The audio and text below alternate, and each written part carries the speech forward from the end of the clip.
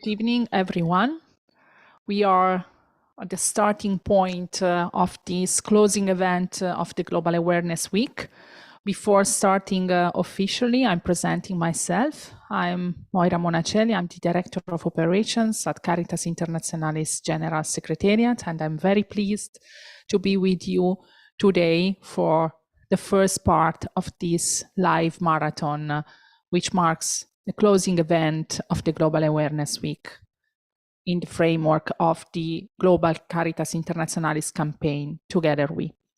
Just some logistical information. I would say that today's event will be live streamed and there will be simultaneous translation in English, French, and Spanish. And you can see now, I think, on the screen, some indications to find the translation if you need that. With this, I take the opportunity also to thank our technicians, our interpreters, and all colleagues of the Caritas Internationalis General Secretariats, all colleagues from the regional secretariats, and all colleagues of member organizations who have worked to make this event possible. So a warm thank from my side on behalf of all the General Secretariat team. With this, the last recommendation from the logistical point of view is, considering that there are simultaneous translation, I kindly ask all persons who will intervene to try to speak clearly and quite slowly so that the translation can be smooth and clear. Thank you very much for your cooperation. And now we can start officially the live marathon. So on behalf of the Secretary General and all team of the Caritas Internationalis General Secretariat, I welcome you all to the closing event of the Global Awareness Week, organized in the framework of the Caritas Global Campaign, Together We. The Together We campaign is the Caritas response to Pope Francis' call for ecological conversion and social justice through Laudato Si and Fratelli Tutti, to create together in our interconnected world new forms of solidarity with human dignity and care for our common home at the center. Our goal through this campaign is to promote integral ecology by building awareness on environmental and social degradation and their impact on human dignity at grassroots level. Today's reality shows us that environmental degradation is tremendously affecting the most vulnerable and poorest community in the world. Food insecurity, dire poverty, and conflicts have forced millions to leave their homes and created situations of injustice. Caritas Internationalis Global Campaign, Together We, is a means to address these problems collectively and globally from the grassroots level, leading us to act today for a better tomorrow. We are all aware that caring for our common home and caring for the poor is an interconnected action and commitment that we are responsible for. We are all co-responsible for that. We are all aware that if we do not care for our common home together, most of humanity will be without a home. The first year of the global campaign has been on awareness raising and has provided us with an opportunity for peer learning that has ultimately enabled us to see through the eyes of those affected and know more about what multiple challenges they are facing, especially at community level. It is clear from the experiences that have been shared so far that Caritas needs to urge policymakers, political and community leaders to see socio-environmental sustainability as a central objective to eradicate poverty and ensuring integral human development for all. The week between 13th of October and today, 19th of October, has been dedicated to sensitize and mobilize Caritas groups and communities across the world on these themes. The Global Awareness Week is a moment of global unity to celebrate the actions undertaken within the Confederation and to inspire each other. Today, with this live marathon, we close that week, and we are sure we will continue this important and significant journey together to listen to the crying of the earth and the cry of the poor, and to act according to our Caritas mission of protecting our Mother Earth and serving, accompanying, and defending the most vulnerable. We are convinced that together, from everywhere, we can create a global wave of animation and mobilization. And to open this live marathon, I kindly ask my colleague Alfonso to read together the campaign prayer.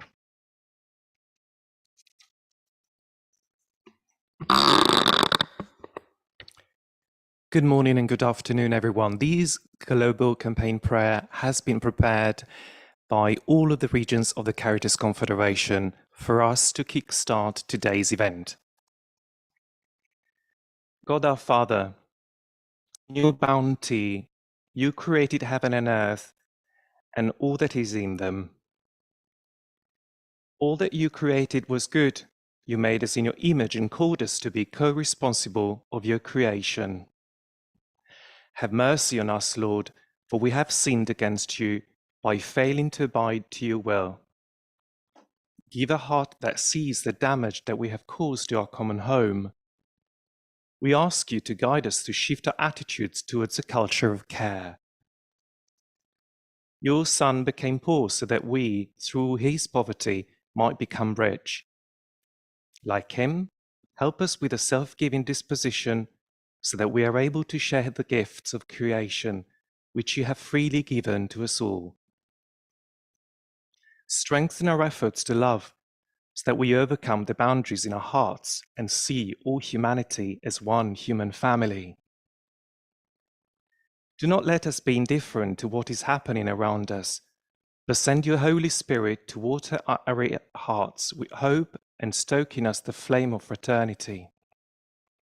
Dear God, take our hands to till ways of solidarity, to set the world on fire with acts of justice in favor of those who suffer the most, and make our minds fertile to new forms of solidarity. Rekindle in us the fire of your love, so that we hear the cry of the poor and the cry of the earth, longing for restoration, protection, and renewal. Heavenly Father, Creator of all that is good in us and for us, we ask that free, responsible leaders may guide us to live sustainably in every country, men and women who believe that another way of living is possible. Grant us hearts wide open to the sacredness of life that can help us discern paths of peace from those of oppression for us and for future generations. Lead us in your path of love and kindness, so that today we care for our common home and for the poor, together for a better tomorrow. Amen. Thank you very much, Alfonso. And so what we are going to do in the next 5 or 6 hours, we will illustrate the uniqueness of community experiences of integral ecology within Caritas Confederation. And we will celebrate the Caritas commitment across the world in caring for our common home, for human dignity, and for social justice. What we will present are just great examples of a wider spectrum of actions undertaken, also since a long time across the world from our Caritas communities, in all continents, in all regions, at grassroots level. These actions represent the work of Caritas and are a moment for mutual learning and mutual inspiration for the future. On our website, you can find also a living map which has been populated with many experiences and initiatives from across the Confederation. Experiences focus on community engagement, pastoral care, advocacy, and awareness raising. So I invite you to visit also our webpage and see and look at this map and satisfy your also curiosity to look at what we are doing and what our member organizations and communities are doing across the world. What we are going to do will be a significant journey around the world. We will be together for 6 hours by presenting 15 initiatives and witnesses from the ground with the voices of the protagonists. And I don't want to cut more time from the witnesses from the field, from the ground. We will start this journey from the Oceania region, and we will start with Caritas Fiji. Today is with us the director of Caritas Fiji, Cirino Rakabi. Cirino, good evening, I think, for you, and good morning from Rome. Good morning, good morning.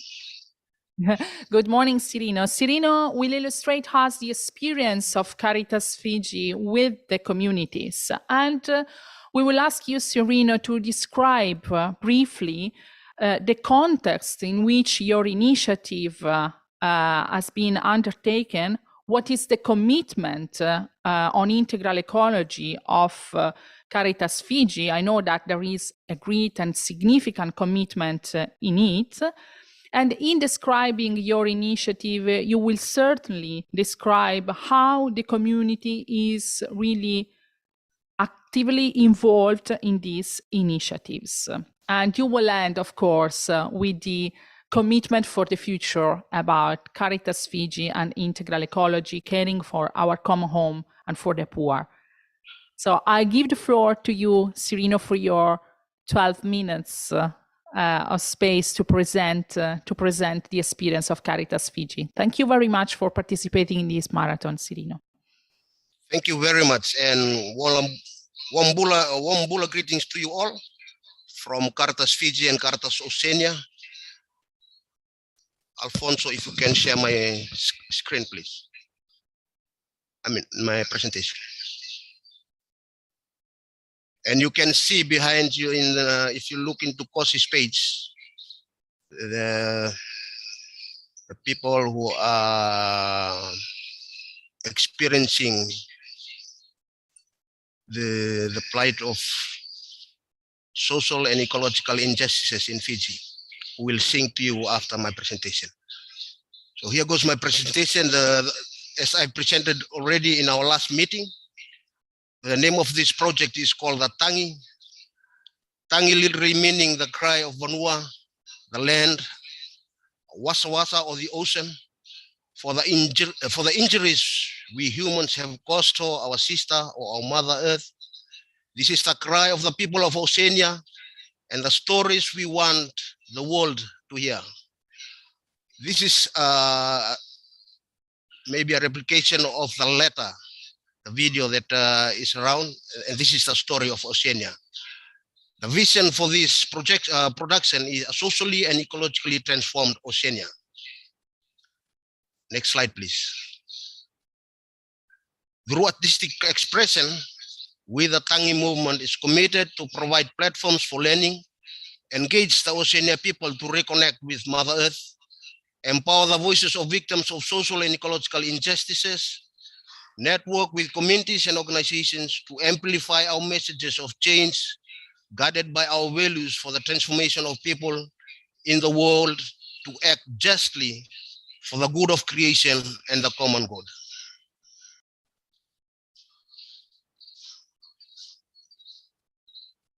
The purpose of the Tangi is to use the spiritual, cultural, and symbolic language to call people to an ecological conversion, using creative arts to tell our stories, to cry out to the world for help, and to implore for conversion.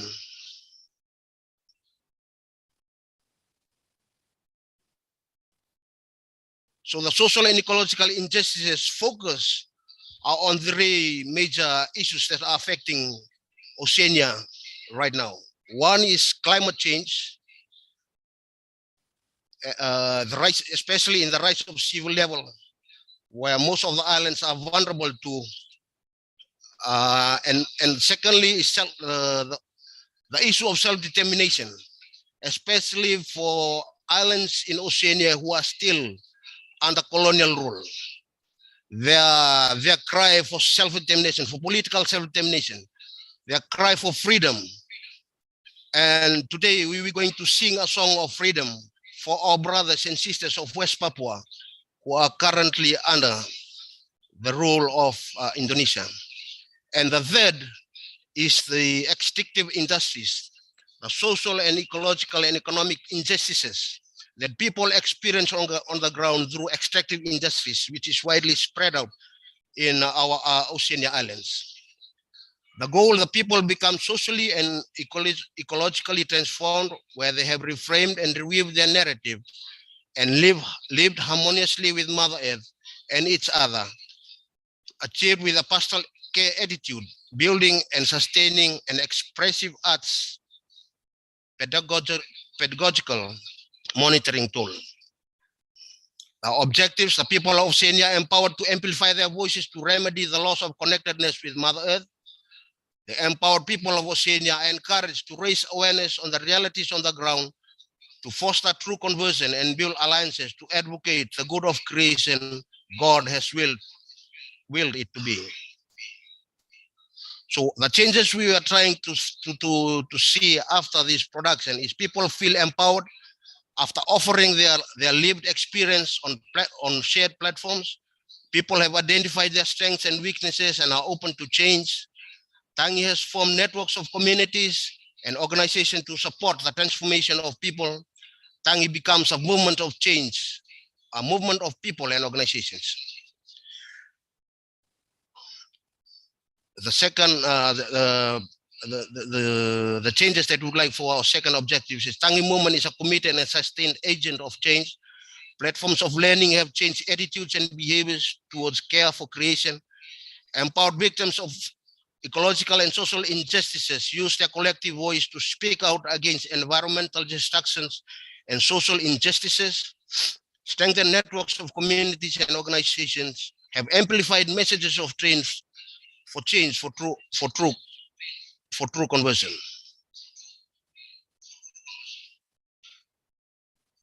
So our strategies will be in three phases.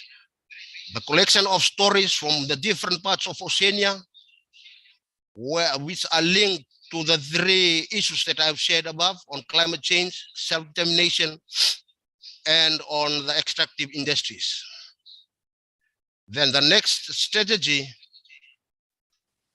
and we have done this already, we have collected and we are collecting stories. And next one, please. Then we'll, right now we are having our rehearsal here in one of our parishes here, using music and performing arts in social location to amplify the messaging. Tangi will share expressive arts forms to encourage the people to use the expressive art skills as tools for empowerment of people to find their voices and stand for social and ecological justice. And the third one is on advocacy, whereby we will be sharing videos, messages via social media and other media platforms, and holding theater productions on shared platforms at a local, regional, and global level. Tang will produce stage production based on the three issues of social and ecological injustices that are prevalent in Oceania, namely climate change, economic and social injustice caused by extractive industries, and self-determination. So I expected participants. We are targeting next year. We'll be having the Oceania Bishops Conference here in Fiji in February. So we are anticipating to have 100+ bishops, plus priests and Caritas Oceania representatives, and hopefully some representatives from Caritas Internationalis to be here during that time. we have 40 people who will be joining the cast and about 20 people who are on the creative team helping us. So thank you very much for listening to us. Please support us to make this Tangi project happen. And I'll give you over to Damiano now to introduce the group and also share the item that we'll be presenting to you today. Thank you so much.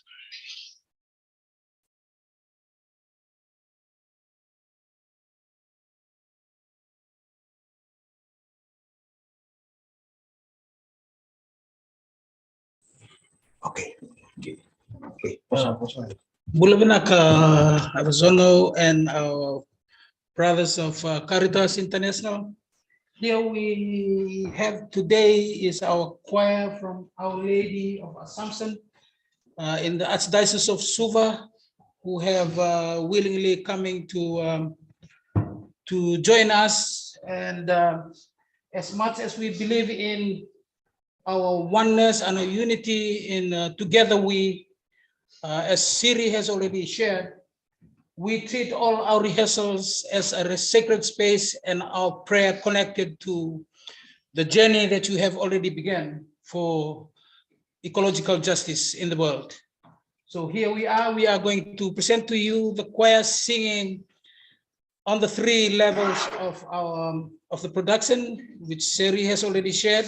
This would be the extractive part of the production, the climate change extractive industries, and then we have the self-determination. The self-determination song is now you're going to hear is to, as Siri has already said, for our brothers and sisters of West Papua. Thank you, and I hope you join us in prayer as much as we treat this as our sacred space, our prayers too, while we journey through every rehearsals every day. And thank you very much.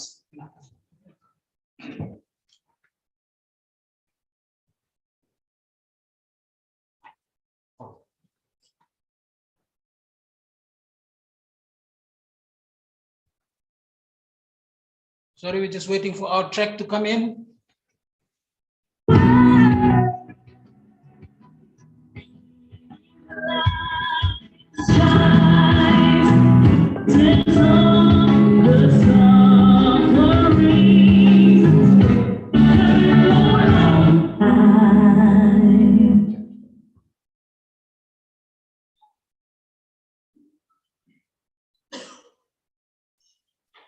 Sorry about the technical problem there.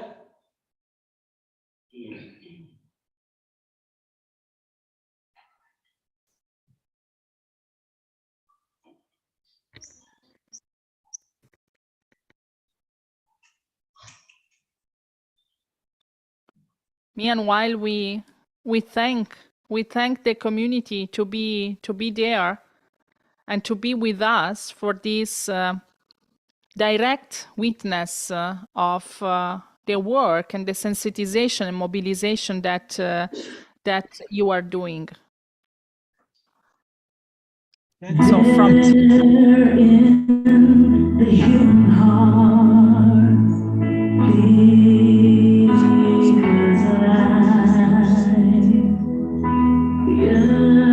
yearning for true freedom and justice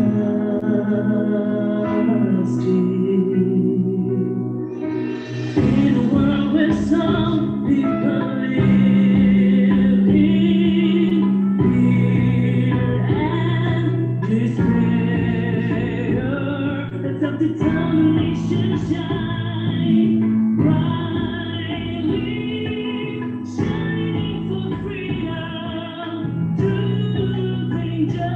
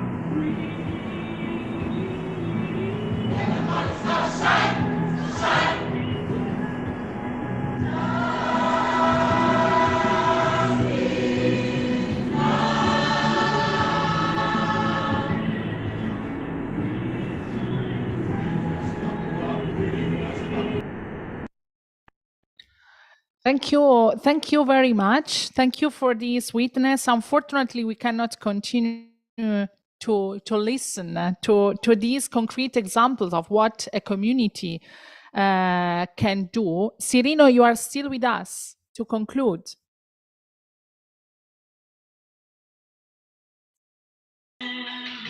Thank you very much for listening to us.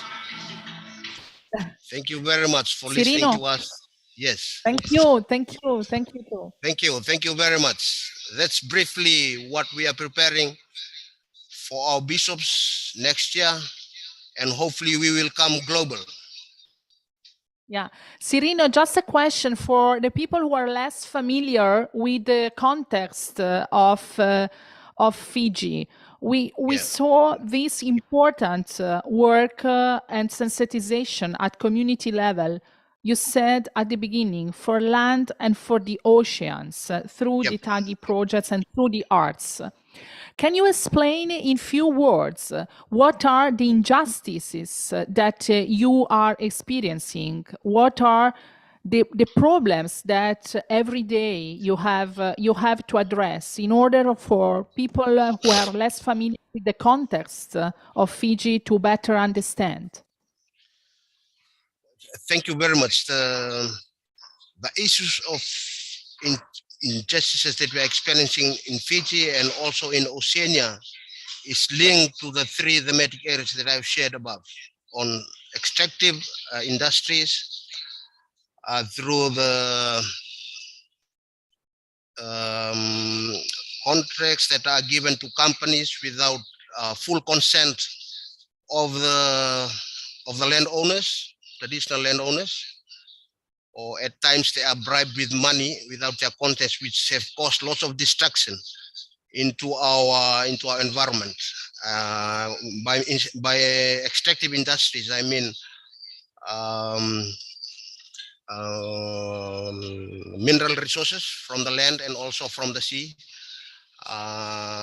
sand, black sand mining, copper and gold, and also extracting rocks from the ocean and from the rivers to be used on the roads. For the story behind the song that we are singing is about the issue of West Papua in their call for self-determination.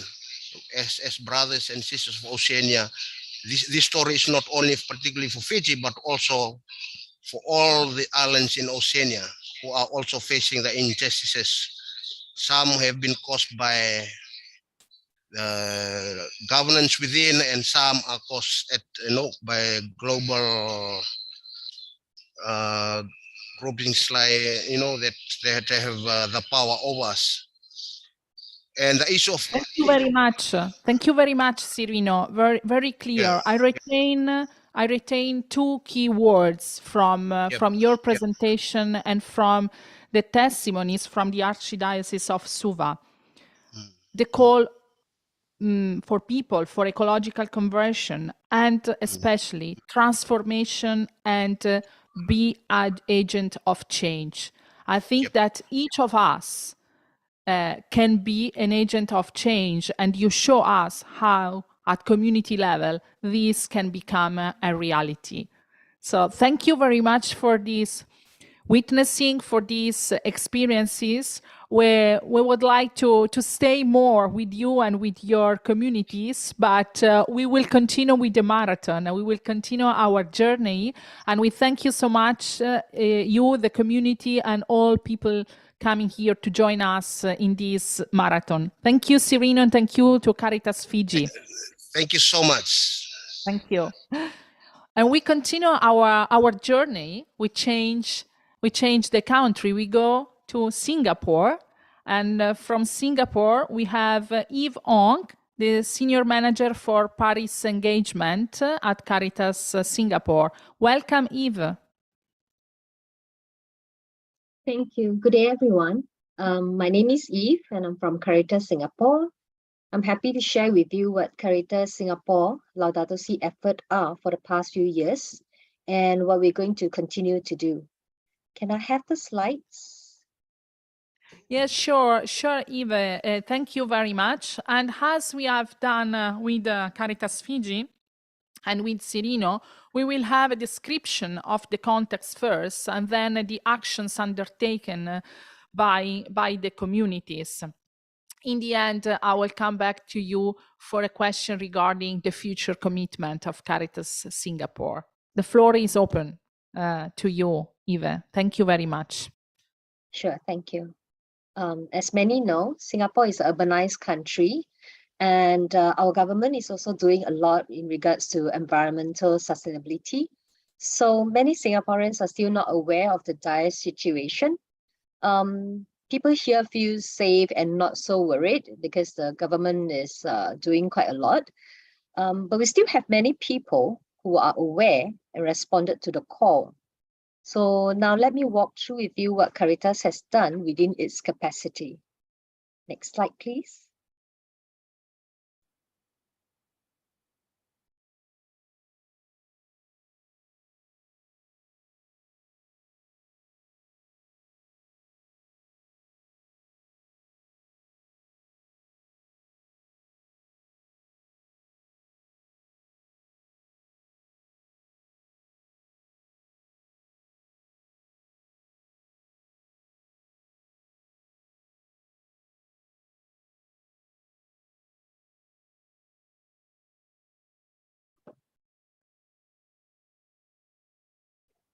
So we started our journey before 2016 by practicing the 4 Rs. We only officially started our Care for Creation project in 2019, and then pandemic hit all of us in 2020.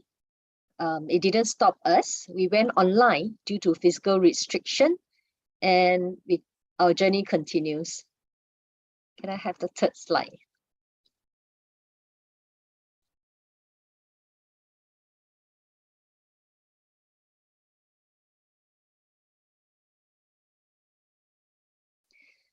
So in 2014, Caritas staff intentionally promote the 4 Rs within our organizations. We reduce our use of paper, reuse papers for notes taking, recycle them after use. We also encourage one another to refuse plastic bags and use reusable carriers, containers for food and drinks. We also reminded one another to switch off electricity power when not in use, because it is always easy to keep it on throughout. And in 2016, we incorporated Laudato Si efforts into one of our programs, which is Agape Experience, where you can see some of the complements around a rooftop farming. So we introduced aquaponic system to them, sharing with them the importance of ecosystem and how disrupting it can have adverse consequences that affect everyone. We also show them the rooftop farming and how it is possible to achieve in our urbanized country. We use reusable cutleries for the meals provided and emphasize the importance of non-wastage. The meals are cooked by our devoted volunteers who share the same belief that by cooking our own reduces carbon footprint from catering services, we save costs and also make healthier people. And we believe that the teens can be the catalyst to advocate for a better tomorrow. Therefore, it's important to educate them early. So far, we have reached out to more than 7,000 participants. Next slide, please. In 2019, so Caritas Singapore officially launched the Care for Creation project.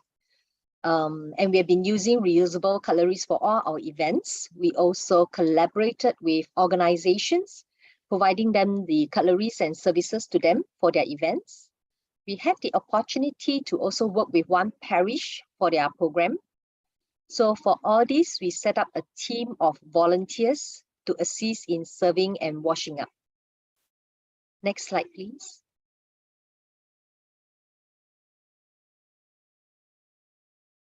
So we did not stop at reusable and refusing disposable. In 2019, we also organized an educational and fun visit to Singapore Pulau Semakau Island, which is Singapore's only landfill. It was well attended by 18 participants. The group has to be small. So the participant commented that it was eye-opener to them, that our throwaway culture contributed much to the acceleration of the lifespan of our only landfill. So we hope to organize more of such visit when it reopened again. Next slide, please. We also work on our social media to reach out to the mass through various platforms. In 2019, there was a special edition on Stewards of the Earth for Caritas Emission newsletter. The newsletter further reiterates on Pope Francis' message and linking back to our Catholic faith. We also advocate in our social media through Facebook, Instagram, and our website periodically to promote care for creation, especially during the annual Laudato Si week in May and the season of creation during September to October. Next slide, please.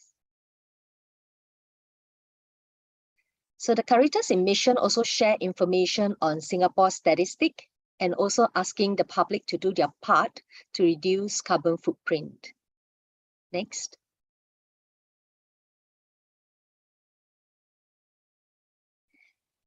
As you can see the different pictures here, they are actually Camino de Singapore. It actually showcases the Caritas staff reflection on various topics, things that are happening around the world, more so in Singapore. Many of the reflection written are Care for Creation related. You can always look up on our website and subscribe for the monthly reflection. This is one way we reach out to our readers and the general public. Next. So during COVID, due to lockdown and strict restrictions, we continue our Care for Creation advocacy work through social media. In Singapore, delivery service shot up sky high and a lot more disposable were used island-wide. And during that time, people were mostly working from home. So reading the Signs of Time, we encourage people to reduce usage of disposable and to grow vegetables in their own home, cut down on electricity by using natural light, and we encourage them to use the 6 Rs. Next. We conducted a roundtable from our physical to online platform because of pandemic on 14th of August 2020. We have 4 respectable speakers from the government sector, educational sector, Catholic and Buddhist religious group to share with us on how to heal our common home and be sustainable and resilient towards climate change. We engaged more than 70 participants, and it was a good start to engage the public and collaboration with different organizations in advocacy. Next.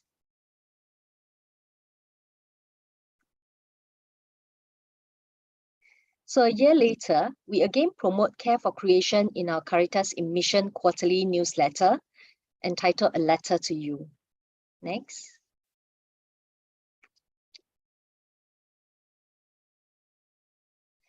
So we recognize that people need to be reminded periodically and keep updated of the current situation.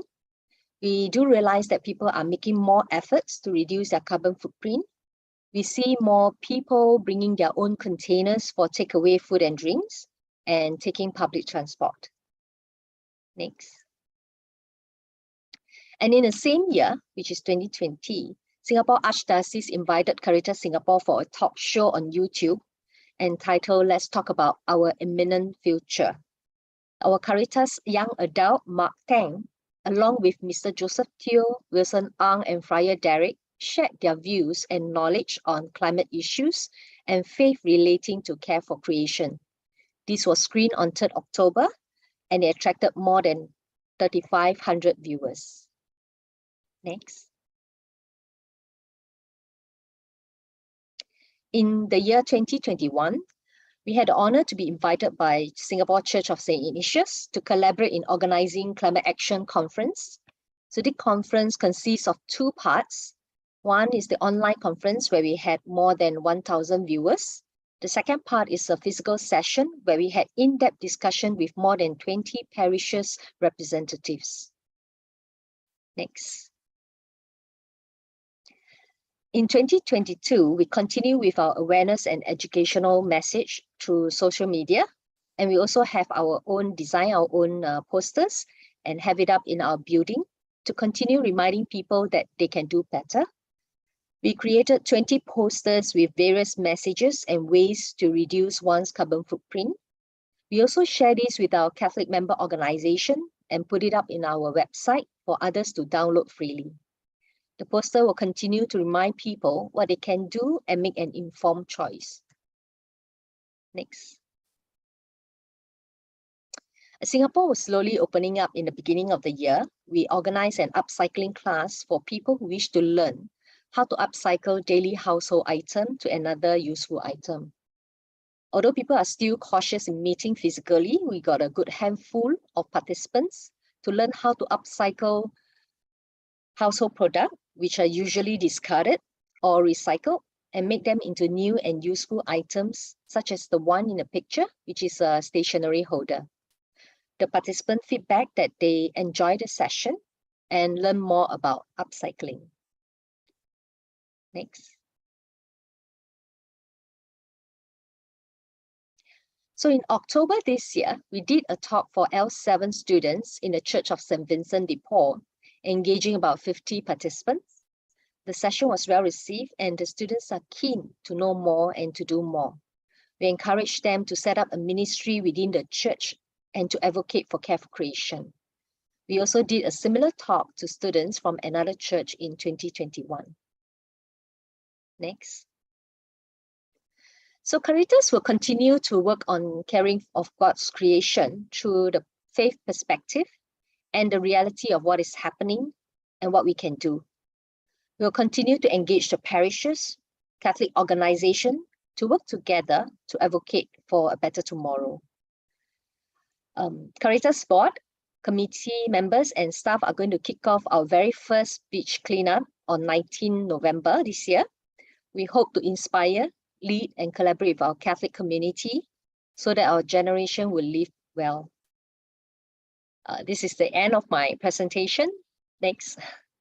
So let's stay connected and get updated through our social media. And thank you for listening. And we really appreciate Caritas Internationalis for organizing this event and giving us the opportunity to share. Thank you. Thank you very much, Eve. And this was an example on how the commitment on these themes and the concrete commitment of Caritas is not something that starts today, but is a long journey that started a few years ago and that will continue in the future, as you clearly presented in your last slides. What I retain from this experience of Caritas Singapore is the combination between community sensitization and awareness, and you highlighted how you involved in these initiatives more than 7,000 people from your communities. So the combination of these community experiences and initiatives with advocacy initiatives that you run with government, you run with authorities, you run at national level. And both of these initiatives are learning process for the people. And the key word that I think should be highlighted from your presentation and from your witnessing is stewardship. We are all stewards. And for that, and with that principle, we work and we will continue our work to care for our common home and caring for the poor. Thank you very much to Caritas Singapore. And thank you to Eve for having shared your experience. Thank you. And after Singapore, we go to Philippines. In the Philippines, we have our colleague, Jean Gray Henderson, the head of communication of Caritas Philippines. Jean, good evening to you. Hi, good evening. Good evening to everybody. Thank you very much for having us here in the Global Week of Action. Thank you very much, Jing, and thank you to the team of Caritas Philippines. we know the context of Caritas Philippines is a context where we experience and you experience regular natural disasters, and where you work every day at grassroots level with the communities to respond and also to reduce risk and to prevent and to prepare, to be prepared for these natural disasters. So I think you have a presentation to describe the context of Caritas Philippines and the key elements of the integral ecology action of Caritas Philippines. So I give the floor to you, and then I will be back for possible questions. Jean, the floor is yours. Thank you very much. Thank you again. And Alphonsus, thank you very much for doing this with us, for sharing our slides. So we would like to start off by saying that Caritas Philippines, as you all know, is very vulnerable and at risk in terms of climate impacts. So every year, can you please go to the next slide? So every year, we experience not only typhoons, but more disastrous volcanic eruptions and earthquakes, flooding, which happened just recently also. So billions of pesos are being wasted in terms of not only because of the damages brought by these disasters, but also as we respond over and over to the same harm, to the same needs, and even to the same response designs. We provide shelters, food relief, hygiene kits, medicines, and many more. And we are just would like to ask that we are important because they are, but we'd like to raise also the question, what if we don't need to do this anymore? What if there can be a stop to this? And we would like to believe that at Caritas, together we can. But first, we needed to combat the economy of greed, which is bringing more coal-fired power plants, fossil gas expansions, mining, and nuclear power, which is having a comeback in the Philippines, courtesy of our president, to be stopped, especially that these are actually being made or being operated on in the most vulnerable peripheries of our communities. Our indigenous peoples' communities are being displaced permanently because of unregulated land conversions and land grabbing by multi-million corporations, encouraged openly by our Environment and Natural Resources, our Mines and Geosciences Bureau, and even the Office of the President are all in this together, which is very sad for us doing the work or doing the ecological advocacy. So the present ecological injustices we are experiencing across the archipelago in the Philippines are brought by greed, tolerance, and corruption. Next slide, please. So we wanted to have a more clear direction as to what the Catholic Church in the Philippines would like to also be doing to contribute a little in all this happening. So since 2019, we said that at Caritas Philippines, we cannot be business as usual. We needed to be more aggressive in our ecological campaigns, and we need to be walking our talk more concretely. So if we say that we needed to plant more trees, we need to be planting more trees. If we say that we needed to do these things in order for us to help, we needed to do such things. So we lobbied with the Catholic Bishops' Conference of the Philippines. And in 2022, after 2 years, our bishops articulated clearly our appeal to the Filipino public and to the world, which actually includes our governments, the business sector, and to ourselves also in the church, because God knows how badly we needed to also evangelize to our own audience, to our own people. So in the pastoral statement, our bishops said, first, that there should be a national Laudato Si program to direct and guide our ecological advocacies and campaigns. We launched this national program in March 2022 with 10 other Episcopal commissions in the Philippines within the Catholic Bishops' Conference, which is very rare to happen. So this is, again, a milestone for us as a church. Second, our financial assets should be invested only in clean energy. So the investment framework was designed so that by 2025, that was the deadline that our bishops gave themselves, all our deposits to banks and other financial institutions will not anymore fund extractive industries, only clean energies. Lastly, our brothers or our bishops for the first time verbalized also our commitment not to receive any gifts or donations from individuals, groups, or corporations connected with mining, coal, fossil gas, and even logging and quarrying companies. This is very important to us since we know that with COVID and the global recession, funds from for pastoral programs and other things related to the church have become very scarce, and there are dioceses and church organizations receiving regular donations from these fund sources. So in 2021, when we did our first ever research on the state of ecological affairs in our dioceses, we have come to realize and come face to face with the fact that bishops are actually bishops, priests, and religious organizations in the Philippines are actually receiving donations, millions of pesos in donations from these organizations. So having bishops go public with their non-acceptance policy is a very big and bold leap towards strengthening our advocacies. So this is something that telling us that even our bishops now are believing in the advocacies that we do in the church.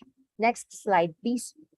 So also at Caritas Philippines, we challenged ourselves that we needed as our concrete response to all the and challenge to the pastoral challenges of the pastoral statement and even of Laudato Si, we needed to do something.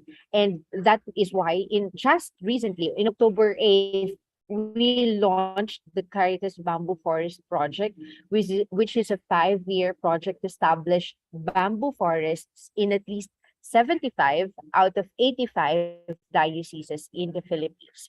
As we have also just launched our research office, we'd like to be more scientific also in our approaches in terms of the programs that we implement.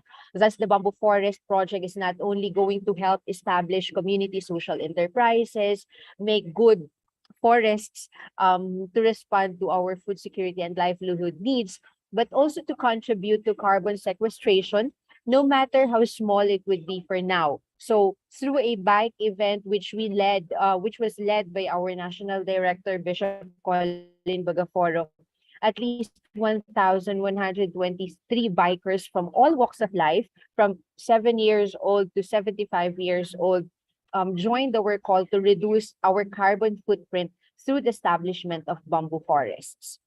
Next slide, please.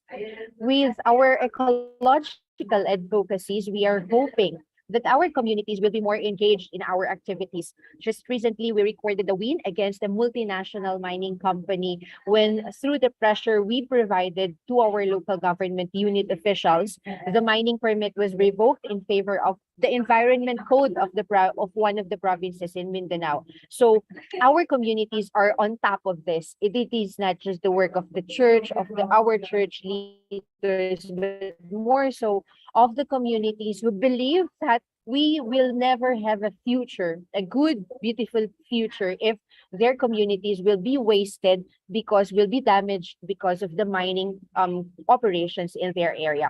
We also are able to put more order in our tree planting activities.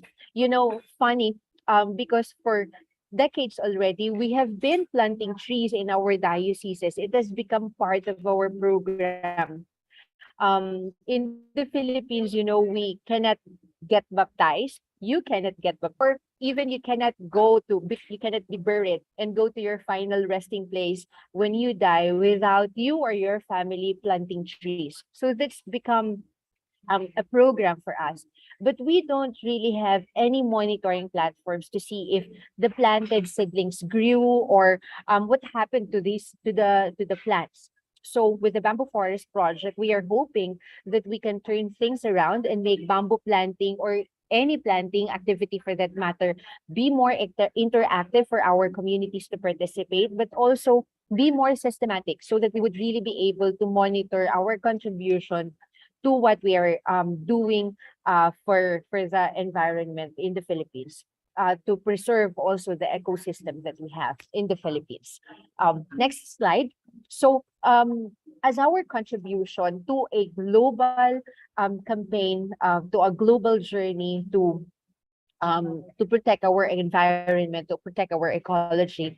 This has become more because for the next 5 years, we have institutionalized our ecology or ecology advocacy as one of the two strategic directions, not only for Caritas Philippines, but also for the whole social action network, which is a confederation of 85 diocesan social action centers. So as we move to strengthen our ecological ministries through capacity building activities, research works, and accompaniment. We just launched last year the accompaniment program where we really go from one diocese to the other. Of the 85 dioceses, we were able to visit 69 already. So it's still several dioceses needed to be visited for the accompaniment program. But through the help also of Caritas Philippines Academy and our CSO partners, we have partnered with think tanks, with research groups, with mobilization groups who is specialized in these things, divestment, coal, everything that we are doing now for our ecological advocacies. We supplemented our works also with our social media work. So we have strengthened our social media capacities, and even the Communications and Partnership Office of Caritas Philippines by establishing the Team Caritas nationwide reporters so that we will always have updates and sharing of stories from ground up, surfacing what are happening with our communities real time, and also to share more inspiration and hope as we work to become better stewards of our one common home. And we are very happy to also share with you that not only the programs, especially the online programs that we have now at Caritas Philippines, is for sharing by our Team Caritas reporters nationwide, but also it has been we have been trying to do it to make it more inclusive also, to include other Caritas member organizations, especially in Asia. So we are hoping that in one way or another, one of these days, you would be part of the online programs that we do at Caritas Philippines to share also the stories that you do in your countries, to provide more inspirations to us to keep on doing the things that we do despite the difficulties that we are facing. Thank you very much, and mabuhay from Caritas Philippines. Thank you very much. Thank you very much, Jing, and thank you for having also shared with us your plan for the future, important, significant plan for the future. From your presentation and your experience and the experience of Caritas Philippines, we can see how in a country with cyclical and regular challenges due to natural disaster, but also other structural challenges, let me say, the work of the church is firstly to give an example by starting initiatives and by starting challenging the church itself. The bishops wants to give the example of doing something for our common home. And this is as a means also to evangelize. So this is something that really is really impressive from the Church on Philippines. And then we can highlight the importance of the social importance of the Caritas Bamboo Forest Project, not only because it's a wide project all over the country, but also because from the project you have also the idea of strengthening social enterprises and give job opportunities. Something that struck me is that what you highlighted about communities know where they are, what they can do, what they are the challenges, and we also as Caritas, as coordination body, we learn from them. This is something that is very important in your witnessing. Last point, a long-term commitment, in the past, for the present, and for the future, and the active involvement of the diocese in it, and the willingness and the engagement, the commitment of Caritas Philippines to have twinning programs, twinning initiatives with other Caritas within the region. I think this is very important. These are the elements that are peculiar from your experience in the Philippines. Through you, I would like to thank all team of Caritas Philippines for having worked and having accepted to share your experiences with us in this live marathon. Thank you very much, Jing, and thank you for to your team. Thank you too. Thank you very much. And now we go to Pakistan.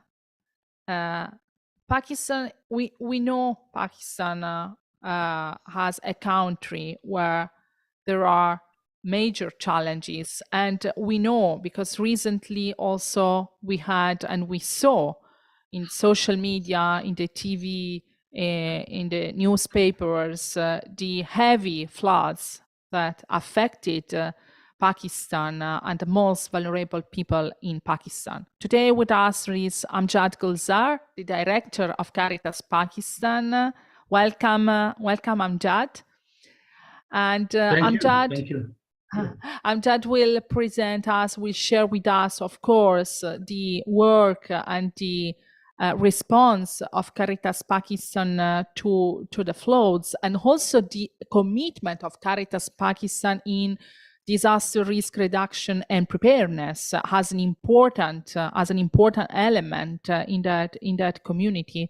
But also, Amjad will present us a very important initiative, long-term initiative of Caritas Pakistan, which is matched with our campaign initiatives of tree planting.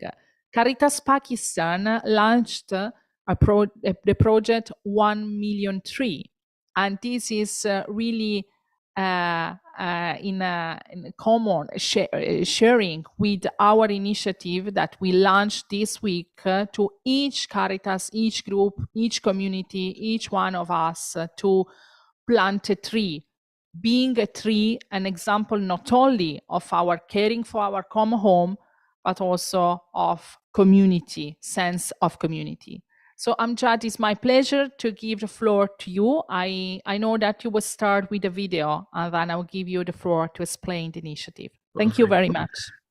Thank you very much. Thank you, Caritas Internationalis and the other members throughout the world.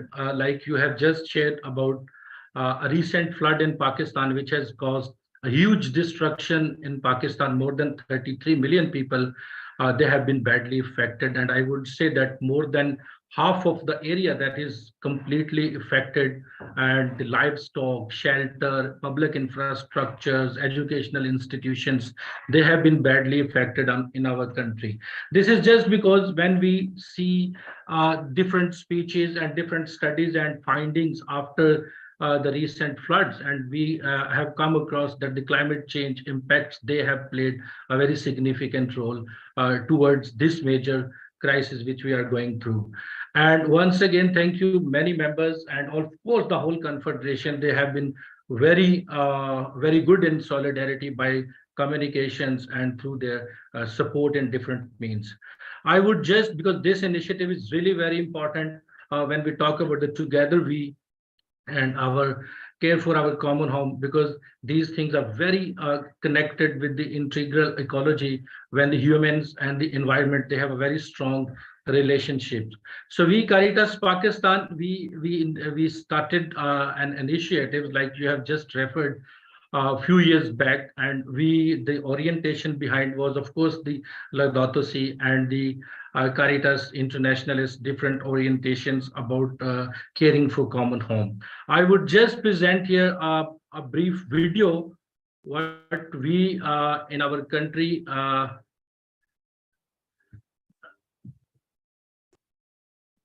have been doing. And after the video, and video will give you more an overview and information about our 1 million tree plantation campaign. And then again, we continued with the spirit which pushed us to go on with 1 million more. So this is a brief video. This will give you an overview.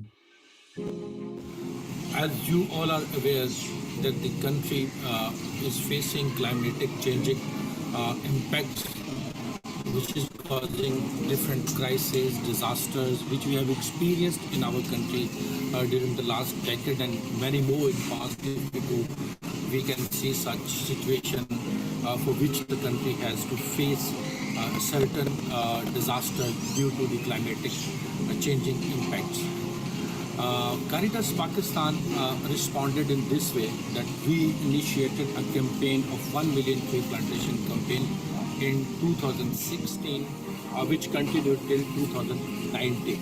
All the bishops' conference, all the diocesan units, staff members, and we used and engaged the government departments and different civil society organizations who were part of this important campaign, and we went throughout the country and we completed this target of planting 1 million tree plantation in our country in 2019, which was I would say that was celebrated by the different members in a program which we had in the Renewal Center in Lahore. All the bishops were there, members of Caritas Pakistan, different civil society organizations and government departments, relevant departments, their representatives were also there. We were very happy, all team members, volunteers were very happy, and with this happiness, we thought this is very important. On the other side, if we see the slogan of the Caritas Internationalis, that is one human family and care for creation, and the encyclical which is issued by the Holy Father on Laudato Si, that also gives us light and reflection and orientations to keep our environment and the universe beautiful. And keeping you the reflection and light of those very important different orientation, reflections and campaigns were going around across the country and across the globe. Caritas Pakistan again launched another campaign with the title 1 million more for tree plantation. So we are going through that phase that is going to be completed in 2023, and we're very hopeful that our slogan of 1 million more tree plantation campaign will continue, and our team members, our committed volunteers, they are playing their role very actively. They are going to the different areas in the country and they are raising this awareness of planting more trees. And we encourage you also to join Caritas Pakistan to make this universe beautiful and make the Pakistan beautiful by planting trees.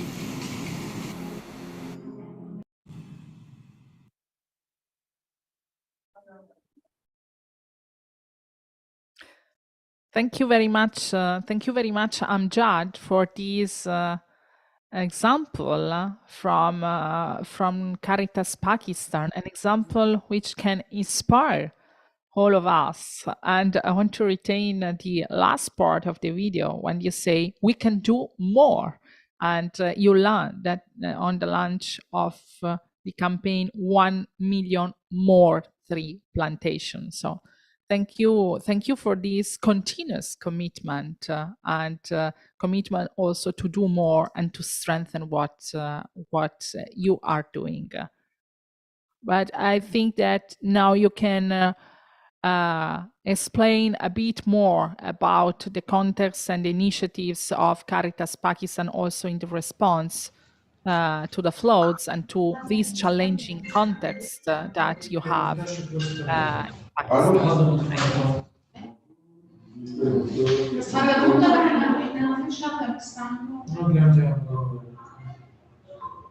I'm just trying to go back. Yes, yes. Okay, fine. Perfect. I am there, but I am unable to find my presentation.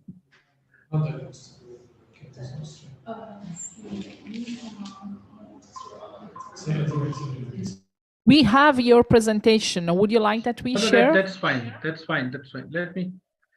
Good. Yeah. We are going to share. Can you see that? Yes. Yes. I can. Can you see the presentation? Yes, sure.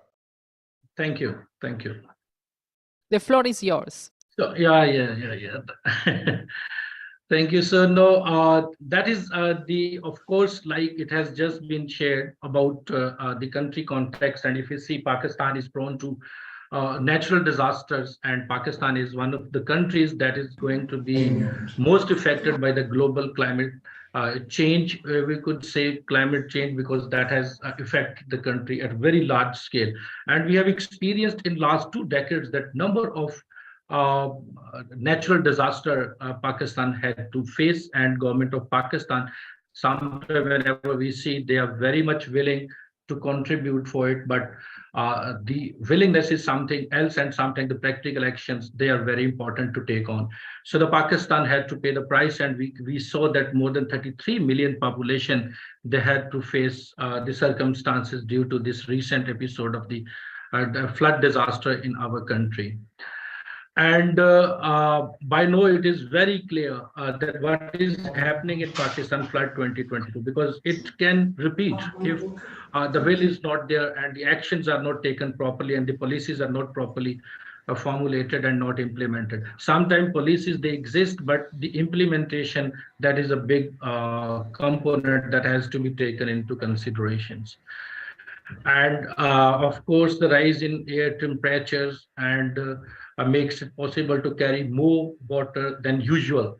And the faster melting of the glaciers, from which the rivers of the Indus system draw most of the water, is resulting in floods, which we have just experienced in our country.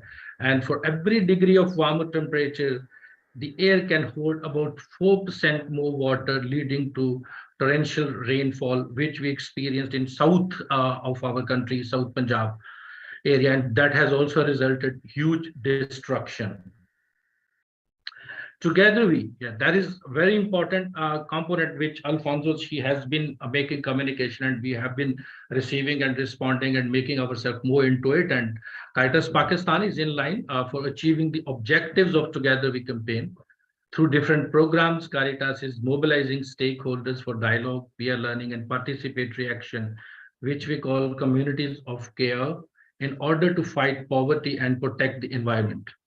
We are also creating awareness through engaging local communities and stakeholders to understand and practice integral ecology together. Yes. If we see the contribution of Caritas Pakistan, these are 5 major components. We can take them as the contributing factors: 1 million more tree plantation campaign, Laudato Si, community involvement, integration, and climate change.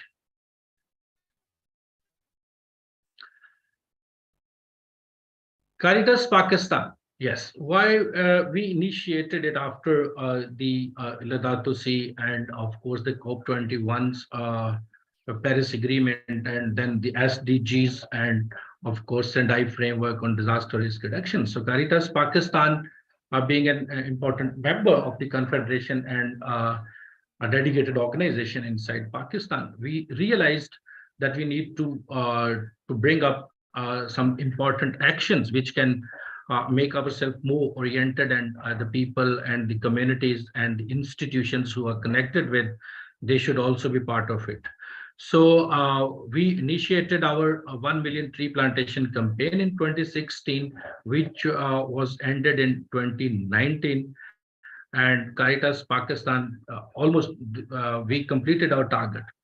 And one very important point, which is which should be kept into consideration, that it's not important to just plant a tree.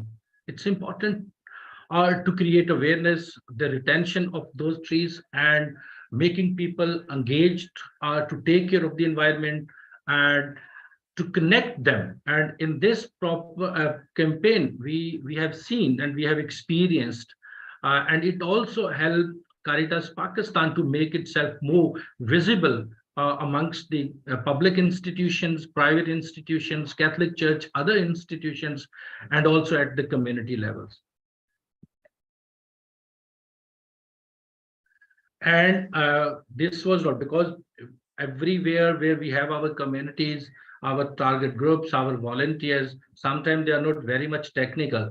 So for that, the government forest department, they were with us as technical partner. So wherever, whatever, in whatever the seasons, whatever we were planting, so everywhere the government and the technical advice was there to do the campaign in action.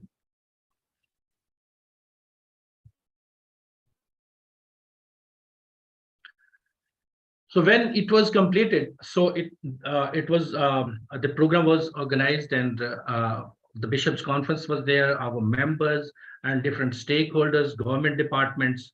So at the end of the program, so it was shared by Cardinal Coots that since the momentum is there, so and it is not, we have not done so much, so we need to do more, and this campaign should continue with the title 1 million more. So it was again in action from 2020 to 2023.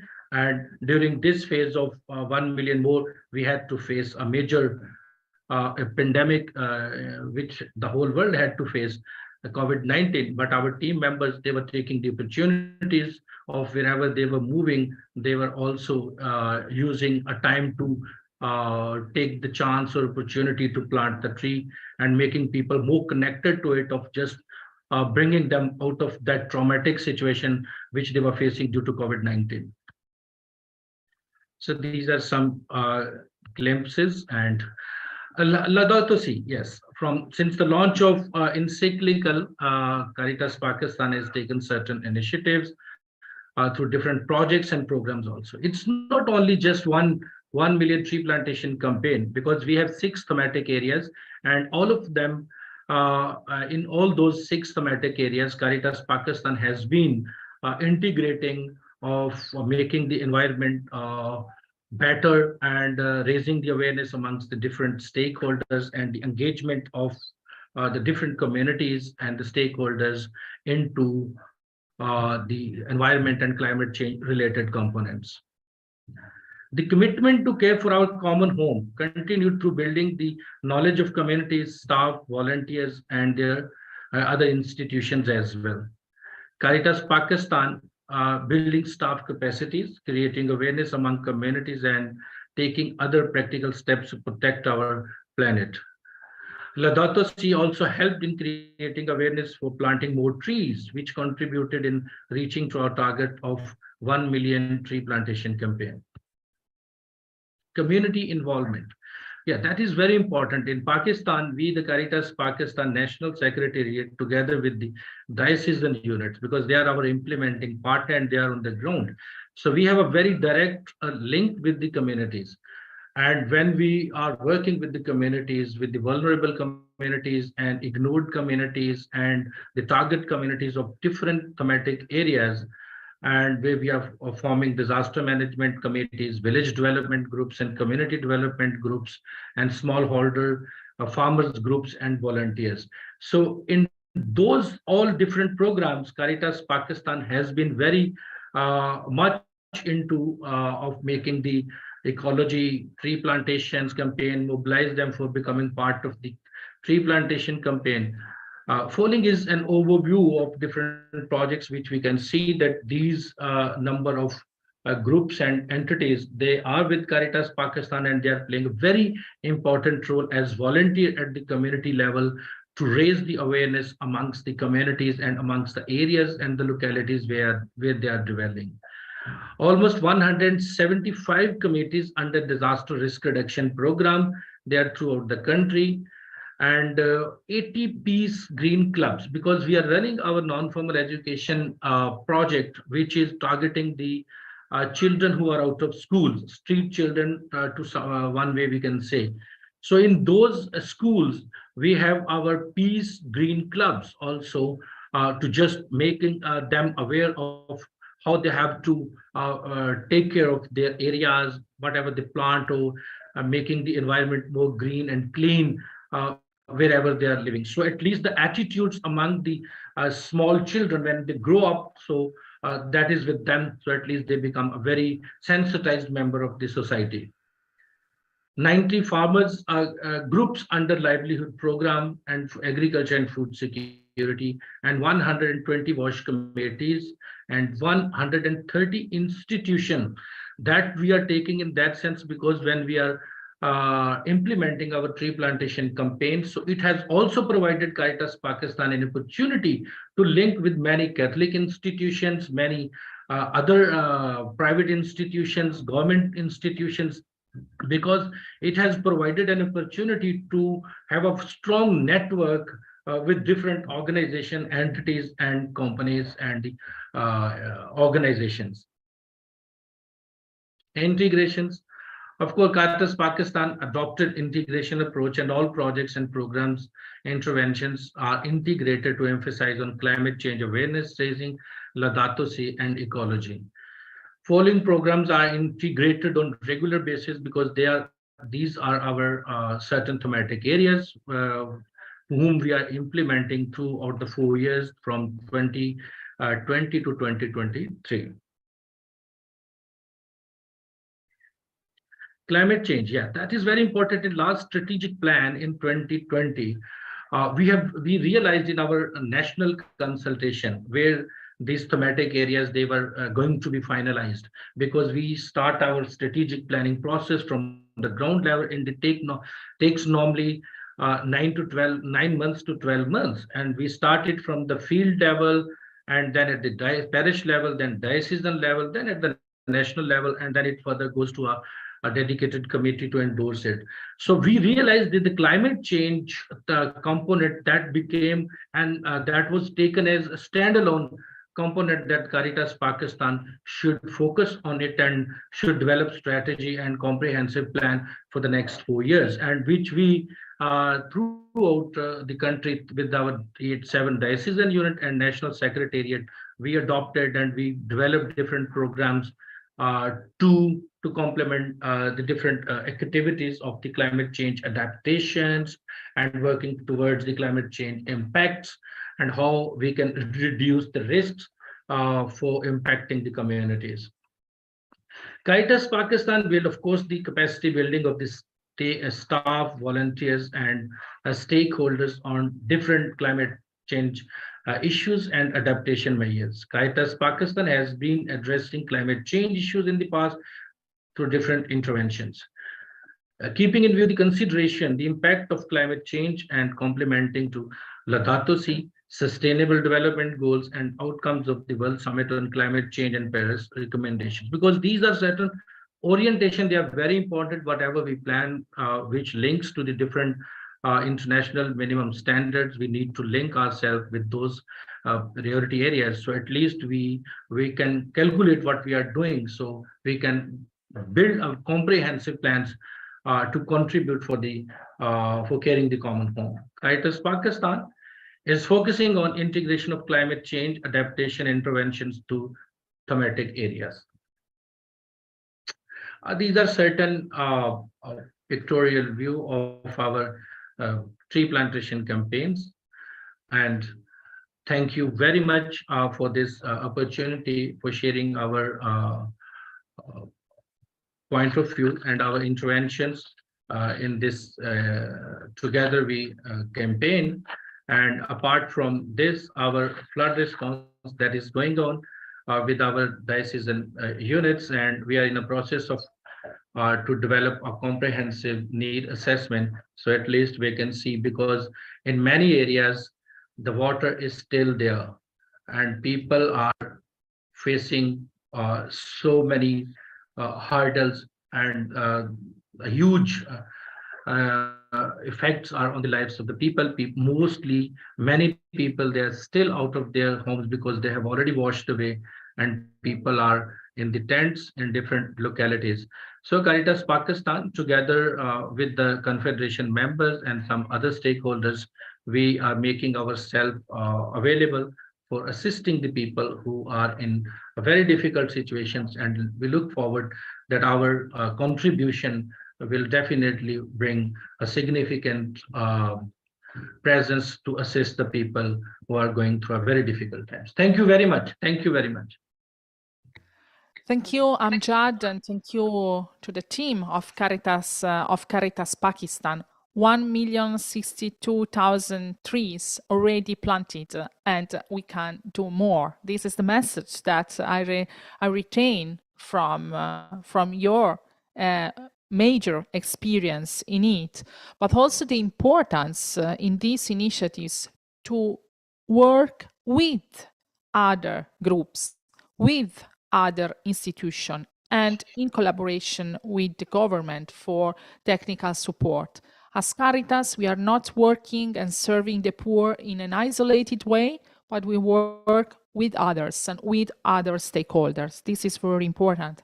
And then just to mention two of the other pillars that you highlighted, the community involvement. How big is the community involvement and proactiveness in Caritas and with Caritas Pakistan, especially. And I mentioned that because of what we are living and experiencing now, the disaster management and the 175 committees with disaster risk reduction programs, in the impressive numbers that you share with us about the community involvement. Last but not least, the fact that the inclusion approach and the fact that climate change is becoming for Caritas Pakistan a cross-cutting topic to be integrated in all programs and projects. And this is also the present and the way forward for the next future. Thank you very much. Thank you very much, Amjad. Thank you to Caritas Pakistan team and to Caritas bishops and to the Bishops' Conference for the example and for the initiative that you are taking. Thank you very much, Amjad. Thank you very much. And now we continue our journey before giving the floor to my colleague, because even for us, it is a marathon in the General Secretariat. So I give the floor to my colleague. I would like to remind that all experiences that you are listening and all resources and materials will be available on Baobab on the link that has been shared and will be still shared in the chat. So all what we are seeing and what we are listening will not be lost and will be kept and available for everyone on our Baobab platform. So I'm at the end of this short journey for me, and I'm pleased to give the floor to Alfonso Apicella, our Global Campaign Manager at Caritas Internationalis General Secretariat, who kept the fil rouge of this event and who mobilized all Caritas member organizations together with our communication colleagues for this event. Alfonso, thank you, and the floor is yours. Thank you so much, Moira, for looking after and taking care of the first leg of our wonderful marathon and world tour around the world of integral ecology experiences from the Caritas member organizations and local groups that we've been in touch with recently. Now, for those who don't know me yet, I am in charge of the coordination of Caritas Internationalis' global campaign, and it is an honor for me today to look after the second segment of today's marathon. So in this second part, we're gonna hear from Caritas member organizations from Caritas Sri Lanka, Caritas Syria, Caritas Iraq, and Caritas Lebanon. And then another colleague of ours from the General Secretariat of Caritas Internationalis will take it from there. Now, I would like to invite our colleagues from Caritas Sri Lanka, who I've already seen online chatting and including their comments in the chat box, to please come forward and introduce themselves. As we did for the first part of the marathon, we've used a sort of a series of guidance questions to help you and to help all our participants to really make sense of what is it that you're doing at the grassroots and national level. So I'd like to invite our colleagues from Caritas Sri Lanka, as they present their experience, to give a very short introduction of where they are, so the context, and then delve deeper into their concrete commitment as a Caritas member organization, describing how their communities have been involved, and also looking forward. So how is it that they're going to mobilize their stakeholders in the future? So what are the plans for the future? So these are always, and this will be the questions that will guide the rest, so all of the experiences today. So having said that, I would like to welcome Father Luke Nelson Pereira from Caritas Sri Lanka, as well as Father Bennett Melawa, Diocesan Director of Anuradhapura. Excuse my presentation. And I would like you to introduce yourselves, please, and then give a very short introduction of what you're going to be talking about. Thank you, and over to you. Thank you so much. Hi, my dear member organizations. Good morning, good afternoon, good evening, everyone. I'm Father Luke Nelson, National Director of Caritas Sri Lanka. I'm happy to be present at this global awareness live event. We have been conducting activities related to integral ecology, and as for reflections from our end, a video presentation will be played now. The presenter is Father Bennett Melawa from the Diocese of Anuradhapura. He is one of the Diocesan directors. He will explain and narrate how Caritas Sri Lanka is implementing programs and interventions to address the poverty among our people and issues related to ecological justice. The Diocese of Anuradhapura is one of the Diocesan directors. He will explain and narrate how Caritas.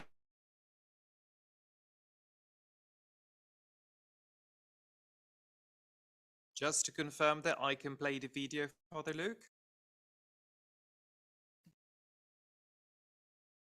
Say. No, it's open. Yes, you can play that, Alfonso. That's lovely. Thank you for confirming that with me.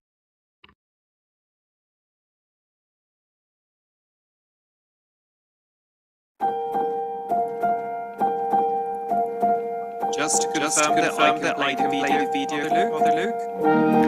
Good morning, good afternoon to all present. With warm greetings from Sri Lanka on this special occasion. Alfonso. I'm Father Bennett Melawa. I'm sorry, I think we have an issue with the audio. Just a second. I think this is related to YouTube. I'll be right back.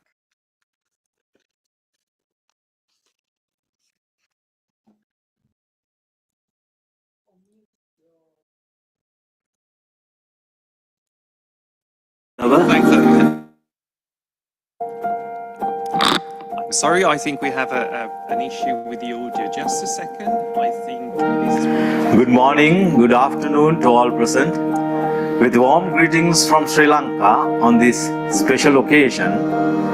I'm Father Bennett Melawa, Director of Caritas Anuradhapura, representing Caritas Sri Lanka, and I am privileged and feel honored to be a part of this. I think we have a Together We Global Awareness session, where we have an morning, good afternoon to share our perspectives with warm greetings from Sri Lanka on this special occasion.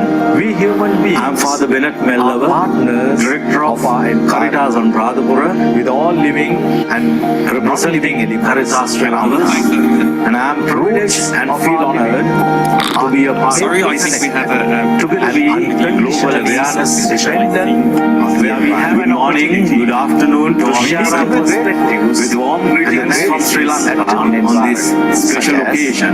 We human beings, I'm Father Bennett Melawa, Director of Caritas Internationalis, with all living and representing Caritas Sri Lanka, and I am privileged and feel honored to be a part of this. Together We Global Awareness session, where we have an morning, good afternoon to share our I would just like to make sure that no one has the YouTube page opened on their computer, including from our office, because I think that is the issue that we're having. So that's why we're hearing the video play from two different sources. So we are going to check this internally. So just give us 4 or 5 seconds, please, and then we'll get back with you. Alfonso, if you want, we can play it from our end. Let's try that. Okay. Sajid, Yeah. if you want us, yeah, let's try your end, please. Thank you.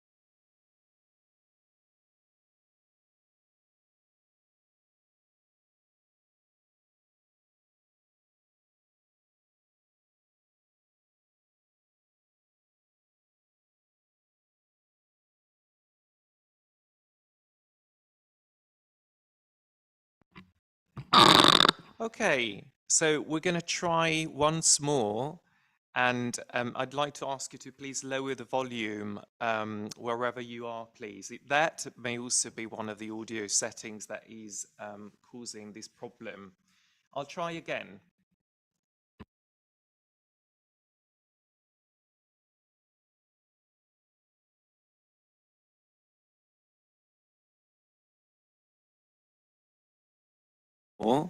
And I'd like to ask you to please lower the volume wherever you are, please. That may also be one of the audio settings that is causing this problem.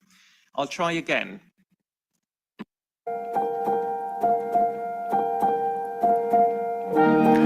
Good morning, good afternoon to all present.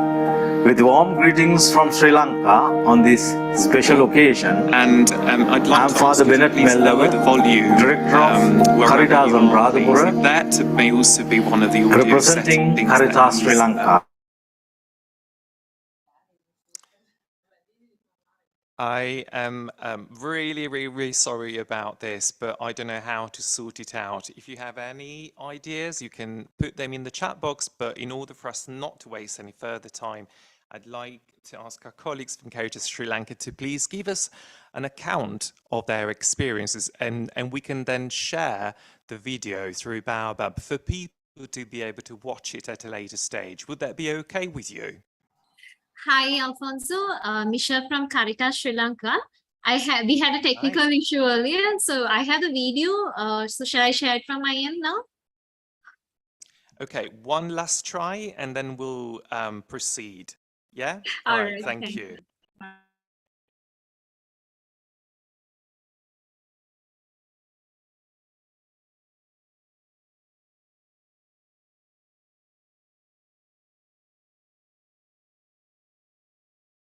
Good morning, good afternoon to all present.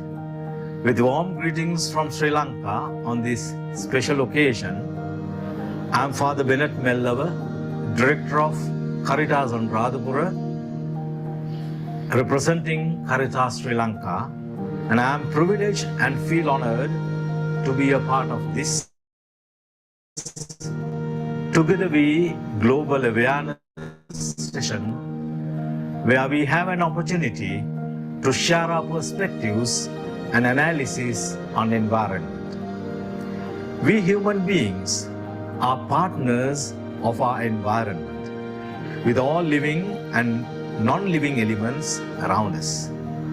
Roots of our living are intimately connected and unconditionally dependent on the environment.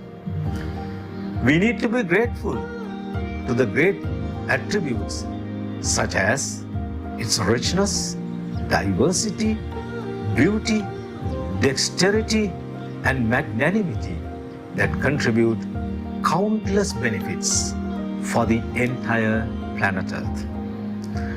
The combination of impressive power, admirable strength, outstanding achievements, excellent technological advances, and brilliant progress in artificial intelligence are inadequate to pay tribute to the enormous indebtedness of humanity to the environment. Therefore, the humanity endowed with phenomenal intelligence has an immense liability to compensate for the damage caused on the environment.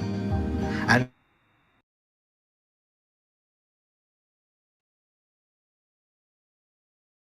due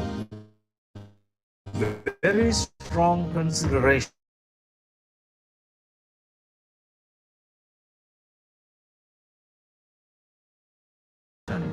on looking into systems on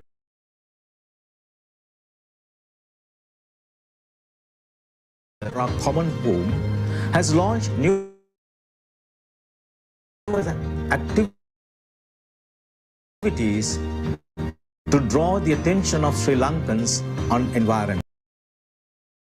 Tree planting campaigns, cleanup campaigns, organic home gardens, and lobbying campaigns on ecological justice. Countrywide inauguration of village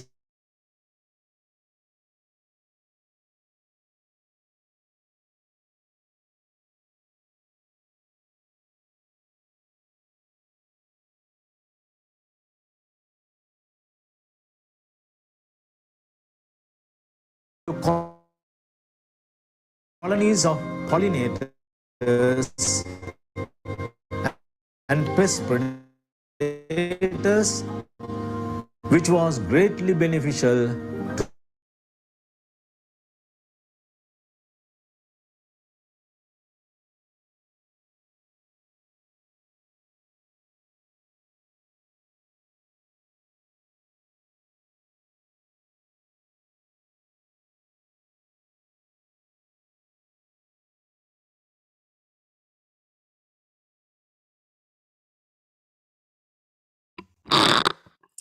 Okay. I'd like to thank our colleagues Michelle from Caritas Sri Lanka for trying to project the video, but because we can't seem to be able to watch it entirely, I'd like to ask either Father Luke or Father Bennett Malawi, if he's in the room, to please give us an account of their activities as they are included and contained in the video, please. Would that be possible?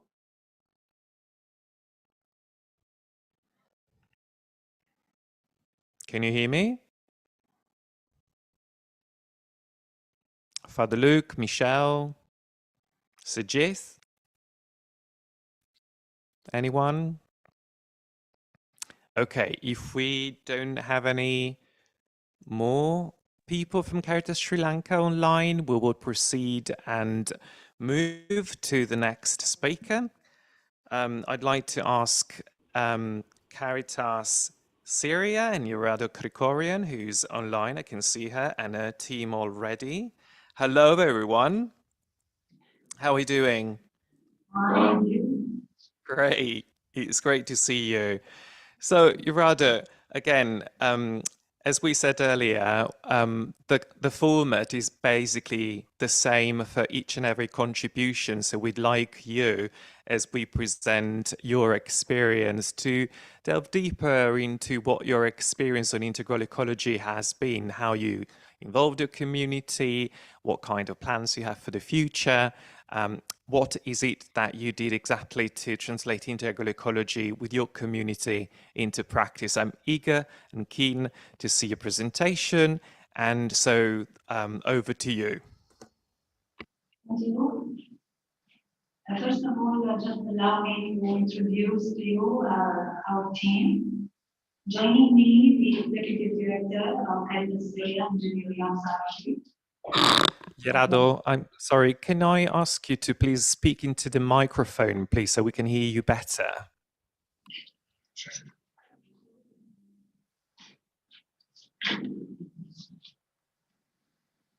Maybe I'm going to the top, maybe camera. Is it okay? Is it better now? It's much better, thank you. This is also to help our interpreters. Thank you. Joining me today is Executive Director of Caritas Internationalis and Deputy Manager of the Communication Department, Rita Jarabla, and Engineer Manibala. Caritas Mona, I would like to go back a little bit. Caritas Mona implemented regional capacity strengthening project, CSV, aimed to strengthen capacities of member organizations while promoting ecumenical and interfaith cooperation as well as peace and reconciliation. After a series of webinars attended by representatives of 10 participating member organizations, Regional Secretariat launched call for proposals for realization of local initiatives centered on several topics. I will ask you please to run the PowerPoint, please, Alfonso. Can you hear me? I can, yes. Thank you. Can we run it now? Yes. Great.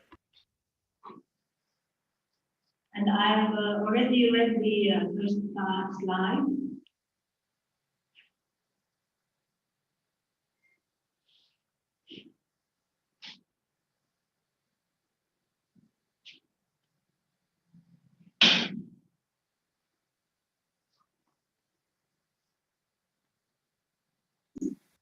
Great. And I've already read the first slide.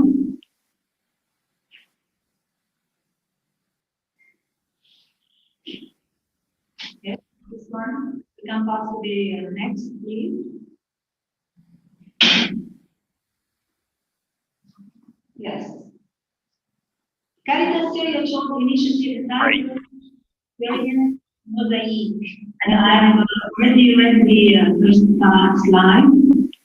Peace and living together. Directed to young people who have lived through 10 years of war. We can pass to the next, please. Yes. Caritas Internationalis initiative entitled Variant Mosaic. And I've already read the first slide. Peace and living together. Directed to young people who have lived through 10 years of war. We can pass to the next, please. The latter aims at guaranteeing existence through 3-day activities by forming initiative entitled Variant Mosaic. And Gerardo, I'm really, really sorry, but I have one of my colleagues here who's trying to sort out the audio issue. Just bear with us.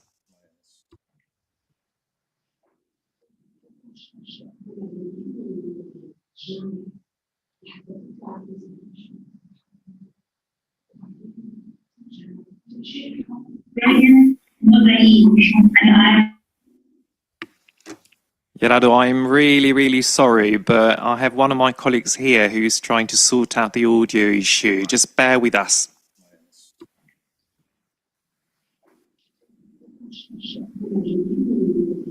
go back to the second slide.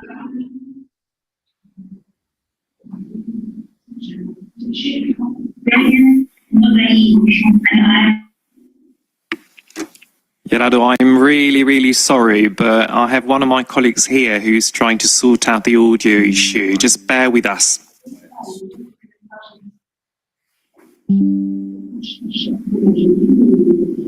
Go back to the second slide.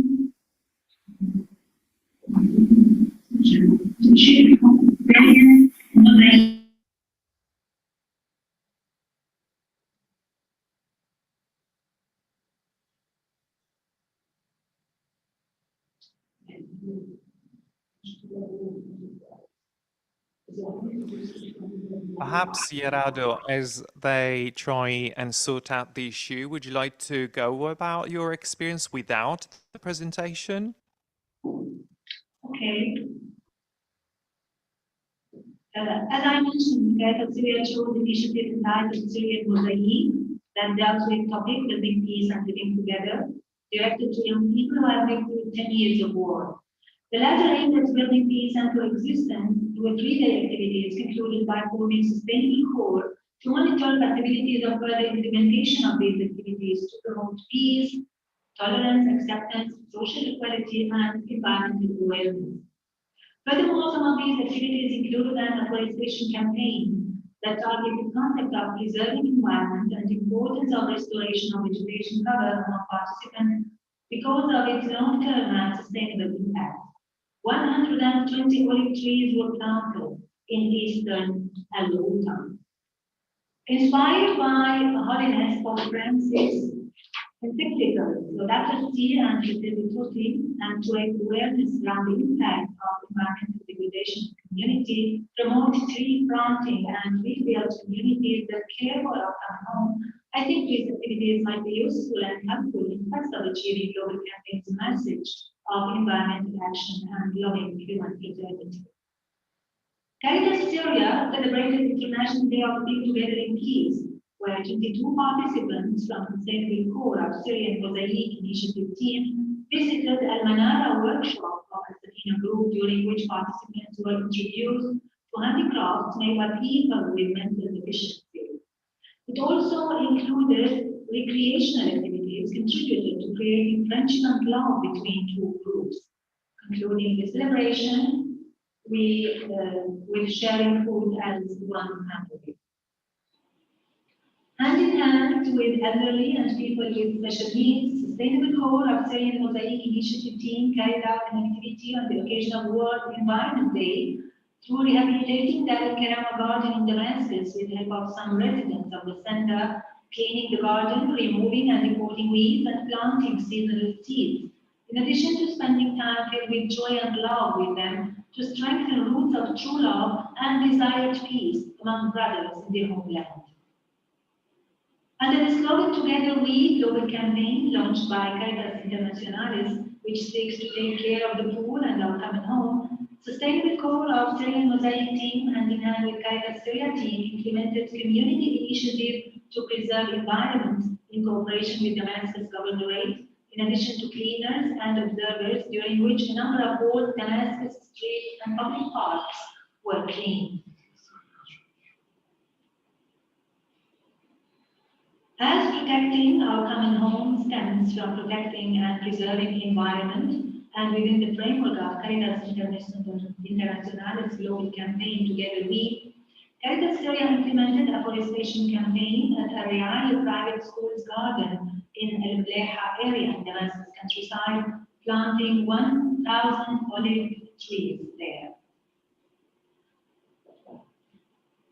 In addition to all aforementioned activities, I would like to mention that Caritas Syria implements livelihoods projects and WASH projects in all its offices across the country. It's worth mentioning that all aforementioned activities were held by Communication Department at Executive Office and surely with steady support of the Executive Director. Future plans of Syrian Mosaic Sustainable Core include several awareness sessions on planting trees, cleaning streets and public parks, and waste sorting and recycling. Our presentation included some videos, and unfortunately we couldn't be watching them.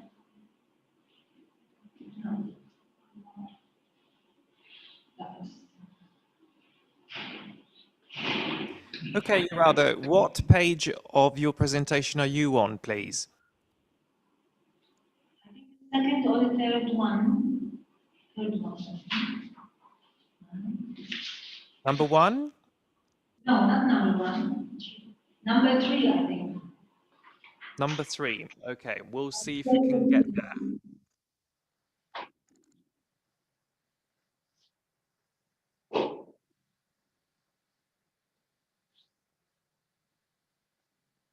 Second or the third one. Third one. Number 1? Number 1. After the number 3, I think. Number 3.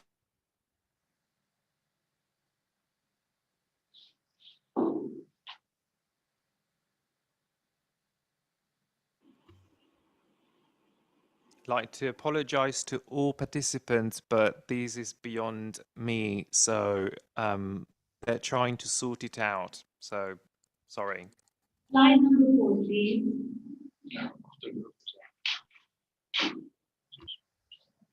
After this one.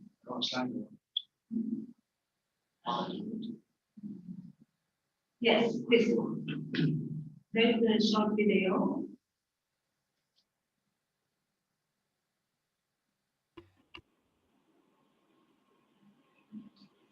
Yes. We'll only be able to see the images, but not the audio for some reason.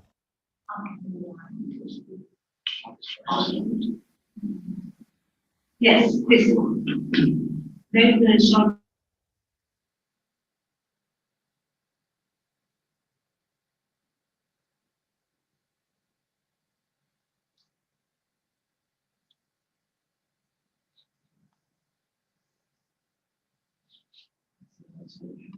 And so, Geraldo, these are the young people who were involved in the project, is that correct? This is Mosaic, Syrian Mosaic team. And this is our executive director. Okay, and so, sorry, this is part of the afforestation campaign that you were mentioning earlier. Yes. Do you know, roughly speaking, how many young people were involved? Around 60. Around 60 young people, I see. Okay. And this is where exactly in the country? Yes, in Damascus and in Aleppo. That's in Damascus. Okay. And those young people, part of them are from the city of Damascus, and the other part are from Al-Ghouta, Mm, I see. Okay. Thank you. And I see that we have another slide now that which is different. You want to take it from there? No, the other one, I already mentioned all these information. This one? Yes, you can watch this one.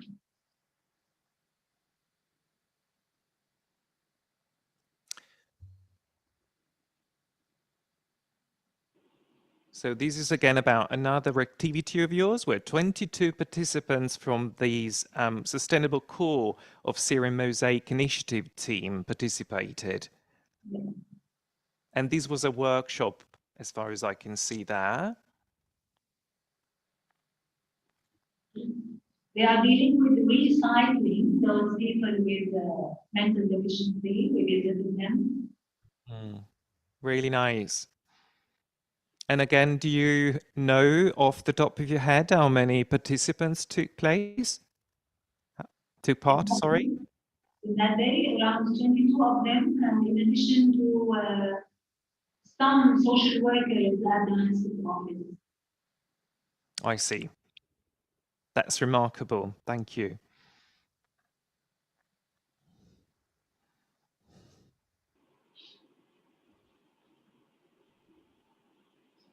Geraldo, do you know if this is one of your projects that will continue in the future? Yes, hope so.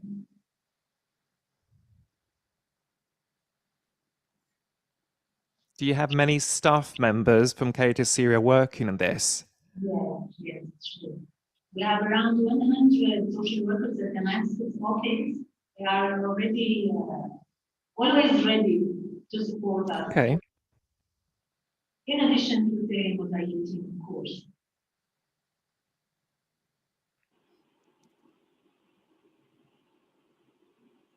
They are I wearing. think sorry. Please. Something that really strikes a chord with me is that among your initiatives and projects, there are quite a few young people taking part in the initiatives, which is great. There is an important intergenerational component to your work, isn't there?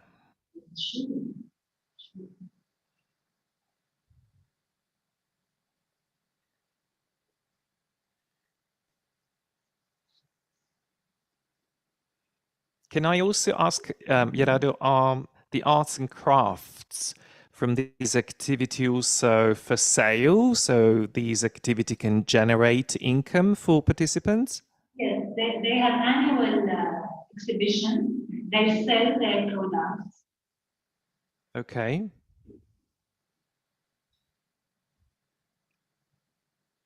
They're really beautiful.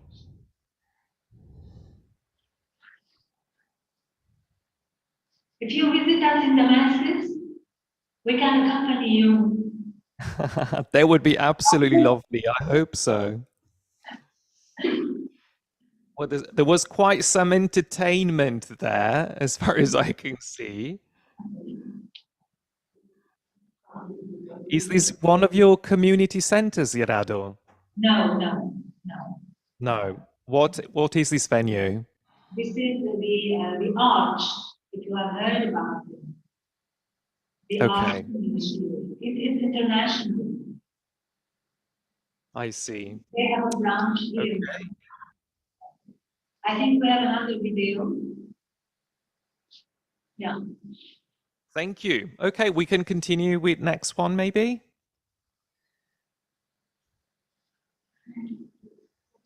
Yeah. These are the photos. Yes, no. No. I mentioned all the information, but just to Okay. So there is another one. yes, this is the afforestation campaign where 1,000 olive trees were planted. 1,000. Yes. Wow.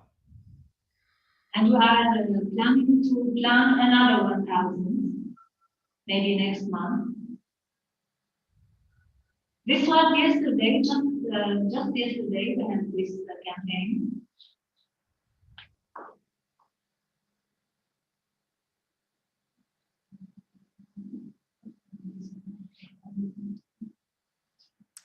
So now we can have a look at the future plans. Yes. Which you mentioned in passing, didn't you? Yeah.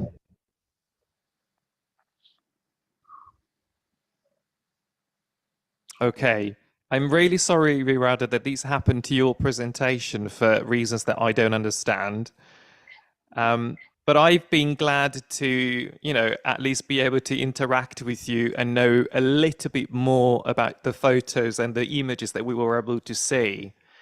And as we complete your presentation and your slot, Gerardo, I also like to invite people who are participating from all over the place and across the Confederation.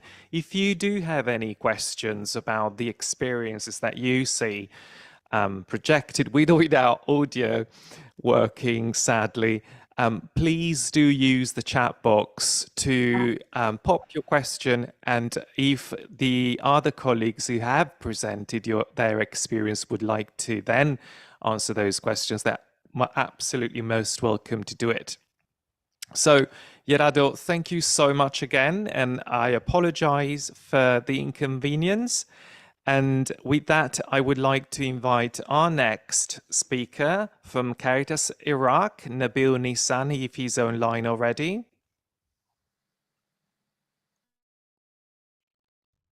Nabil?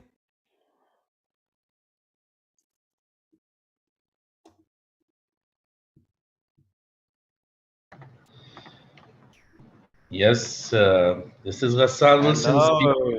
Hi, this is How are you Ghassan. doing? Good, good, thank you. We are presenting on stage of Mr. Nabil today. He's the manager of Caritas Iraq, Director General, and I'm presenting from MEAL department. I'm the MEAL department manager of Caritas Iraq, and my colleague here, Sinan, is the assistant of the MEAL department. So thank Very you nice to very meet much. you, and thanks for joining us. Thank you very much for this opportunity.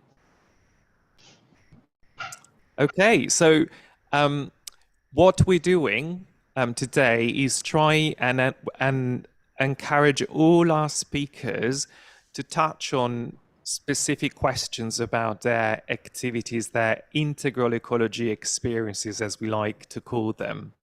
So while you introduce a little bit about your experience, it would be interesting, I think, for all participants to hear, to learn more about the context, who were the communities that you involved in your experience, if there have been any, successful stories that you would like to share, and also what your future plans look like. So for other people also to be able to understand how you plan to contribute to the Together We campaign from Iraq. So that is a sort of a framework. So you didn't have to stick to that prescriptively, but just for you to have a sort of a, sort of map, a roadmap to introduce and present your experience. Would that be okay? Sure. Yeah, thank you very much. Okay. So we have a presentation that it's already available related to the environment of Caritas of Iraq in general. So we are going to present this presentation and also to go through the detail. So I'm going to share the presentation, and my colleague will start presenting the presentation, and I will support him. Great, thank you. Thank you.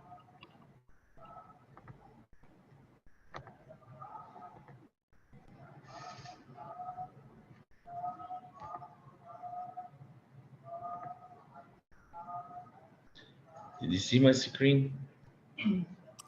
We can, yes. All right. Let's start. Okay, so go ahead. So today we will talk about the environmental and the climate change in Iraq and in the world, and Caritas Iraq intervention. The climate change effectively and threatening millions of people. In the latest statistics indicated that 30 million of people are affected in 2020. May increase to 50 million people in 2050. The climate change and the phenomenon of desertification are caused by the imbalance in the heat, wind, and rainfall. Our responsibilities is to take the necessary procedures to mitigate the climate change because 87% of it is man-made, and only 13% is caused by the nature only. In Iraq, 55% of its farmland are threatened by desertification. Iraq changed to be fifth most vulnerable country to be affected by the climate change. The life of millions is threatened due to the impact made on the health service, economy, and welfare. In addition to that, the climate change started threatening the tourist and historical places and makes them read about in history. The problem caused by the climate change make it difficult for the country to develop after the conflict and abstract efforts to reduce poverty, improve livelihood, and mitigate conflict in order to access natural resources.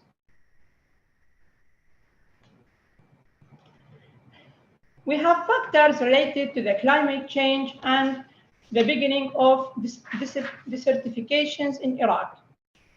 90% of overall area in Iraq is the dry and semi-dry. High summer temperature exceed to 50 degrees.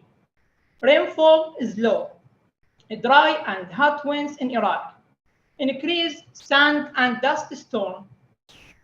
Armed conflict and battle wars. 90% reduced rainfall by 2050, increasing in the temperature by 2 degrees in 2050. 22% degrees in the rate of rain of water in the nationwide. In this slide, we have iterating in the two important points.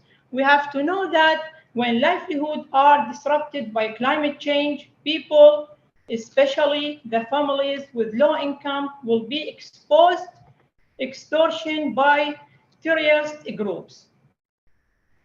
The increasing rate of displacement and immigration. We are expected that 216 million people in 6 areas will migrate within their own countries by 2050, as you can see in this paragraph.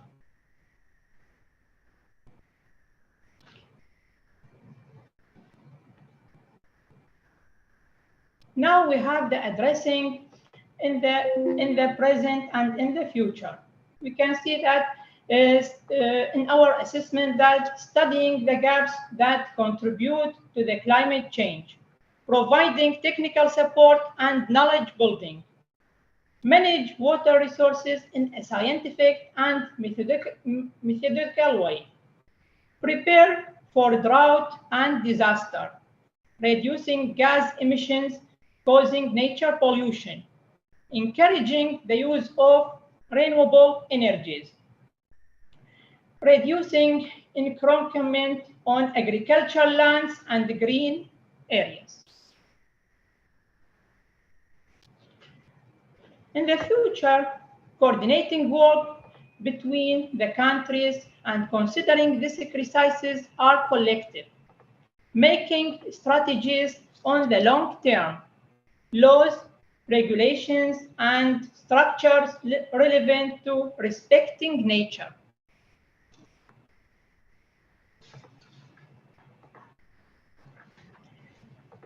Now we have talked about the intervention of Caritas Iraq. Our responsibility is to take the necessary action to mitigate the climate change. And here the Caritas intervention. The indication in all the programs to respect and keep nature and reduce the negative energy. Encouraging agriculture and adhering all the staff and volunteers to plant sampling of trees. Identify a day on monthly basis to celebrate nature. Forming a committee to increase awareness and to coordination with the relevant local parties. Allocating a very simple amount in the budget of the programs to address the climate change, encourage agriculture, and to economic use of water.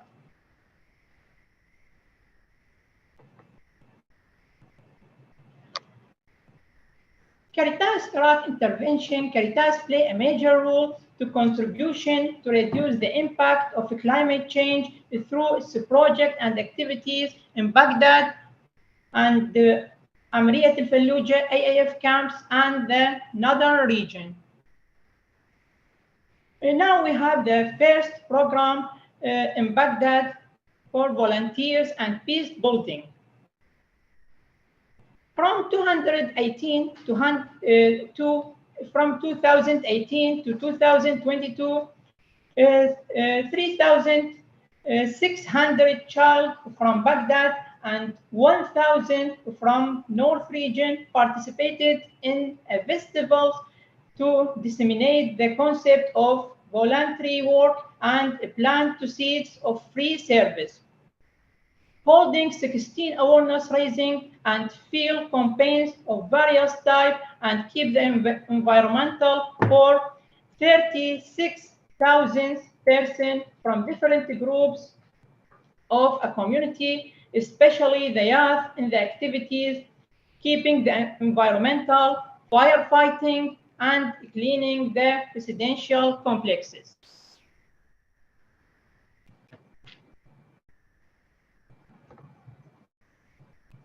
And this is the picture for these activities.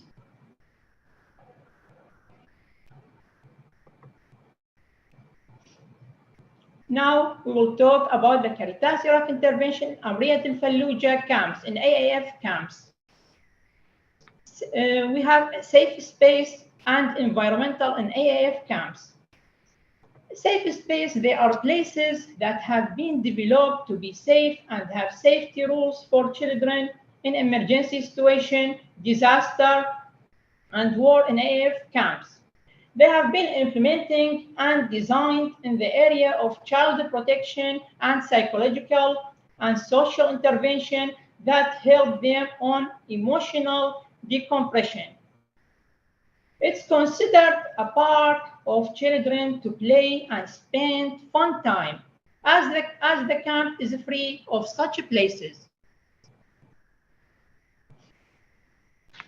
The goal of the safe places is to give children an opportunity to learn, play, develop, and build their lives and return to normal life. Finding ways to help children who are exposed to fear and terror as a result of a crisis and emergencies. Providing entertainment to build and develop their ideas. Providing psychological support for children and creating a suitable environmental for sense of children and removing all kinds of psychological, mental, and physical pressure on children. Providing security and safety for children, living a normal life, strengthening relationships, art of conversations, dialogue, expression of opinion, and hope and optimism. Rehabilitation of children who are exposed to physical violence, emotional and psychological punishments, separation from parents and family, survivors of violence by armed groups, and those children who are exposed to violence and a basis of gender. And finally, the mothers of the children meet with each other, share talk, and exchange experience. And this is the picture for this activity for Safe Place. Right.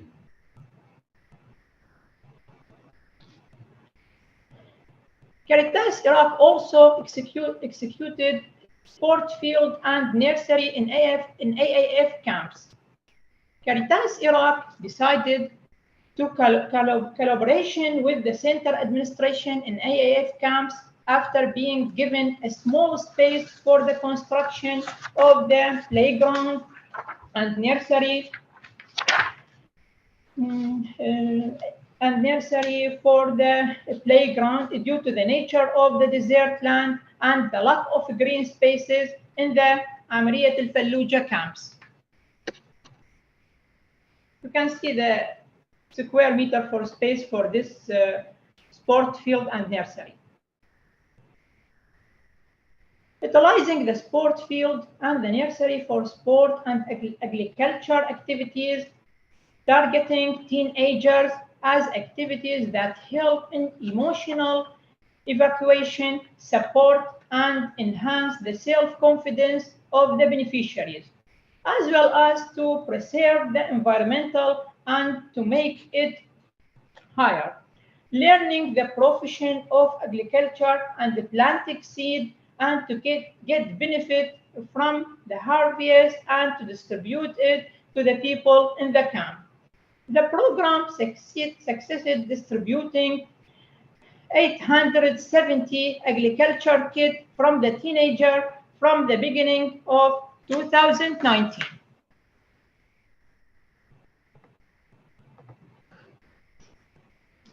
Now, the activities of Caritas Iraq intervention in the North area in collaboration with BMZ regarding to the environment cash for work activities. We have rehabilitation, agriculture, land, 44 beneficiaries. The area is 4,000 square meters. Planting trees, 23 beneficiaries. The green area is 3,000 square meters. Streets cleaning for 48 beneficiaries. The clean distance is 60 kilometers. Cleaning water project, 43 beneficiaries.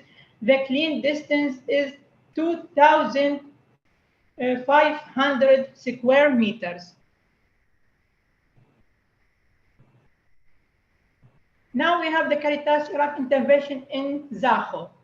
We have cash for work activities through reforestation and the cleaning garden and streets, the afforestation of public garden and median for specific area because of the importance of the activities in terms of environmental and the climate and the benefit the unemployed people. We have this table show the details for the executed work in Caritas Iraq for cash for work activities in Zaho. We have planting trees in public garden and median. Number of workers, 9 workers. Number of supervisors, 1. Work period, 30 days. And we have the success percentage, 96%, with number of trees, 400 trees. We have 350 trees in Sabahba planted in public gardens and median. 50 in Syro trees planting in the enhanced of Zaho city. Total is 400 trees. The places where trees were planting are places where water is available. Thus, the success rate of the afforestation process was very high, reaching 96%. Then we have rehabilitation and the cleaning of garden. We have number of workers, 19, and 1 supervisor. Work period also 30 days. And we have success percentage with 92%, with 8 large public gardens. And finally, we have the cleaning the street with 25 number of workers with 2 supervisors. Also, the work period is 30 days with success percentage 90%. We have 70 kilometers of the most important and critical street. And this is the picture for these activities. Yes, and we have some. We have a video for the AAF camps if you would like, and we have a time just to show the video, or maybe we could share it to you. Then you can have a look on. Thank you first off for the presentation. It would be great actually if you could share the 2. I think it's YouTube links in the chat box, and then maybe if the video is not too long, we can try and watch it now. How long is it?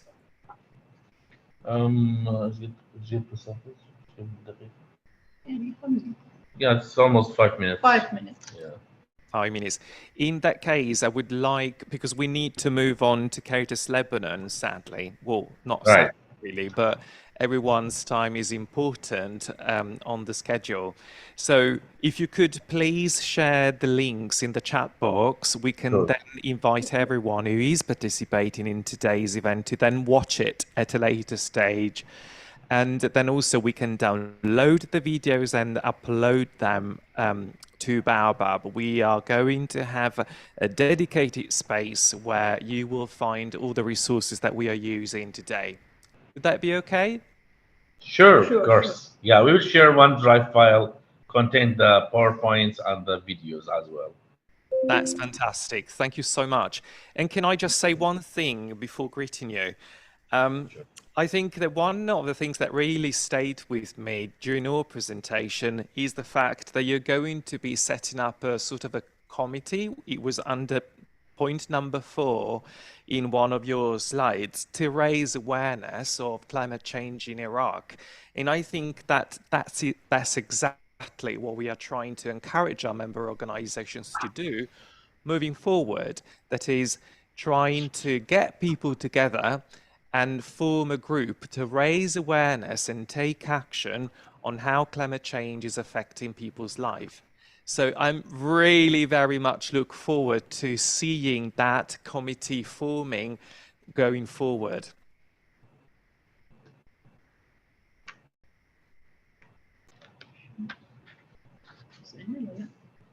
Okay, thank you very much, everyone, from Caritas Iraq, and my greetings to Nabil when he's back in the office. Sure. Yeah, thank you very much. And I hope you can stay on with us for a little bit more. Okay. Yeah, lovely. Thank you. Having said that, I'd like to invite our colleagues from Caritas Lebanon. So today we have Rita Lahoud and Samir Haddad. Is that correct? Yes. Thank you. Too kind of you. So Rita and Samir are going to help us understand a little bit more about this project that they called with an Italian name, La Pianta. So I'm really, really curious about, knowing more about the project, how you involved your community, what are the first results of your activity, and what your plans for the future look like. So thank you very much. Rita, are you running your presentation? Yes, actually, I will make a brief introduction, then my colleague Samir will run the presentation and navigate us through it. That's fantastic. Thank you. The floor is yours. Thank you. First, good day, everyone. We would like to send greetings from Caritas Lebanon Management and President Father Michel Aboud, who has joined us in this marathon. And we would like to thank you for organizing and coordinating this event and sharing experience from all over the world. Thank you very much. Before leaving the floor to my colleague Samir, we would like to highlight that Caritas Lebanon has already integrated in her general strategy the preservation of the environment. It's one of her main goals to reduce energy consumption and preserve the nature, and has started to implement this approach throughout her several centers and projects by providing solar panels to generate activities and opting for more eco-friendly and green measures while implementing our humanitarian projects. In addition, and since the youth are the heart of the communities and the future of Caritas Lebanon, we focused on implementing and teaching youth more eco-friendly practices, reducing single-use plastic, and requesting them to bring their own bottles and plates during camps and events. And in addition, to transfer a green approach and good practices to the beneficiaries and the newcomers. Caritas Lebanon believes in setting a model and leading by examples along with all the Caritases to its employees and beneficiaries in applying this integral ecology approach. Samir, the floor is yours. Thank you. Thank you, Rita. So first, I want to present and say how all of this started. So first, the presence of Caritas Lebanon centers and sectors are covering all of the Lebanese territory. And this presence gives us a footing, gives us a starting point, especially that all of these centers have youth members within them. And these youngsters can affect the community in so many ways and can transfer to us what the community needs. So while working with all of the dioceses in Lebanon, we had 3 problems, let's say 4, actually. We had a problem that the community needed help. We had the second problem that the youth needed help economically. They needed to work to learn new skills. Caritas needed the help too. And finally, as a belief, we wanted to preserve the environment and give a green project, a green and environmental project. And all of these would answer, La Pianta would answer in a project. So allow me to share my screen.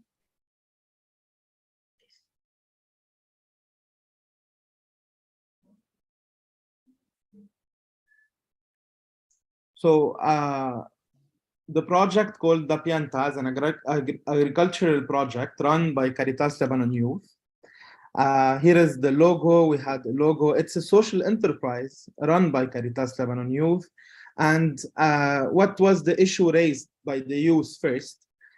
We had an economical crisis in Lebanon, and we were facing it. And it was a harsh time for the youth and for everyone in the country. So we had 3 problems. We had 1, youth unemployment. 2, high cost of fruits and vegetables for the community. 3, youth are far from the land and agriculture. And we needed to answer these problems, especially in a good and healthy way. So first, we had a survey done to check if the youth would be interested in agriculture, and it was a big question.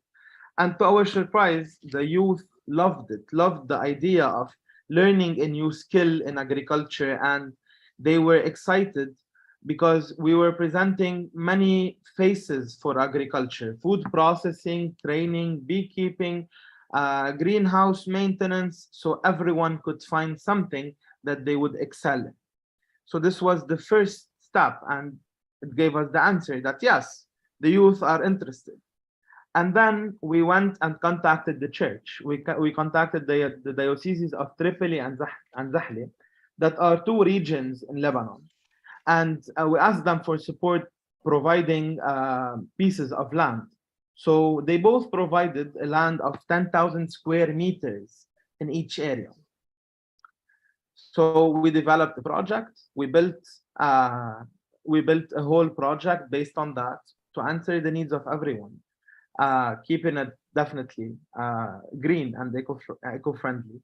So our main goal first was to encourage and capacitate Lebanese youth based on the Catholic social teaching of the church. And it was really important that we transfer the social teaching of the church to them through their work. Empower youth to support their families, and they would really support them financially because they would receive the cash for work for the days that they were working with us, and their communities by generating income and improving the livelihoods. So despite the overall country situation that was really hard, the youth could make a change, could make a difference. And we really worked on that. Then we trained the youth on many skills, one of which is their entrepreneurial skills. And they had the training so that they can open their own businesses, gain the experience, the knowledge, the know-how from their project with Caritas. And if their families had small plots of land, they could also take that knowledge and that know-how and transfer it to them. So we had a second main goal, that was providing low-cost product for the community. And the lands that were provided were planted, and everything within this land was resold to the community at a really low price, just to sustain the project, help Caritas do more social activities, and keep the project going. And we were true to the motto of Laudato Si: pray, act, and advocate.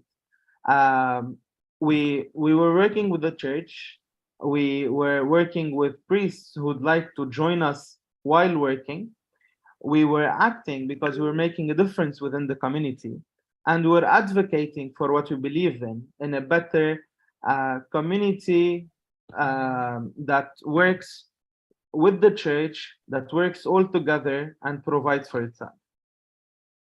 And we're strengthening the bond between the church and the Christian youth. So now the project itself. As I told you, we had a plot of land at first in Karim Sadeh and in Zahle. So if you can see my mouse, in Karim Sadeh and in Zahle, these two plots of lands were each of 10,000 square meters. In addition to those, we had a beekeeping farm in Amshit, which is an area in Lebanon, and another olive tree farm that's in Azur, in the north, in the south of Lebanon. So we started by training the youth. 300 youth were trained on several topics, including good agricultural practices, irrigation, pest control, use of fertilizer, beekeeping, food processing, digital marketing, entrepreneurship, and social and Catholic social teaching. And these trainings were done in multiple areas. So the youth that are being trained are potentially the ones who are going to work with us, and they did. Then we started the preparation of the land process. Both lands needed some preparation. And the beekeeping farm was put in place. And one of the people that you see in the picture is the trainer. He's the one in the middle. And as for the rest, they were new students getting trained and learning how to do the beekeeping. We installed greenhouses, irrigation systems. We started planting.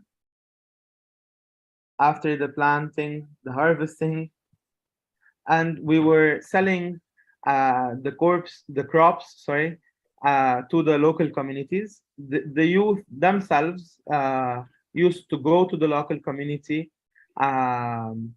sell to their people. We would really encourage them to share experiences with them. So go tell them about your planting, tell your families, tell everyone that you're selling to that, well, these were planted organically by you. We worked in these to first encourage other youth to join us and join this movement, and also to let the community know that all of these are maintained and organic in a healthy way.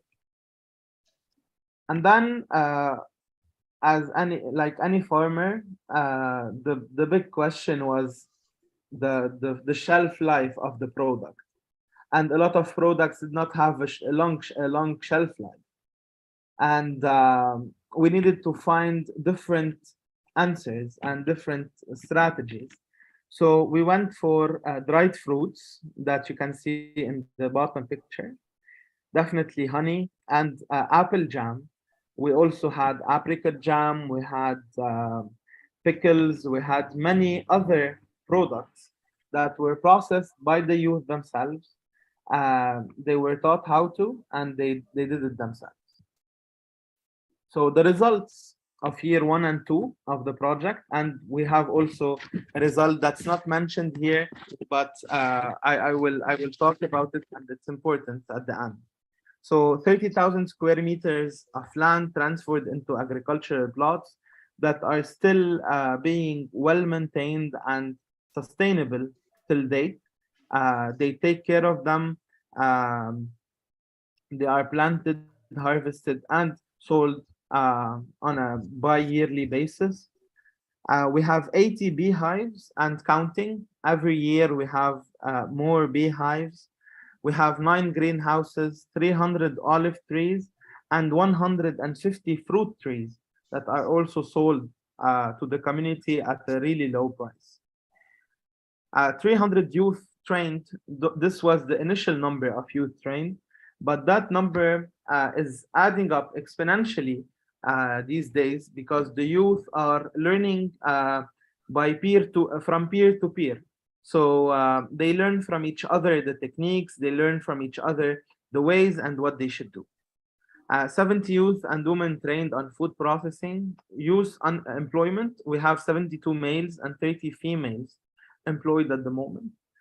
The majority of the people trained had plots of lands of their own, so they were planting those instead. Families benefiting from the products, more than 300 families, around 1,500 individuals. And the revenues from the sales of the product will help us to keep the project sustainable and can be used to fund humanitarian activities implemented by Caritas Lebanon. Before I talk about the challenges,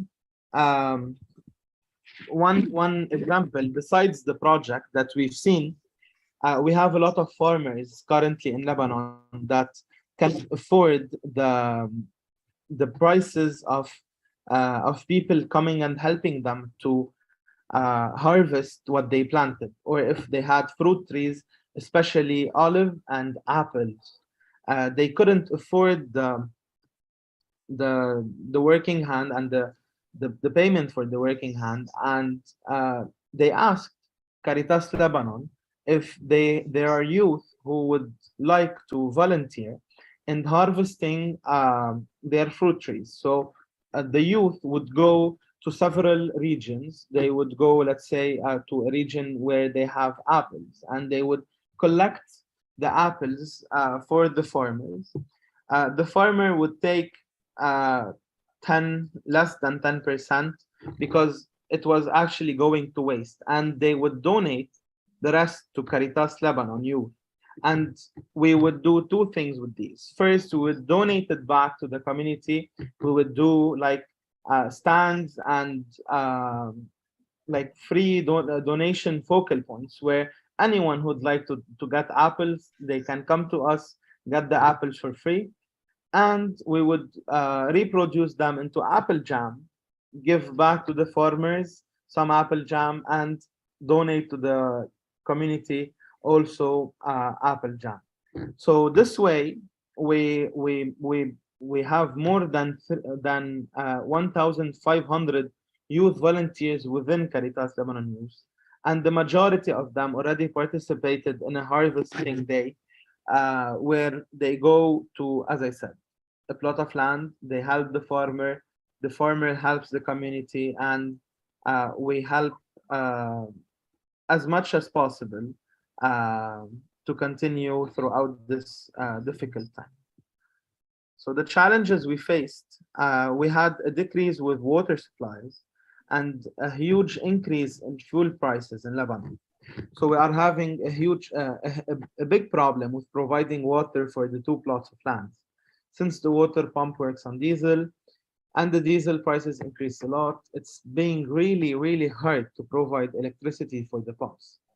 Also, with the increase of fuel prices, we are starting to find it hard to reach the project, and thus we had to increase the daily allowances for the youth that would come and work in the land plots. But it's worth mentioning the volunteers, the Caritas Lebanon youth volunteers that worked in the harvesting days, they were volunteers. So everyone volunteered during these days, and it's a community-based program. So the youth feedback, the first time we feel that we are being taken care of by the church is a youth volunteer named Joseph, and he's 28.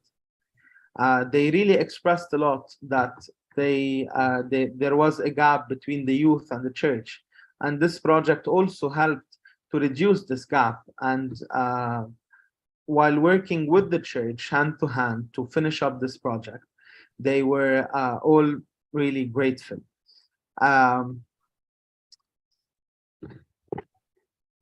So we have the Bishop of Tripoli. I cannot imagine a church and the country without Caritas, without our youth. Bishop Yusuf Swave, he gave us this quote on one of his visits to the project, and we were really happy because we made a change, and the youth were affected the church was affected, and definitely the community. All of this while being eco-friendly and green.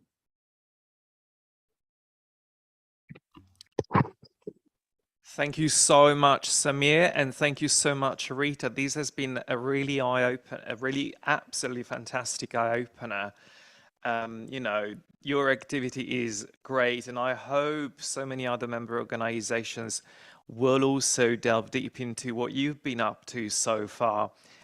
Something that really stays with me is the fact that you started off with a needs assessment. You really wanted to know what young people wanted and needed first, and then you launched your activity. That's great, because that's in the spirit of the synod, what we are going through at the moment together as a church, a synodal way, the synodal process.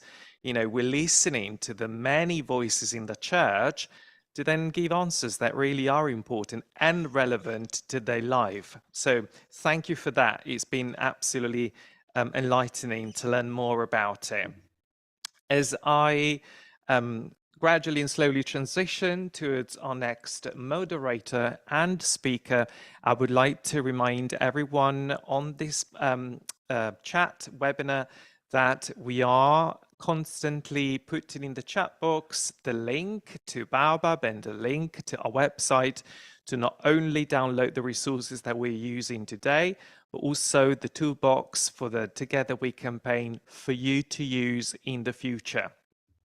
This includes also a teaser trailer of our common gesture on tree planting that you can use with your communities, as well as a number of other mobilization tools that you're absolutely free to adopt and adapt to your different contexts. So thank you so much. And as I said an hour and a half ago, we have split up the segments of today's event so that a few people from the Caritas Internationalis General Secretariat help moderate the event. So my colleague here, Marta Petrosillo, Head Director of Public Relations, Fundraising and Communications, will then take it from here and will look after the next speakers.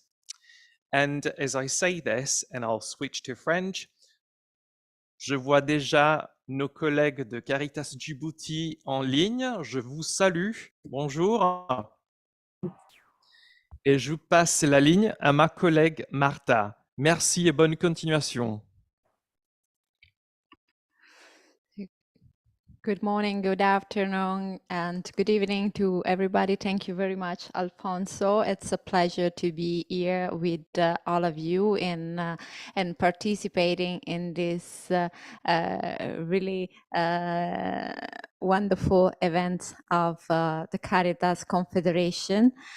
And so I remember all of you that there is a simultaneous translation because the next presentation will be half in English and half in French. So you can touch on the Zoom button in order to have simultaneous translation in English, French and Spanish. Et alors, c'est un plaisir d'accueillir notre collègue des Caritas Djibouti. Je crois qu'ils sont en ligne, les pères Solomon Porage Panerselvam. J'espère que je l'ai prononcé bien.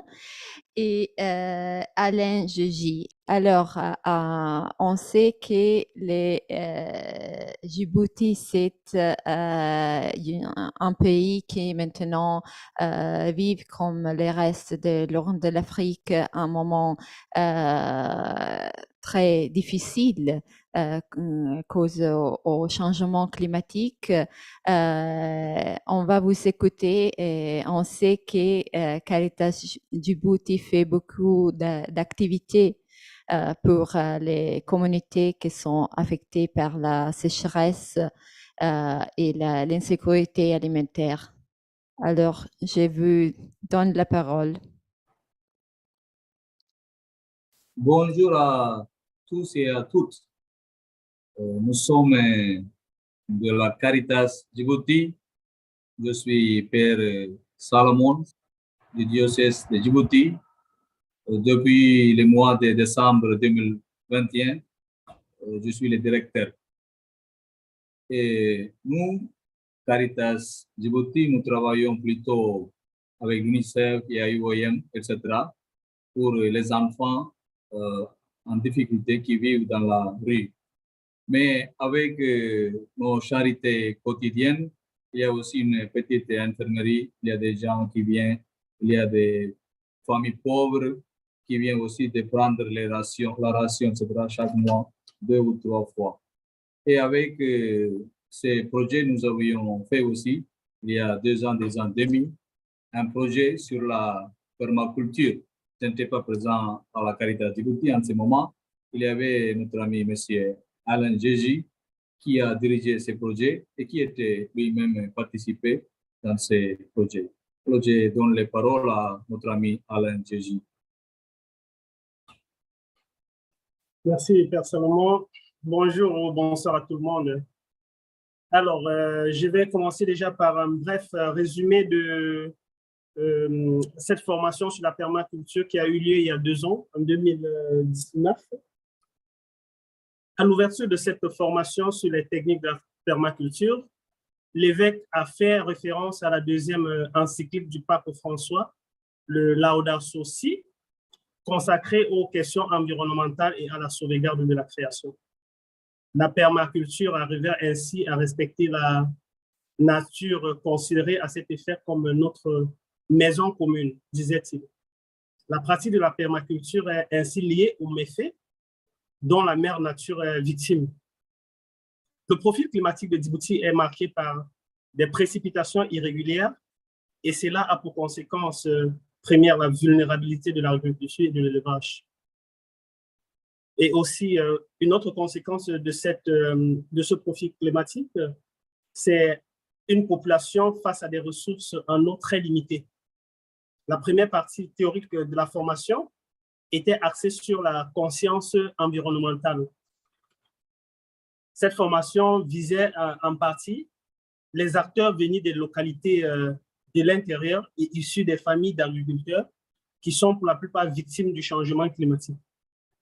L'initiative Caritas visait à travers cette initiative à proposer des alternatives pouvant les responsabiliser et les outiller à travers leurs activités qui leur permettent de subvenir aux besoins de leur famille et de leur communauté.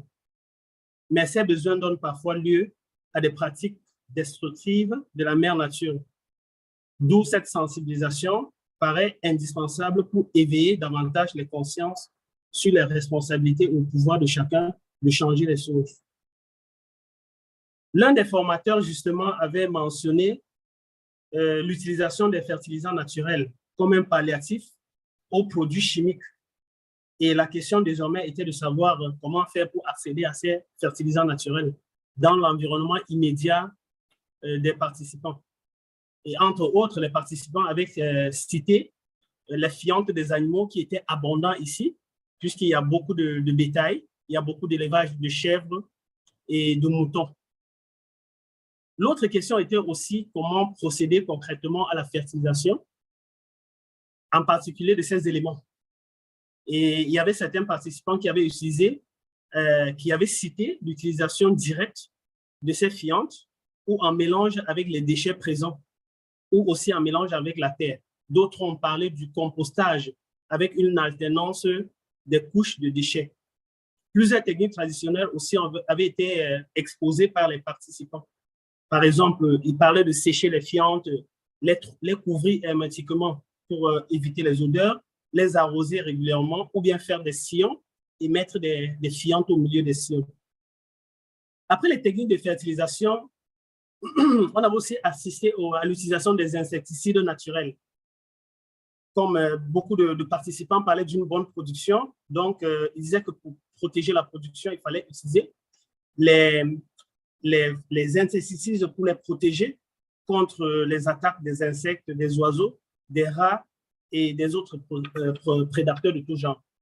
Les participants ont ainsi proposé comme solution environnementale et ces solutions environnementales ont été complétées par les formateurs. Entre autres, ils avaient parlé des plantes amères qu'on trouvait sur place, des plantes acides. Ils ont parlé aussi de l'utilisation du citron. Ils ont parlé de l'utilisation du piment. Et d'autres m'ont parlé de l'utilisation des cornes de bœuf, des cendres à partir des cornes de bœuf. Alors, d'autres participants avaient proposé aussi la fabrication artisanale d'épouvantails.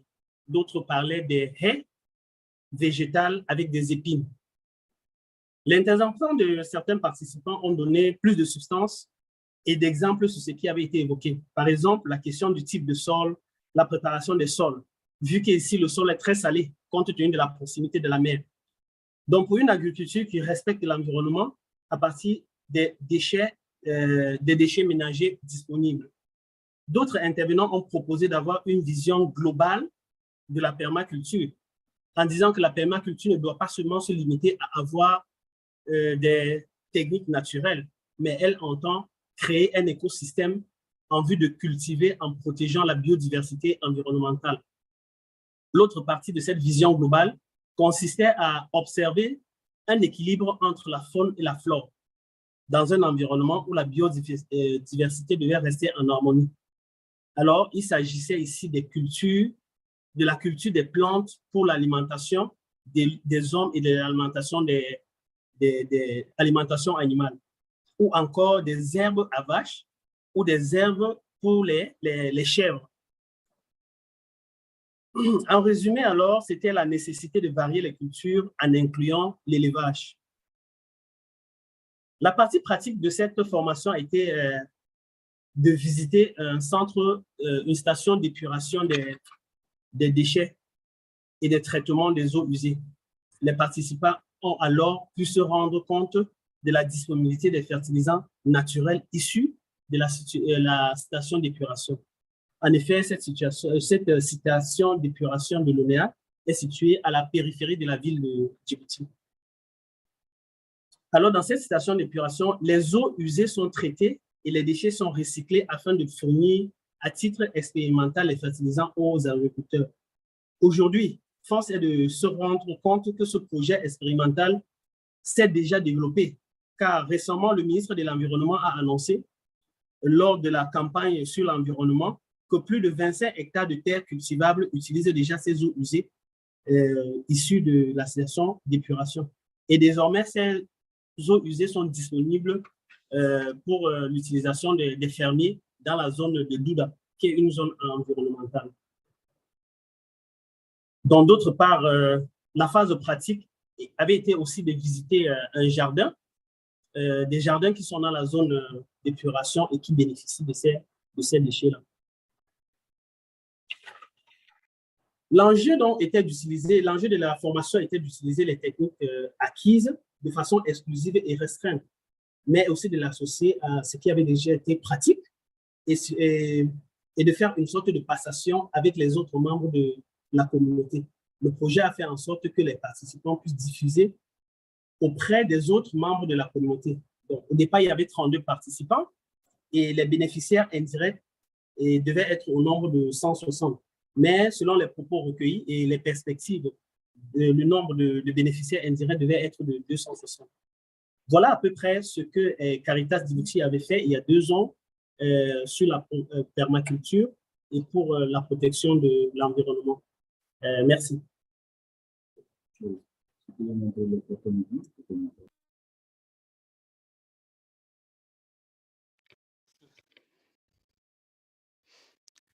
Merci beaucoup. Votre travail de formation, c'est vraiment très important et ce que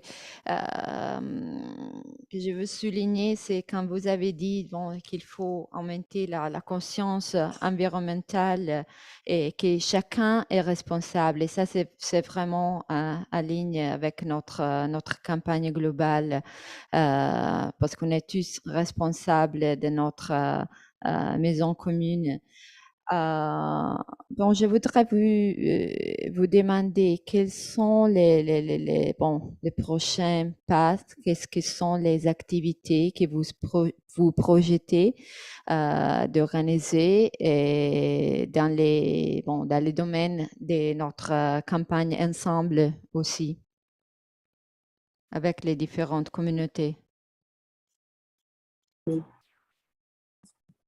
Alors, selon les perspectives de Caritas et les propos recueillis chez les participants, ils avaient demandé une assistance technique pour le montage des projets.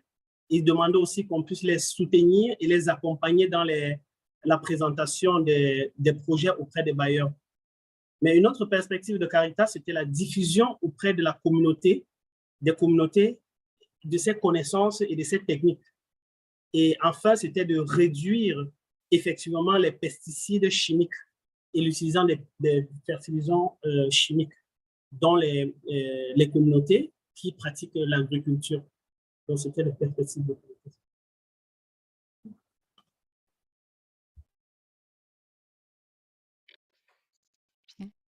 Il y a quelqu'un là-bas qui veut ajouter quelque chose? Non, c'est tout. Bon. Bien, je vous remercie beaucoup pour votre contribution et je crois que c'est un bon moment pour rappeler à tout le monde que comme Caritas Djibouti a déjà fait, vous pouvez nous envoyer votre activité, votre projet, votre programme et on aura partagé tous les documents, les vidéos et les photos et sur Baobab et quand même sur notre site internet. Alors, je vais essayer de partager mon écran parce que je voudrais vous montrer qu'est-ce qu'on a réalisé sur notre site internet. Alors, vous pouvez voir tous les projets qu'ils ont. Ici, il y a Caritas Djibouti. Tous les projets qui, au moment, les Caritas, organisations membres, ont partagé avec nous. Et nous avons vraiment envie d'avoir plus d'activités, des programmes de votre part parce que c'est que notre confédération fait pour se soigner de notre maison commune et des pauvres et pour l'écologie intégrale, c'est vraiment unique et très important et nous voulons vraiment les montrer au monde entier. Alors, je crois que on va remercier vraiment beaucoup notre collègue, les pères Solomon Porrage, Pané Sylvain et Alain Gigi pour leur présentation. Et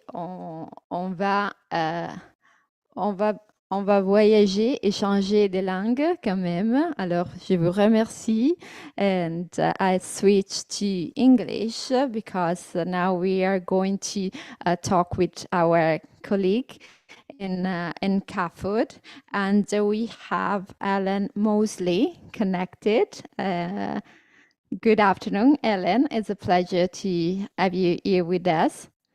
Good afternoon. And so I would like to hear from you. What is your organization? I know that you're particularly committed regarding food systems, and you would like to talk with us about some projects. So I would like to ask you briefly to introduce what is CAFOD commitment in the area of integral ecology and related to our campaign.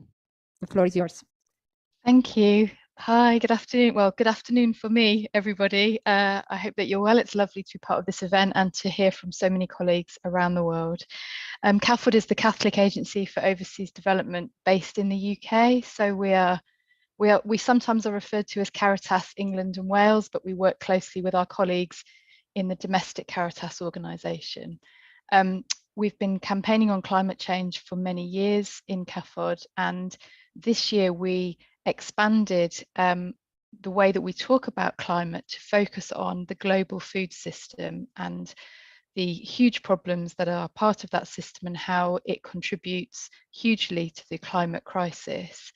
And our project this year was about speaking to people in churches and schools throughout England and Wales about the global food system and about the problems that we are contributing to as people who live in the UK, and how the food system could be so very different if it was run with different principles in mind. So we talked to people very much this year. It was an awareness raising campaign, but it was also about speaking to the UK government, sending emails and postcards to the Foreign Secretary in the UK government about this issue and pressing her to do much more to redress the huge power imbalance that currently exists in the global food system, meaning that huge corporations can essentially, be part of the food system in the purpose of profit, whereas ordinary people living and working around the world trying to grow food for themselves, for their families, to sell, are sort of up against serious barriers when they're trying to do that. So this was an advocacy and awareness raising campaign.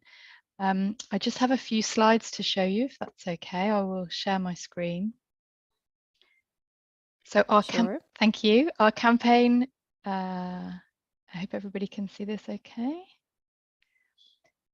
Our campaign is called Fix the Food System, which is quite a ambitious goal, but we have to dream.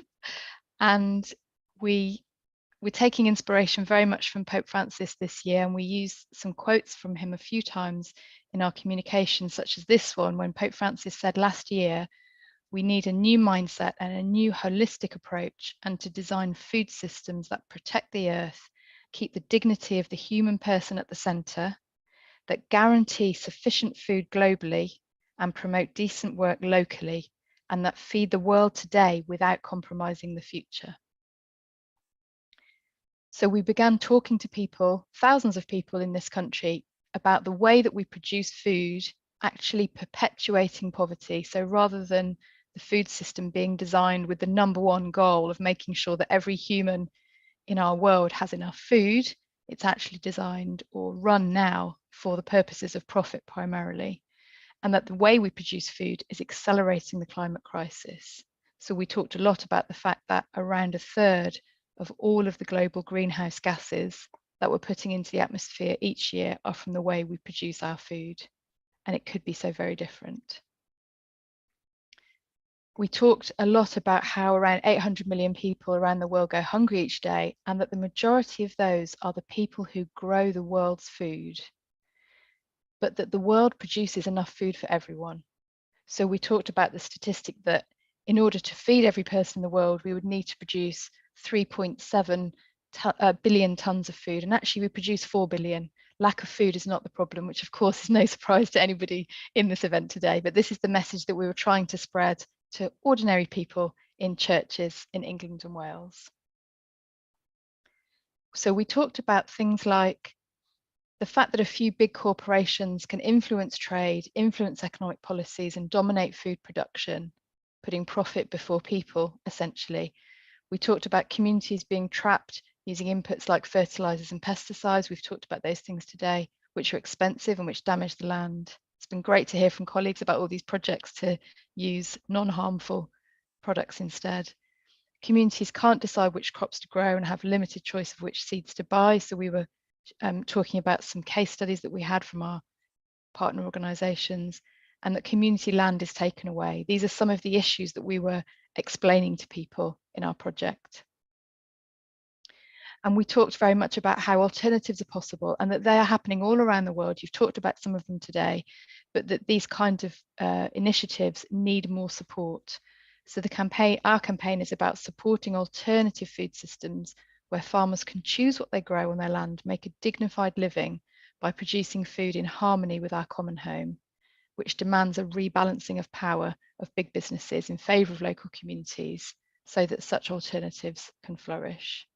And this is a lady called Alpona from Bangladesh who works with in the communities that one of our partner organisations works closely with. So Alpona was telling the story of how she has been growing vegetables in her garden with organic fertilisers and how it's been a huge success, and she's been selling more of her goods at market farming this way than she was previously.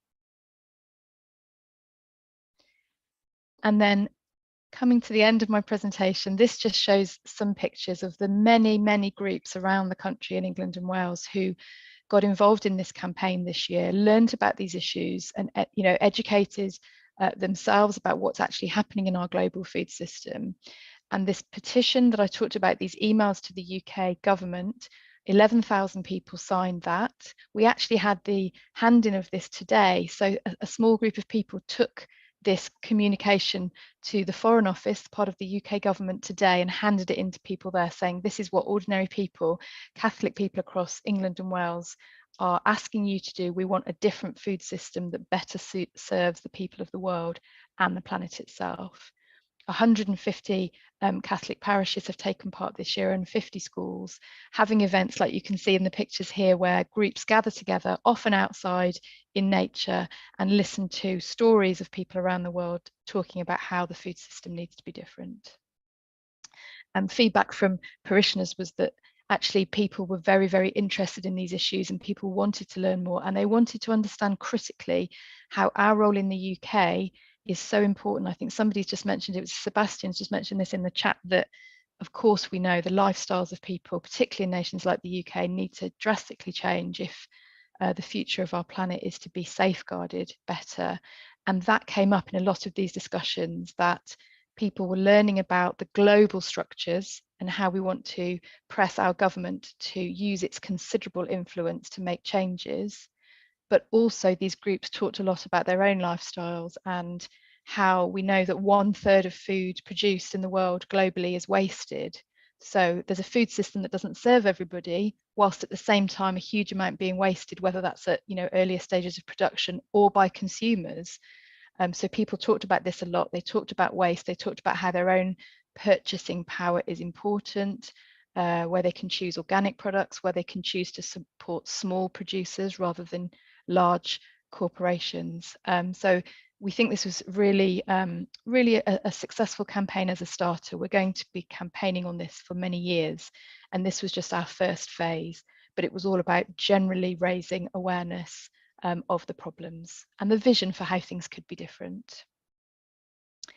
So at the moment, we are campaigning on the upcoming COP27 conference and talking to our supporters and people in parishes across England and Wales about that. And next year, we'll be looking at the issue of seed sovereignty specifically within the global food system. And again, sort of mobilising people in England and Wales to petition the UK government for changes that we desperately need, and to look at some campaign towards the World Bank talking about these things. So thank you very much for listening. It's wonderful to be with you all. That's the end of the presentation. Thank you. Thank you, Ellen. That was really interesting. And also a few days back, we just celebrated the World Food Day, and it was a moment also for us to reiterate the need to support more small-scale agriculture. And I'm curious about to know, how would you engage the community, especially you talk about schools and parishes, how to explain also such a complicated issue to the youngster or to the children? How would you do that? Do you do that? Yes, we do, and it's a challenge, exactly as you say, to present a complex issue in a way that children and adults who aren't maybe involved in these issues can understand. So the way that we do it is we design activities for groups to take part in that explain the issues, but also have some kind of experience that people can be part of. So in schools this year, the activity was called Step Up to the Plate, which is an expression in English that means sort of stand up and play your part. And of course it had a plate. So the idea was that it's about the food system. And we use the symbolism of broken plates to show that the food system itself is broken. And the children were learning about it in a sort of age appropriate way. They were learning about the problems with the global food system. Essentially, we talked a lot about people around the world who wanted to grow their own food for themselves and their families and their communities. And that those people were facing lots of barriers and lots of obstacles, and that we wanted to make it fairer. We wanted to join with our friends around the world to make it fairer for people to produce their own food in conditions that were more beneficial. And that was something that I think we managed to, so there were activities that the children took part in, but we kept it simple, but we were trying to communicate the basic point that this isn't fair, and actually with some changes, it could be made a lot more fair. And of course, children understand the concept of fairness. So we're able to design something that's quite fun for them to take part, but hopefully explains the issues in a way that they at least partially understand. I can imagine well the image of the broken plate. It's quite powerful. And beside the COP27, you have any future step regarding your campaign? Any? You said that this is a campaign ongoing since so many years, but you have some next milestone or important projects being part of the campaign, or simply that CAFOOD is engaging on? We will be, within this campaign of Fix the Food System, we're going to be looking at the issue of seed sovereignty. So we're going to be talking to supporters specifically about the issues of small-scale farmers around the world not always having control over the seeds that they're able to purchase and the crops that they are therefore able to grow. So we're looking at a more specific focus within this campaign of seed sovereignty, and joining up with friends around the world who have already been working on this issue for decades in some cases. So we're just in the planning stages of this at the moment, but that's what 2023 looks like for us. Perfect. So thank you. Thank you very much. It was really inspiring, you know, also for our campaign, and to see that we are all together in sharing this common mission. And I can see that we have a few minutes before the next guest, and maybe I would like to take a few minutes to share with you, in case you didn't see already, the teaser we prepare for our Global Awareness Week. We wanted to suggest a small but very concrete gesture to our confederation, and we thought about what kind of gesture that would be, and altogether we decided that a simple gesture like planting a seed, it means a lot for the local community. Is planting not just it's planting a tree, it's planting a seed of hope, because we all know how much a new tree can impact in a favorable way to our environment, to our common home. So I'll take this opportunity to just share this video with you, and can I ask my colleagues to just launch it?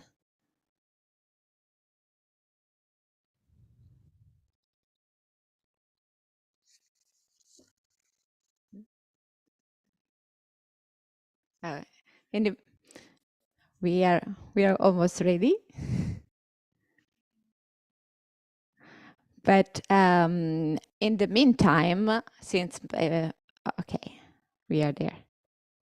In the meantime, since I suppose that some of you just connected, I really would like to remind you to share your different presentation and initiatives with us, because this Global Awareness Week, it's coming at the end with this closing event, but we are still waiting for all of your contribution, and we really would like to know your work relating to the important issues of this campaign. And it is very important also to inspire other communities of care by showing all the activities that the different Caritas organizations are organizing. So let's see whether we are we are not ready. Okay, it's not. That's the nice thing of being live.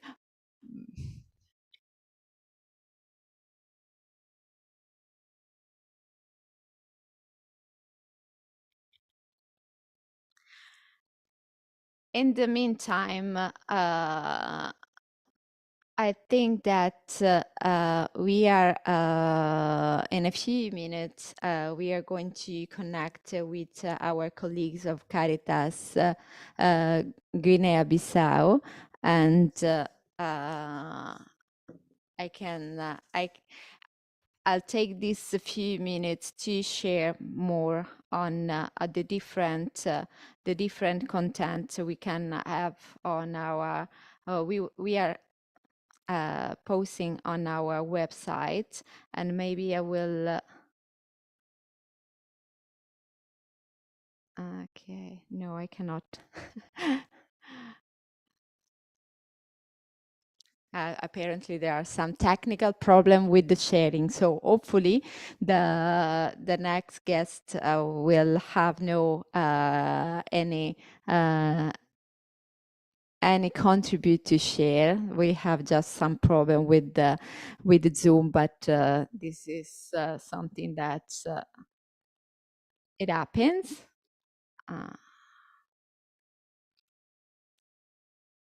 So let's try from here.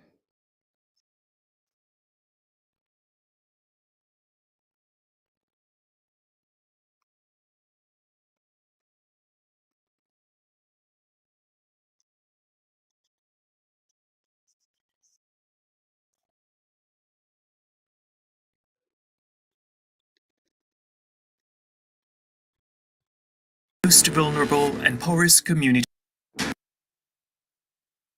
Environmental degradation is tremendously affecting the most vulnerable and poorest communities in the world. Food insecurity, dire poverty, and natural resources-related conflicts have forced millions to leave their homes and created situations of injustice. Caritas Internationalis' global Together We campaign is a means to address these problems collectively and globally, leading us to act today for a better tomorrow, and to take action against the injustice created by environmental degradation. The little gesture of planting a tree is a life-saving gesture for humanity.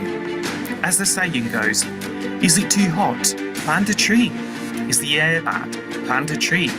Shortage of food? Plant a tree. Do you want to protect water? Plant a tree. See, this gesture of planting trees goes beyond itself. It is an act of committed solidarity. It is sowing seeds of hope and future and caring for humanity and creation. It is planting seeds of hope for humanity, especially for the poorest. Join us in this campaign. Plant a tree.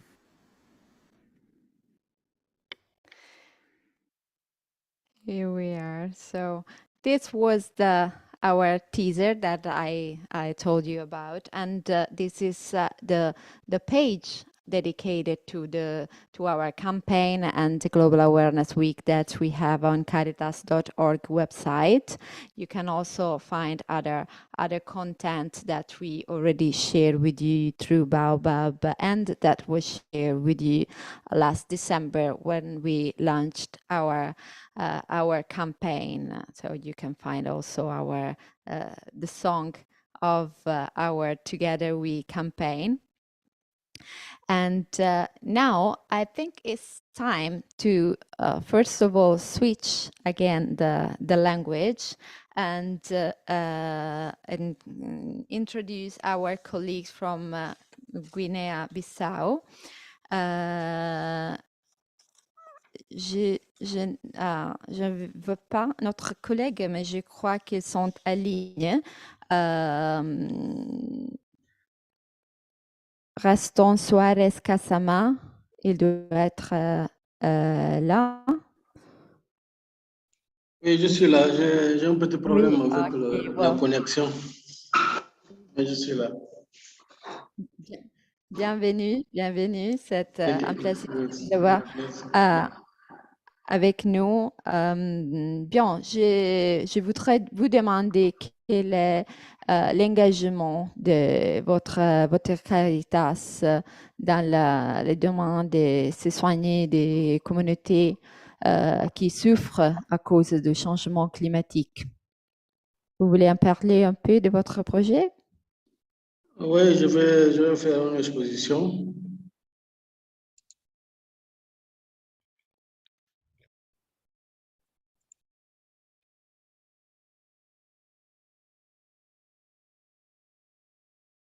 Vous voyez, je partage. Allô? Oui, vous pouvez parler. On voit déjà votre présentation partagée.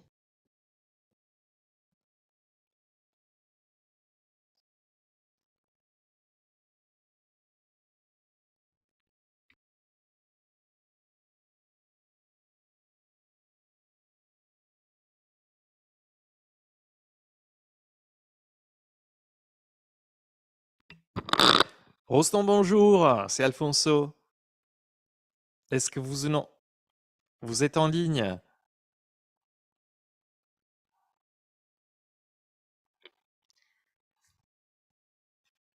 Well, Alfonso, while are we waiting for the connection? I think it's we haven't chat yet since I joined here the presentation. Well, what would you take at the a few months passed by since the launch of the Together We campaign? So, what are the success so far or the important step we take in this campaign? What would you retain from this month and also future perspective, because there's a long path until 2024? Absolutely. Thanks, Marta. I think it's been incredibly humbling and inspiring to see that so many people across 2022, this year, which is a year that we have dedicated to raising awareness on the impacts of environmental degradation on the local communities where Caritas is present, they all so keenly participated in 2 global webinars, 6 regional workshops, and now 3 global thematic workshops on, respectively, food insecurity, environmental migration, and disaster risk reduction. There's absolutely willingness and enthusiasm out there within the Caritas Confederation to learn more about what other people and other groups and other organizations are doing, which is why we, as you know, have decided to have a digital map to give visibility to what Caritas groups are doing. And as Marta said earlier, this is a living map, so we are waiting for more. As you share your experiences, we will then give visibility to your experiences by including those on the digital map. And also, it's been inspiring to see how you have so many different ways, all creative ways, to create what we called creative solidarity at the grassroots level through different ways of stakeholder engagement. The ways, as Helen said, or Rita said from Caritas Lebanon earlier, it's been so fascinating to see how many different methods, technologies, methodologies you're using to, as I said earlier, enact and live out the synodal process, the synodal way, the fact that we are listening to different voices in the church to build together a better tomorrow where we create a more sustainable climate for everyone to thrive.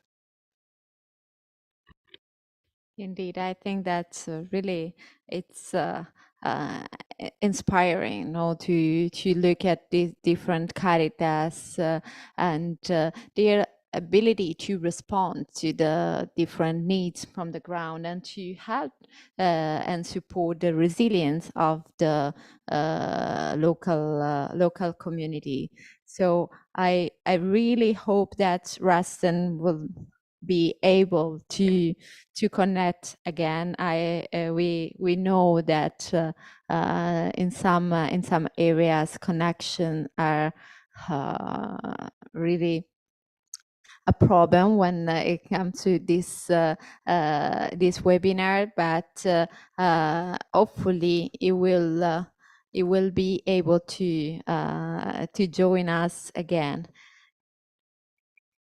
In the meantime, I think that, yeah, okay, I would just, Rasen just informed us that there was a power cut, and I don't know whether our colleagues from Caritas Zambia are already online, so maybe we can have a switch in the program, because I think that Gertrude Simae from Lusaka should be joining us. But in the meantime, as Alfonso was saying, we have a really a huge treasure of contribution from so many Caritases that share videos and presentation on their work on the ground.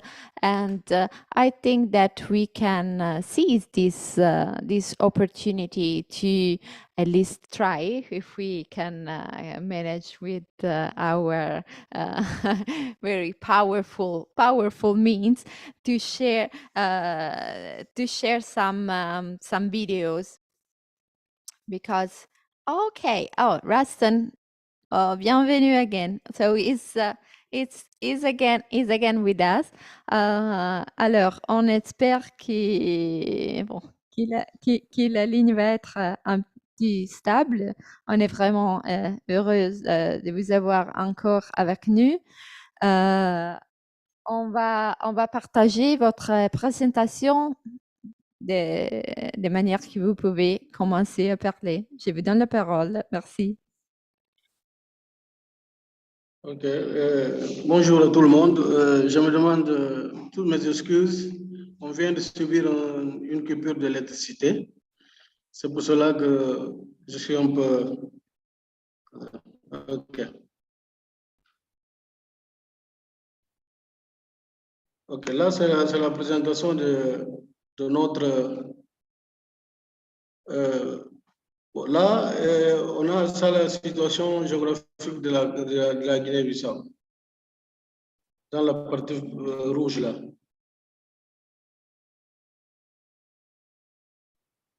Donc, ça, c'est... Bon, Guinée-Bissau, il y a une superficie de 36 125 km². Elle compte une population estimée de 1,6 million.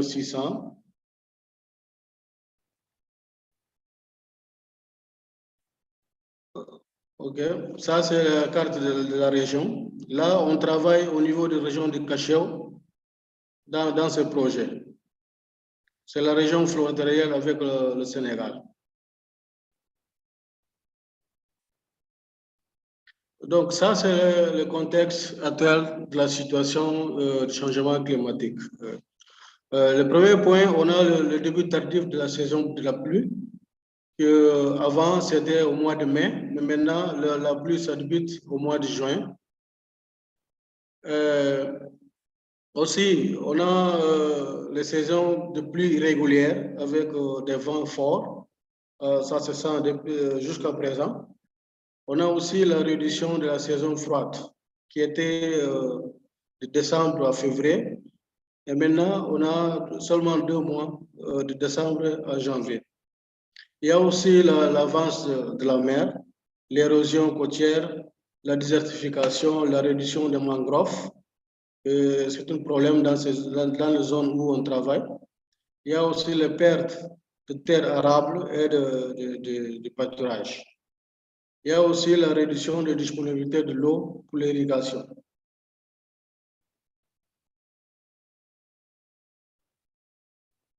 Donc, pour répondre à cette situation, on a conceptionné un projet avec la Caritas Internationalis et avec Bosque Comunidad. Bosque Comunidad, c'est une ONG espagnole. Et nous, on travaille au niveau de la Guinée-Bissau et Caritas Internationalis travaille dans la zone du Sénégal. On a choisi 4 villages 2 en Guinée-Bissau et 2 au niveau de Ziguinchor. Et ce projet a été financé par l'Agence andalouse de coopération internationale pour le développement. On travaille dans 4 villages, Youtou et Kagit au Sénégal, et Kassou et Boudjine au niveau de la Guinée-Bissau. Ce sont les 4 villages qui font les frontières entre eux.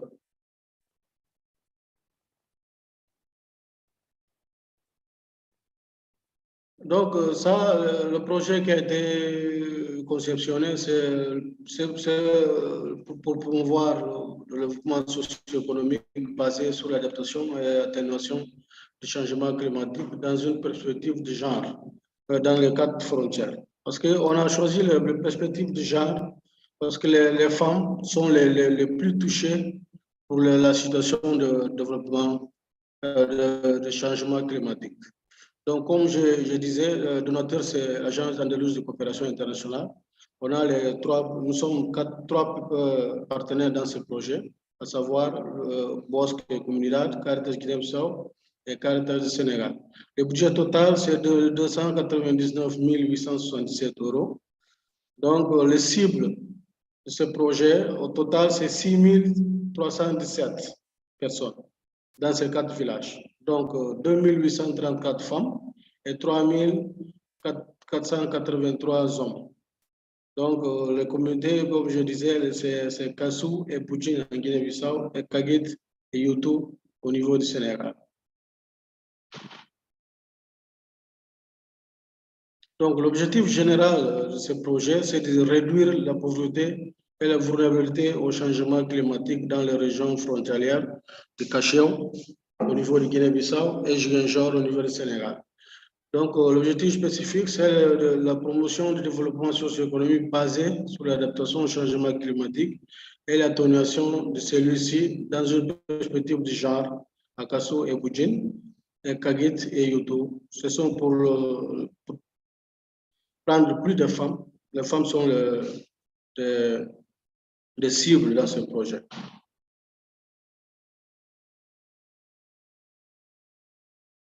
Donc, on a des activités qui ont été réalisées et les autres activités n'ont pas été réalisées, mais qui est en cours. Donc, nous avons le premier résultat, qui est les cultures de riz dans 4 communautés transfrontalières et adaptées au changement climatique. Donc, nous avons la première activité, la sensibilisation et formation au changement climatique et ses impacts sur la riziculture dans les 4 communautés. Donc, c'est pour mentaliser les 4 communautés sur les phénomènes de changement climatique. Parce que on notait que les communautés ne savent pas de quoi, quelles sont les causes du changement climatique. Donc, on montre les communautés quelles sont les causes et quelles sont les conséquences du changement climatique. Donc, on a organisé cette formation et sensibilisation à cette niveau. La deuxième activité, c'est la formation sur la construction et entretien des barrages anti-serre. Parce que il y a le montée des eaux salées dans les vallées qui ont été dégradées par l'inondation de l'eau salée. En ce moment, ils ont perdu beaucoup des espaces arables. Donc ça, c'est la barrage qu'on avait construit. C'est le barrage de 1 km 200 mètres. Donc, c'est pour protéger la montée d'eau dans les vallées. Donc, il est prévu pour l'année prochaine le reboisement de mangroves dans 3 communautés. Donc, 40 hectares des espaces de superficie dans ces 3 villages vont être reboisés de mangroves. Donc, on a des activités de sensibilisation sur l'importance écologique de mangroves. Et il y a des formations théoriques et pratiques sur le reboisement pour les communautés. Et on va organiser une journée communautaire pour le reboisement et pour l'implication de tous les franges de la communauté. Donc, en ce moment, on est en train de faire les études sur la provocation de la mort des mangroves en ce moment. Donc, on a le résultat de les activités apicoles sont promues dans la communauté transfrontalière. Donc, ça, il y a les deux volets. Il y a le volet économique et le volet écologique. Parce que le volet économique, la production de miel peut rentabiliser les communautés économiquement. Et la partie écologique, tout le monde sait que l'importance des abeilles sur les activités écologiques. Donc, pour ce faire, il y a la sensibilisation sur l'importance et le potentiel économique de l'apiculture et son lien avec la conservation des mangroves. Nous avons aussi la formation de l'autoconstruction des ruches traditionnelles parce que on ne veut pas utiliser les ruches avec le bois pour éviter le coupage de bois. Donc, on va faire les ruches avec une forme traditionnelle, avec le matériel accessible à des communautés. Donc, il y a les formations théoriques et pratiques aux techniques modernes de production de récolte de miel pour éviter l'utilisation de feu qui peut avoir des conséquences sur les forêts. Donc, on a aussi la construction de 4 magasins pour la conservation des produits dans 4 villages.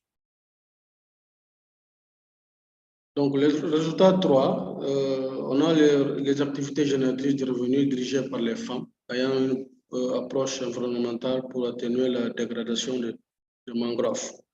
Donc, les activités prévues, on a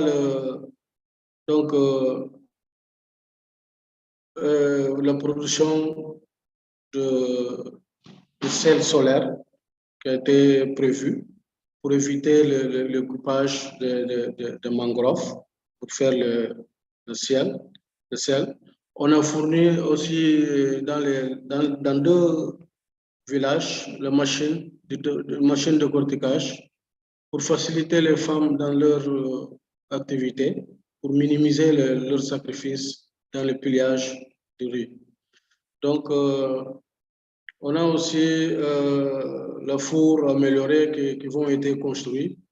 Le four amélioré qui vont être construits avec les matières traditionnelles accessibles dans les villages.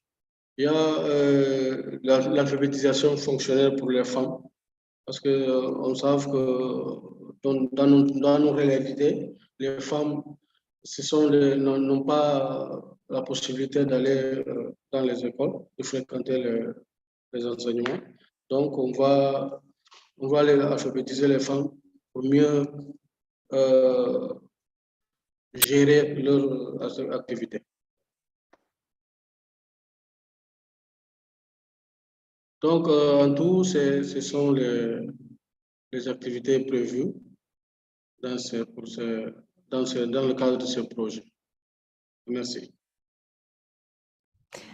Merci vous pour cette présentation et c'était très intéressant surtout qu'est-ce que vous avez dit de comment les femmes sont affectées par le changement climatique et tous les projets que vous réalisez comme Caritas Guinée-Bissau pour soutenir spécialement les femmes dans ces domaines. Puis on a réussi à terminer votre présentation. Heureusement,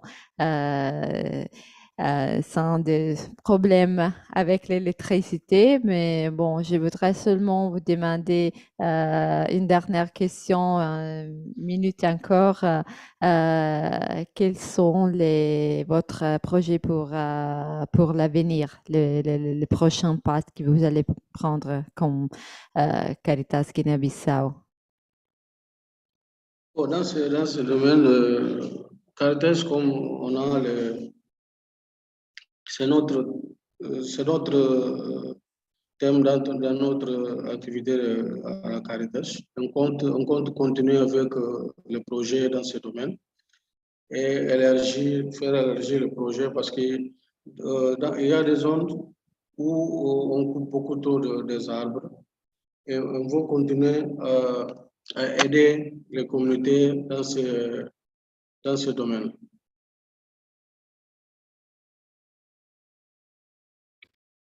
Merci. Alors, bon courage, bonne mission et merci encore d'être resté avec nous aujourd'hui. And now we switch to English again because we are going to speak with our colleagues of Caritas Zambia that and I hope that Gertrude Sima is already online. Let's see whether I'm online. Gertrude, are you there? I'm around. Thank you. Yes. Okay. We can hear you. We cannot see you, but I think that probably your camera is off. But I know that you're going to have a slide presentation. The camera is on now.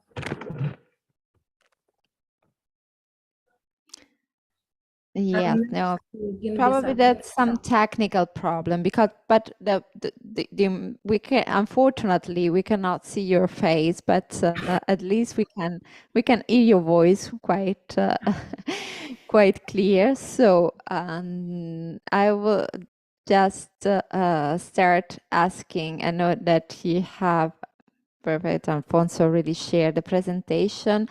Okay, so activities, integral ecology activities by Caritas Zambia. I know that you have quite a few activities in this regard that you would like to talk us about. So the floor is yours.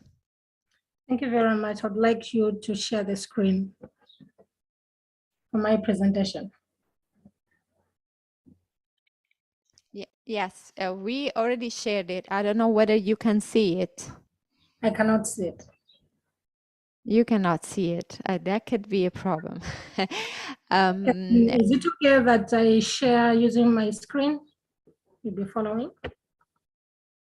Yes, we will try to share it again.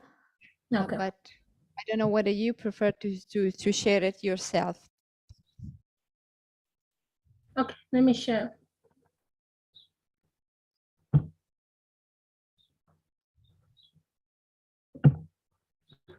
Are you able to see my screen? No, we cannot see it, but I think so maybe we can share it from here, and I suppose you have your presentation in your computer and you can say just the next slide to us, because I think there is some problem with your connection as we cannot see your camera as well. So now we are sharing the presentation, and we are just at the first slide, which is the cover. If you're okay with that, Gertrude, we can share. You can just tell us next slide, and we will show the next slide. Okay, no problem. Then we can go to the context. Perfect.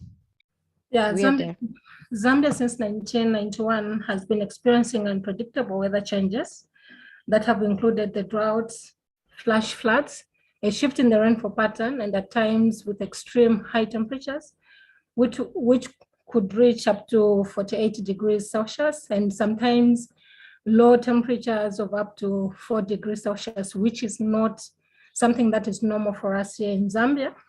These variations in the weather pattern have been worsened by the deforestation activities that have been happening, especially for charcoal burning. Furthermore, the practicing of an environmentally insensitive cultivation methods of using chemicals for soil fertility, the pest and weed control, including grain preservations during the storage facilities, that is both for commercial and small-scale farmers in Zambia, have negatively impacted the ecosystems in general, and also their food, their livelihood and food security. And therefore, as a result of the context which has been mentioned, Caritas Zambia has been responding and has been committed itself to carry out the following activities. Next slide.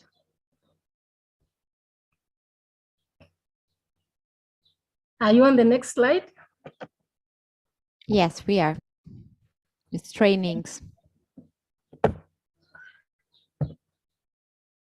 And therefore, the trainings that have been undertaken by Caritas Zambia, the first one was to train the diocesan staff in agroecology, who in turn continued to conduct similar trainings to small-scale farmers. We had dialogue meetings with tradition leaders on the importance of forest reserve establishment, and also for them to formulate rules and regulations that would be used in protecting natural resources at village level.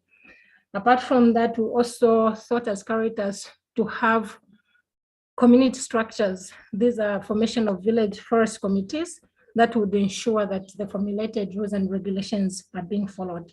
Next slide. Yes. So the other activity that Caritas Zambia has done, it is the promotion of cook stoves among rural communities.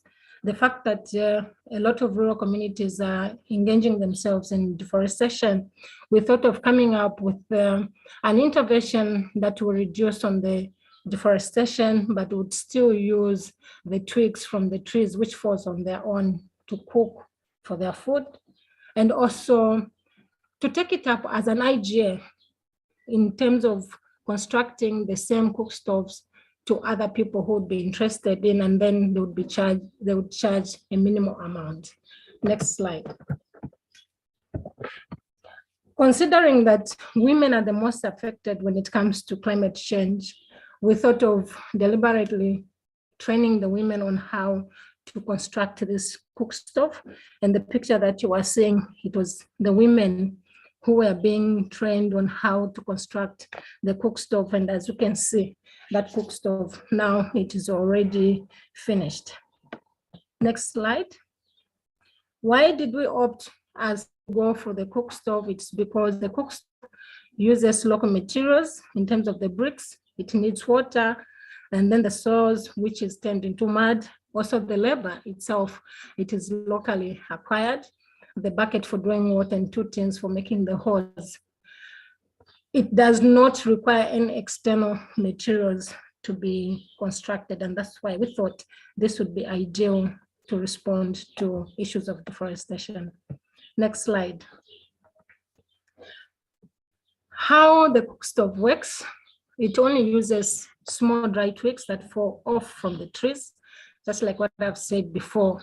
And the advantages that we have experienced as a result of using the cook stoves is that no trees are cut for firewood, and there is very less smoke that is produced during cooking, therefore reducing on the carbon emission, which is the biggest problem currently that we are fighting for globally.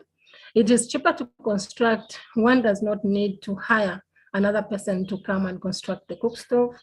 It is very easy to construct. And also the other product that the cook stove produces, it is the biochar that is made during cooking and is used as fertilizer for organic farming, and has helped a lot of farmers. And as such, it is part of the agroecology that farming practices that we are promoting. As such, a number of farmers, they find chemical fertilizers to be very expensive, so they are able to have access to another product organically that they can use to fertilize the soils during farming seasons. Next slide. The other activity that Caritas Zambia has implemented is the promotion of green charcoal. As you can see, those are photos. One, it is the green charcoal that has been made. The other one, it is the green charcoal being used. Next slide. How the green charcoal is made, it uses the maize cobs and cassava meal porridge as a starch. And those two photos that you are seeing there, they're the machines that we use when making the green charcoal. Unfortunately, I was unable to attach the video, so I couldn't send it to Alfonso so that we can watch on how the actual production is done. Next slide. Advantages of green charcoal is that it uses locally available materials in terms of the maize cobs. You can use even the groundnut shells or anything that can help you to have the biochar, and then mix it with the cassava meal, which you make into porridge. Then it does not produce smoke when cooking. This is the most important thing that we've realized is with the green charcoal. And most of the people now are interested in the green charcoal. Even the multinational shops are requesting our farmers that they should be supplying them with the green charcoal because of it not producing so much smoke. And then also women can easily make the charcoal. And when we are some kind of bending the laws in the child labor, even a child can easily make the charcoal, but we don't encourage children to make because of the issues of child labor. Next slide. The other activity that Caritas Zambia has been promoting, it is the issue of afforestation. We have facilitated the trainings in how to establish the nurseries, tree nurseries, not only for chemical fertilizers, those like the acacia that would help in the nitrogen fixation into the soil, but we've also promoted the planting of fruit trees so that in future they can become as a source of income. And hence it will help other farmers or other small scale farmers in the other rural communities to reduce on cutting the trees.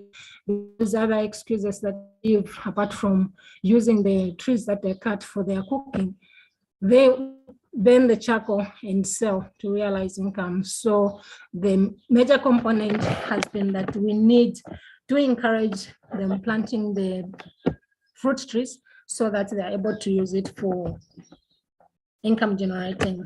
Next slide. We realize that what has become a very, very scarce, and as such, and also rural communities need to have access to nutritious food throughout the year. They need to have other foods. Caritas Zambia has implemented and promoted use of drip irrigations, where small-scale farmers are growing their crops throughout the year. Why drip irrigation? Is because it uses less water in the presence of scarcity of water, and farmers still are able to have the food throughout the year. And also in that picture where you are seeing the vegetables, we are promoting the use of animal manure as opposed to use of chemical fertilizers. And it has worked very well. The vegetables that are grown in this way, they are so much on demand, and a lot of people would want to buy such vegetables. And in fact, even the selling price would be a little bit more than the one that is grown using chemical fertilizers. Next slide. Another activity in Zambia, because of the drought especially, and also floods, you'd find that hybrid seeds are not performing very well. Caritas Zambia has been promoting the diversification of indigenous crops by planting the open pollinated seed varieties and promoting the multiplication of the same seed. So the picture that you are seeing, those are tradition seeds, which are early maturity, and they're tolerant to harsh conditions, especially to drought and also to pests. Next slide. Why are we promoting the indigenous seed? Just like what I said, it's because of them being tolerant to harsh conditions. The next slide. The other activity that we have done as Caritas Zambia, we realized that we cannot fight the battle alone. We've decided to engage the government and other stakeholders by holding engagement meetings, especially with the Parliamentary Agriculture Committee, the farmers and other CSOs, where we are advocating for the inclusion of agroecology in the National Agriculture Policy and all other national documentation that are related to agriculture.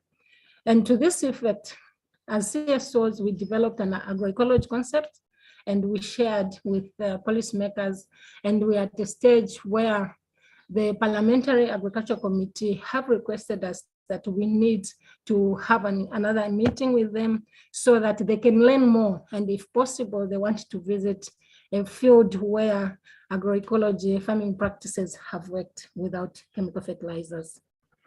Next slide. At individual level, we have discussions.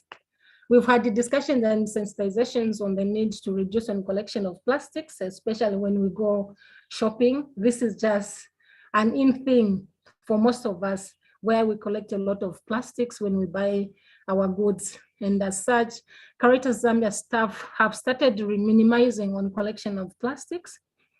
We want to extend the campaign to other institutions, including the shops like the multinational shops, so that they can now revisit the issue of production of the plastics. Maybe they could go into production of the paper bags.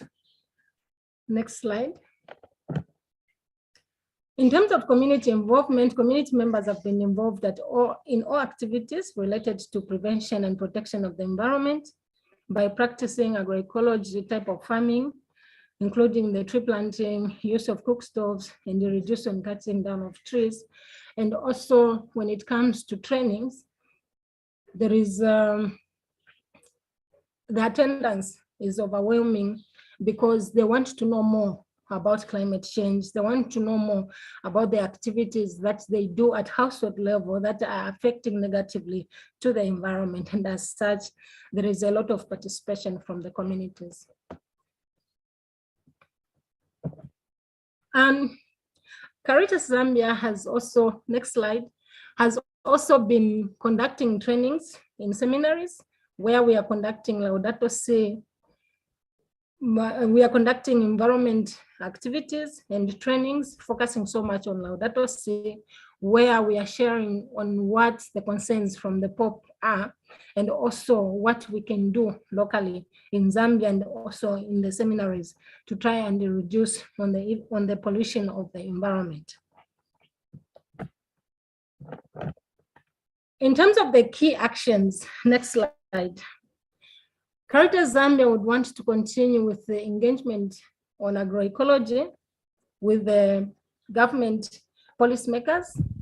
We also want to continue training small-scale farmers on agroecology farming practices, where we want to ensure that instead of practicing agroecology on a smaller pieces or smaller fields, the fact that now farmers have realized that it actually works, we want to advocate that they increase their hectareage so that they can become food secure. And also we want to engage companies that produce plastics for possible production of paper bags, so that once they produce the bottle packaging, like for example, the Coca-Cola, they should have a solution at the end. What are they going to do with an empty bottle that has no Coca-Cola? They should have a plan. So these are the plans that Caritas Zambia would want to go into. Thank you very much.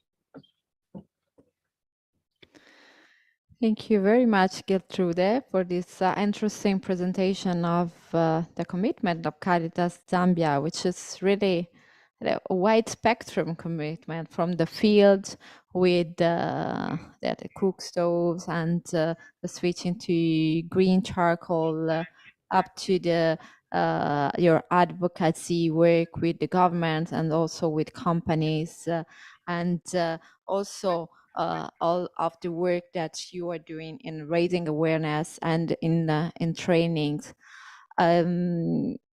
Before leaving you, can I just ask you a question? How you manage to involve the local communities? I think that it must not be an easy task to bring also this changement in culture and the way they used to cook. So would you like to very briefly say something about these challenges? Sure. As Caritas Zambia, we have a methodology that we normally use, training for transformation, which is a methodology that promotes participation with the local people, regardless of their education status. So in that training for transformation, it has some tools that would help one to reflect, and which asks the questions of why. And that's how community members have had their interest cultivated in wanting to participate in our projects. And also we have some projects that are running for food security and climate change, where we are targeting some communities, and just a number of communities, like currently we are targeting about 11,000. And those communities that are not being targeted with us, they also see the benefits that our direct beneficiaries are producing. Then from there is this interest of the wider community wanting to participate and learn more in issues regarding the effects of climate change, and also on how they can reduce on the negative tradition practices to try and move forward in addressing issues of climate change and ensure that agroecology is implemented. Thank you. Thank you very much. And thanks for keeping us updated on the different programs you're implementing. And this is, of course, an appeal not just to Caritas Zambia, but to all Caritas member organizations, because your work is really inspiring, not just for us, but also for the different communities of care that under this global campaign together we are going to being created. And really it is important to have information regarding your work in order to mobilize not just the Confederation but also the different local communities. And now it is the time to Caritas Rwanda. And I'll switch to French again in order to introduce Prosper Sebangezi. I hope I pronounced the name well. Bonjour. Prosper, vous êtes là?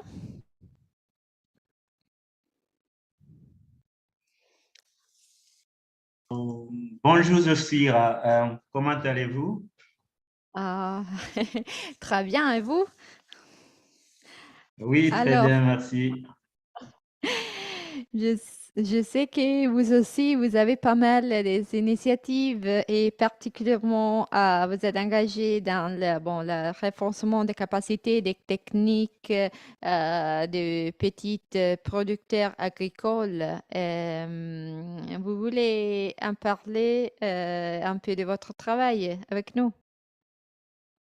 Oui, volontiers.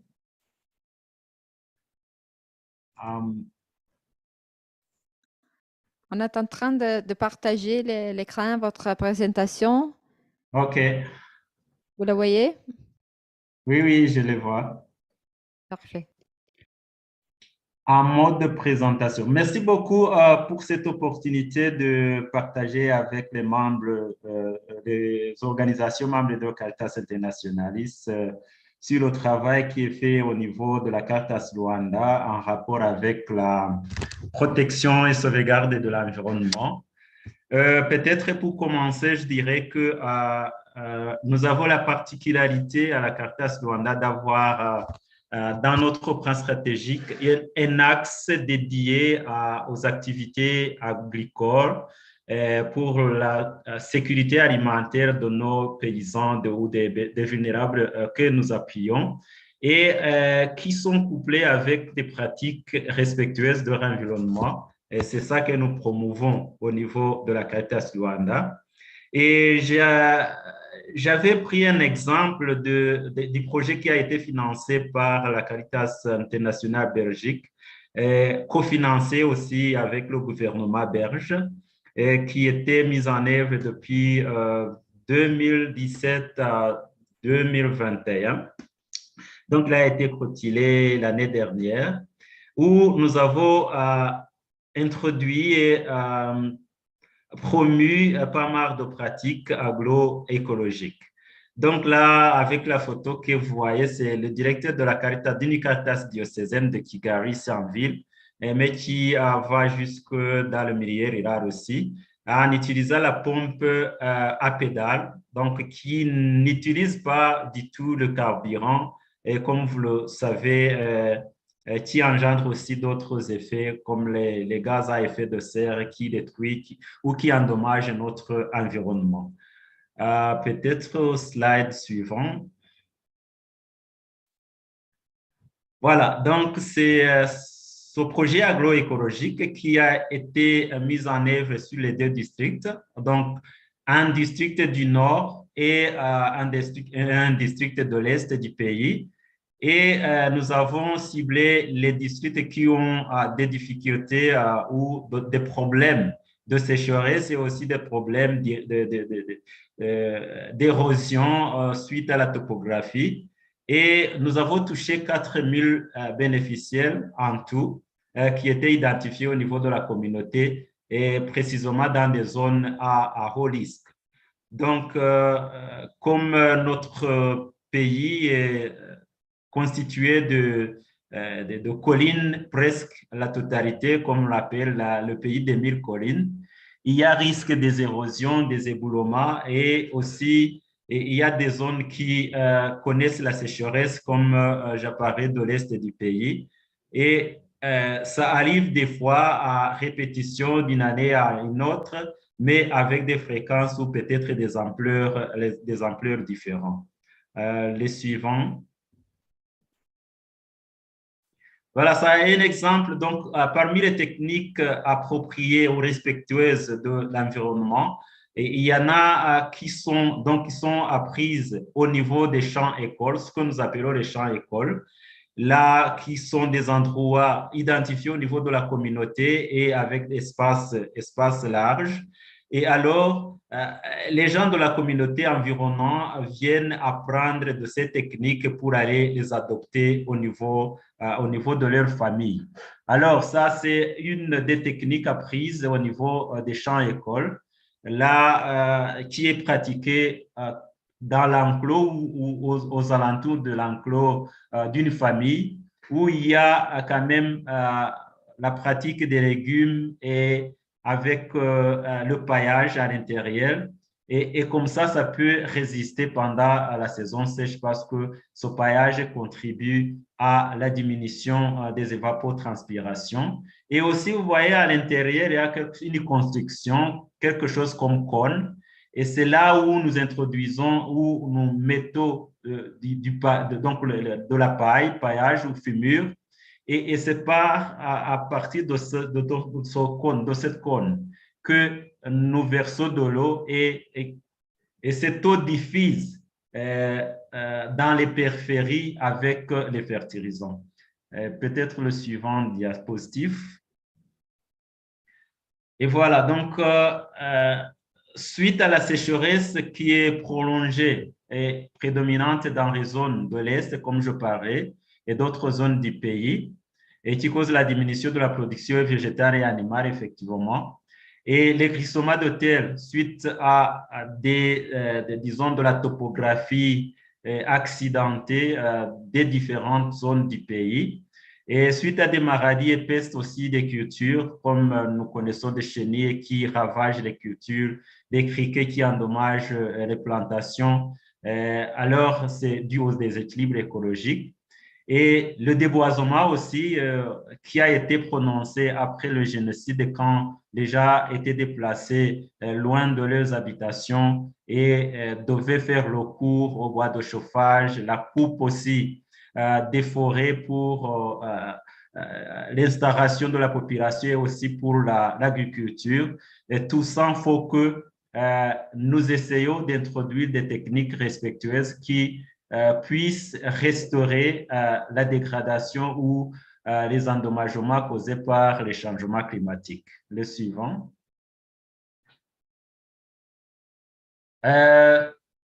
Alors, qu'est-ce que nous faisons concrètement à travers ce projet et d'autres projets? Donc, je disais qu'il y a pas mal d'autres projets qui étaient ou qui sont encore mis en œuvre sous le partenariat avec la Caritas Autriche, la Caritas Slovénia, avec donc financés par leur gouvernement. Et nous avons un fonds national aussi pour l'environnement, des activités de promotion environnementale, et c'est le FONEROA, et qui lance chaque année des appels à propositions, et chaque fois nous contribuons ou nous participons, et on a eu la chance d'avoir 2 projets financés pour la protection de la rivière Nyabarongo et les bassins versants. Et alors, toutes ces activités ou tous ces projets contribuent à la réduction des effets des changements climatiques. Donc, nous faisons les séances de formation, de mobilisation et sensibilisation de la communauté pour l'adoption de ces pratiques. Donc, elles sont apprises à travers les champs écoles, et aussi nous allons dans la communauté pour faire une mobilisation assez élargie pour que tout le monde soit conscient, pour que tout le monde connaisse que si nous n'essayons pas d'avoir des pratiques agricoles qui sont respectueuses de l'environnement, nous sommes en train de détruire notre maison, et dans les années à venir, nous allons en souffrir davantage. Donc, vous connaissez le date aussi, qui revient sur nos interventions et qui nous interpelle pour avoir des pratiques qui respectent notre maison commune. Et alors, nous avons contribué à sa traduction dans la langue locale, le Kinyarwanda, et il a été diffusé en collaboration avec d'autres commissions de la conférence épiscopale au Rwanda, et à travers les écoles aussi, pour connaître, pour éduquer les jeunes sur des pratiques ou le comportement à afficher quand nous sommes en train d'exploiter la ressource terre, par exemple, quand nous sommes en train de préparer notre nourriture, comment il faut essayer d'adopter les pratiques qui ne nuisent pas à l'environnement. Donc, nous avons mis les techniques aussi de protection, de promotion environnementale, parmi lesquelles vous connaissez que, vous savez que, par exemple, quand il s'agit de lutter contre les pestes, des fois, on fait recours à des produits chimiques, synthétiques, industriels, et qui apportent aussi des effets néfastes. Quand ils s'écoulent au niveau des rivières, au niveau des lacs, il y a quand même les êtres vivants de ces eaux qui en meurent. Et quand nous avons les abeilles, par exemple, qui font qu'il y ait la biodiversité, qui font la pollinisation, ainsi de suite, et quand ils vont chercher le pollen sur les cultures où on a fait la pulvérisation des pesticides, il y a pas mal d'abeilles qui en meurent. Et alors, toutes ces pratiques-là sont vulgarisées, et on apprend la population à les adopter du jour au jour dans leurs activités quotidiennes. Et alors, comme je parlais de la topographie accidentée, il y a la pratique des terrasses progressives, là, et aussi des terrasses radicales qui aplanissent un peu la terre pour que l'eau qui nous vient de la pluie puisse être utilisée à bon escient par les cultures, et aussi éviter également les inondations et les glissements des terrains. Et nous faisons en sorte qu'il y ait des plants agroforestiers et les fruitiers aussi qui sont plantés aux alentours des maisons, des habitations, et aussi dans les champs dans le milieu rural et qui contribue à améliorer l'air atmosphérique, améliorer la texture du sol et aussi restituer la fertilité du sol. Mais quand il s'agit des fruitiers, ils contribuent à améliorer l'air, donc l'air que nous respirons et aussi à fournir de la nourriture de qualité à la population. Donc, pour améliorer la qualité de la nutrition aussi. Le suivant diapositive.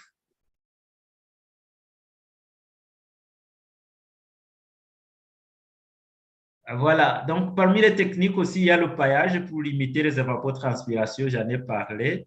Vous avez la pratique de lutte intégrée, là où nous essayons d'associer les cultures qui sont bénéfiques, qui ont des effets symbiotiques.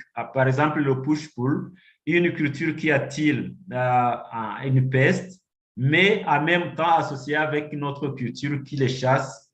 Et alors, ces pratiques sont transmises à la population et aux plus vulnérables dans la communauté que nous travaillons ensemble. Il y a les pratiques de rotation à seulement des cultures pour éviter qu'il y ait des maladies qui attaquent notre plantation. Et l'utilisation des foyers améliorés, parce qu'on a pas mal de paysans au niveau rural utilisent le bois de chauffage pour la préparation de la nourriture. Des fois, ils utilisent le foyer à 3 pierres et alors il y a pas mal de gaz à effet de serre qui échappent. Et aussi le bois, la quantité du bois utilisé est énorme. Alors, on essaie d'utiliser les foyers améliorés pour réduire le bois de chauffage utilisé et aussi minimiser les gaz à effet de serre qui sont émis dans l'atmosphère. Donc, on fait le plaidoyer aussi à des institutions de l'État, par exemple, pour l'utilisation raisonnée des pesticides et des fertilisants chimiques, parce que des fois, nous essayons d'encadrer les paysans, les agriculteurs dans la production du miel.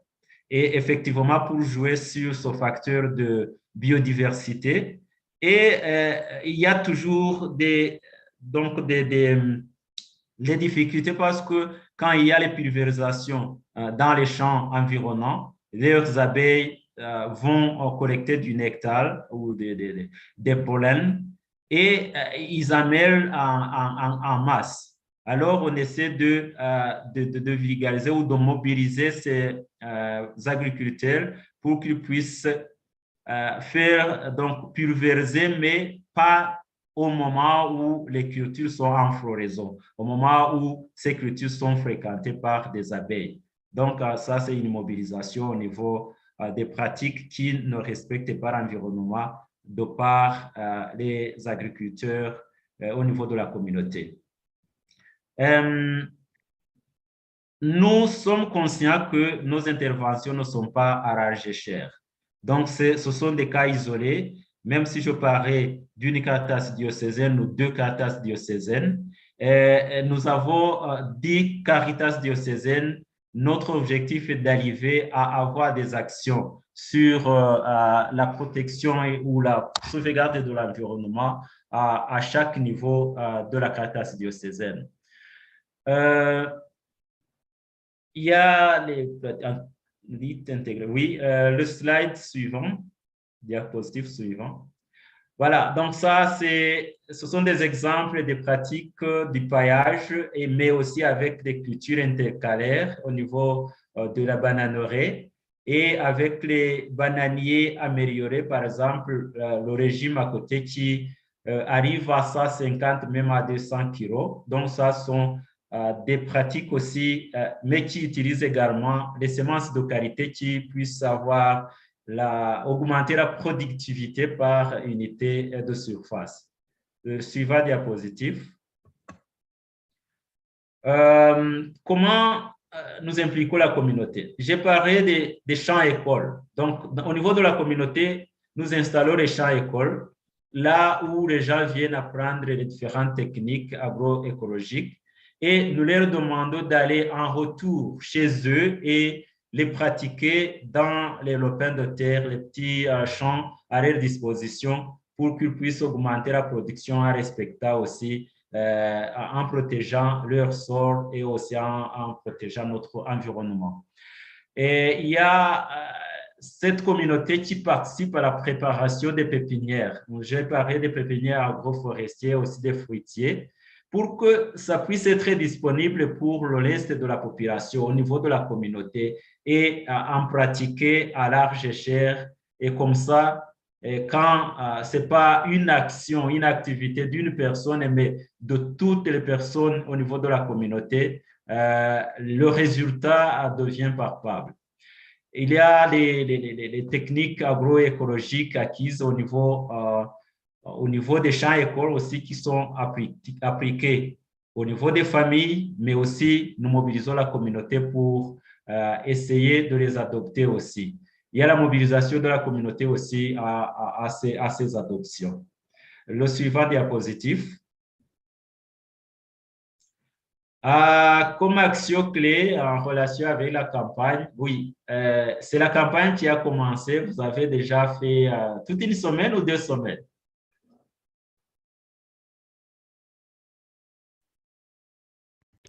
Excuse-moi.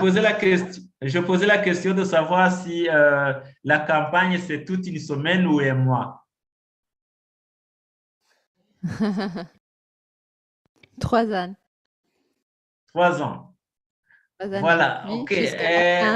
Disons pour cette semaine commencée, vous êtes dans la clôture peut-être de la semaine, qui a fait que toutes les organisations membres ont été interpellées pour partager avec le reste du monde, je dirais, les pratiques.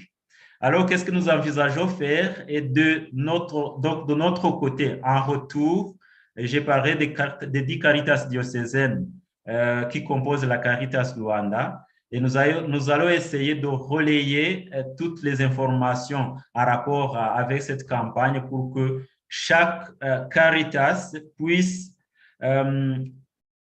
collaborer avec la communauté locale dans ces pratiques, puisse aussi avoir ou identifier les appels à propositions qui fournissent ou qui leur permettent d'avoir les fonds à investir dans des activités qui respectent l'environnement, donc de protection et de promotion environnementale.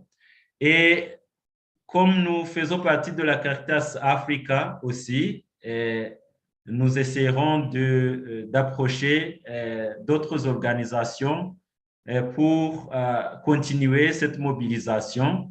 La mobilisation de fonds suffisant aussi pour les interventions environnementales. Nous avons déjà commencé, là, au niveau de la Caritas Africa, il y a l'identification des projets, des différents projets, et ils ont fait la cartographie à chaque membre, donc chaque Caritas membre, de savoir dans quel domaine vous intervenez.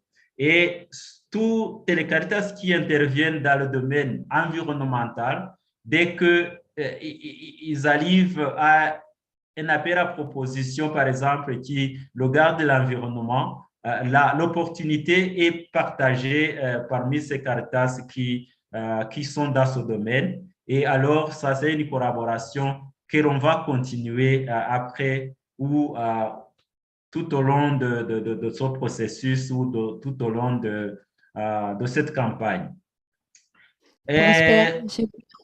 Excuse-moi, je vous remercie beaucoup, mais on est déjà dans l'espace d'autres collègues. Si vous avez vraiment des derniers mots.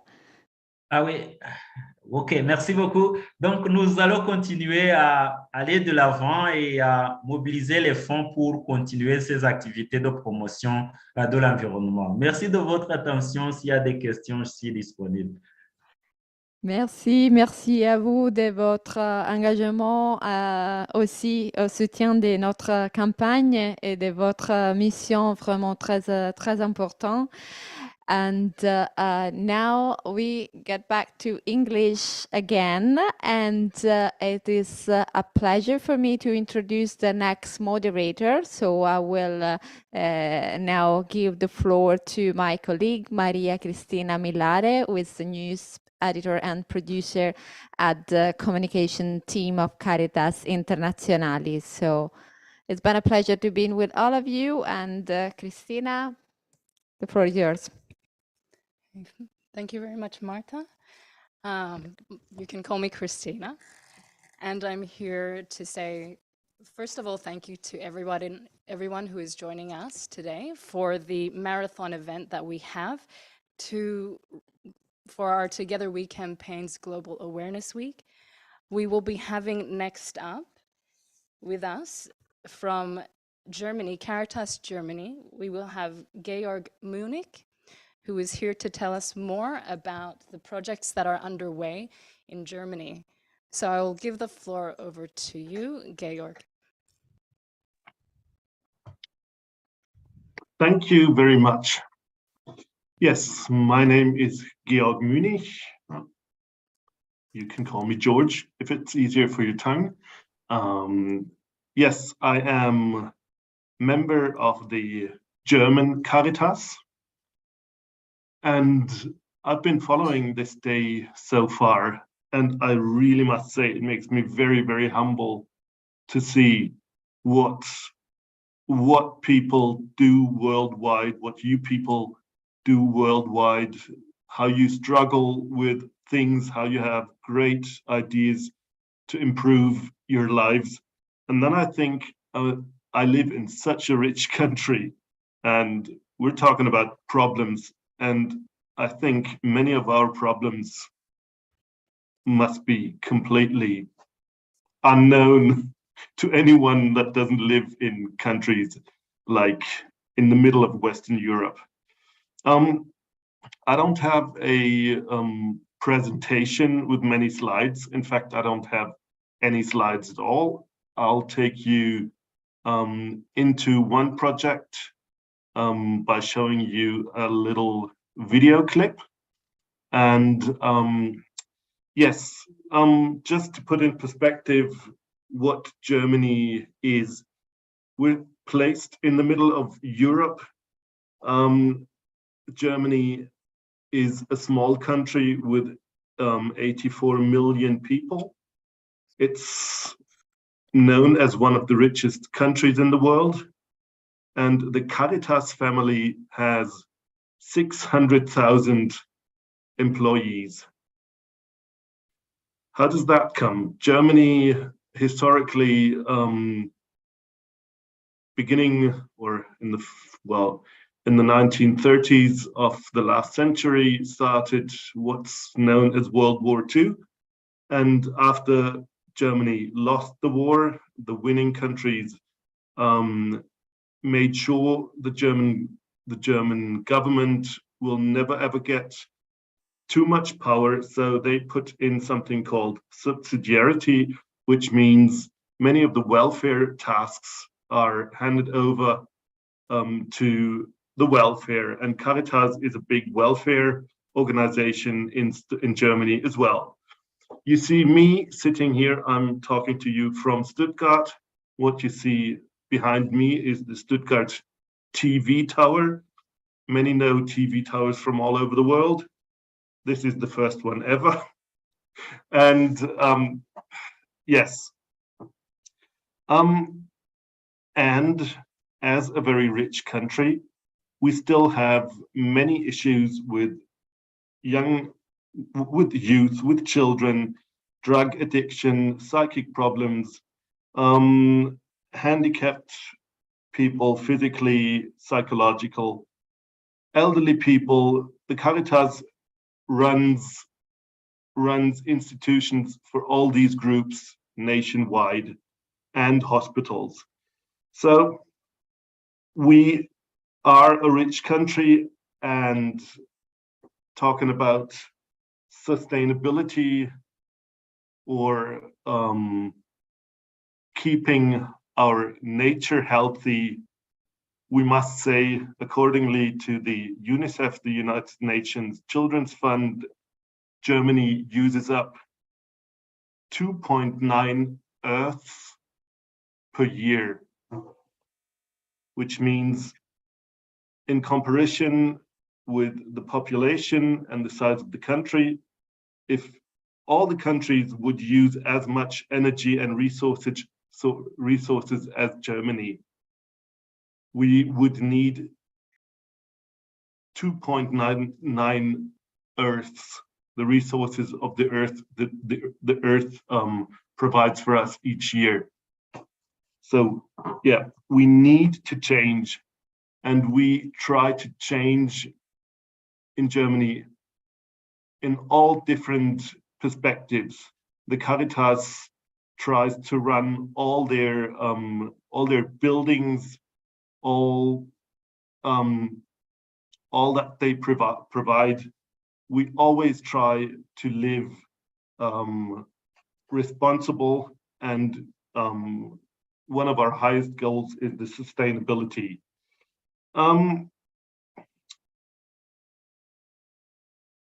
So we are very aware of the situation and live environmentally conscious wherever we can. We do see the changes in Germany as well. The summers are hotter and drier. We have severe weather changes and catastrophes. We have floodings we've never witnessed before. We're just lucky that we have so many resources money-wise, that we can look after the people in the country that are struck by these events. My specialty is the labor market and the social politics. We have in Germany quite a large number of unemployed people. Being unemployed, being jobless in Germany means poverty, whereas poverty is different. German poverty is definitely different from poverty worldwide. So all the poor people in Germany do have their own homes. Well, they live in flats, but they don't have, they're poor in the sense of not being able to socialize. They suffer from loneliness. So we try in the work processes that we do, that we reintegrate people into work. And this is where sustainability comes on the screen, because we try to bring people back into work by giving them work in second-hand warehouses. We provide food banks. We provide workshops where they can work and reintegrate in the labor market. And one project that we do is called the Einzigware. This project takes place in, by now, nearly 30 cities in Germany. We give work to people that try to come back into work. And what we do is, in these workshops, all we do is recycle, upcycle goods that other people would have dumped. So we try to bring goods back, give goods a second chance. We not only give things a second chance, we give people a second chance as well. So the Einzigware, which translates into unique ware, means if you have a great poster on a factory building, it's been taken down, it doesn't get dumped, we sew bags, rucksacks, and all sorts of things. So we reuse people, and the people that work in our workshops, we call them Warenmeister, which is a Ware translates into goods, and the Ware translates also in true. So it's our true masters. So we call our employees the Warenmeister. What I can show you now is we've made a little film. It's about 2.5 minutes long. It's been made when Corona struck us all. So everybody needed masks to protect himself and protect the others from spreading the virus, but there was no supply of masks. So what we did in our workshops was a self-made mask is still better than no mask at all. So what I'll show you now is a little film on the mask production we started to do, and you'll get to see a few of our Warenmeister. The film is with English subtitles because we had the luck to be funded by some trust founded by a ex-German artist living in the US. So I'll share the screen with you and show you the little film. I hope it works. I'll stop again and give it another try. It should work now.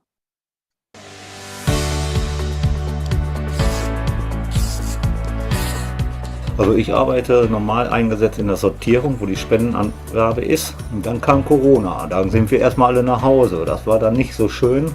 Als Suchtabhängiger kann Langeweile die Katastrophe sein.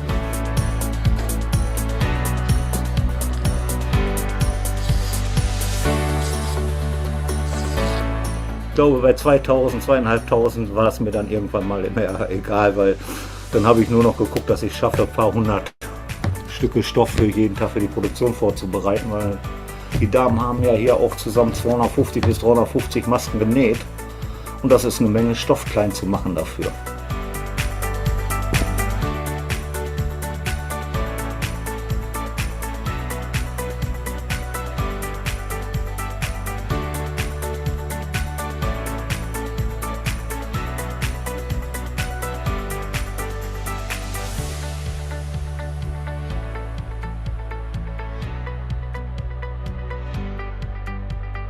Jetzt haben wir diese total schönen Stoffmasken bekommen.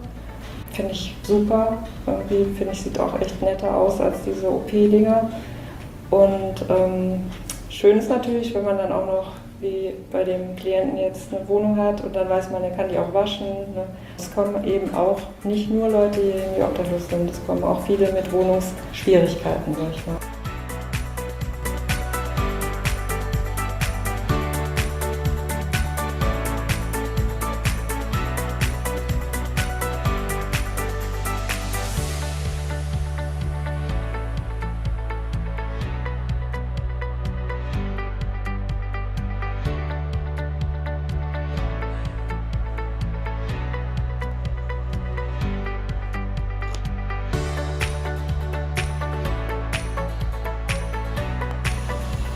Für mich ist das sehr wichtig, dass ich auch anderen damit helfe und dass meine Kollegen und wir die ganzen Leute damit auch unterstützen können.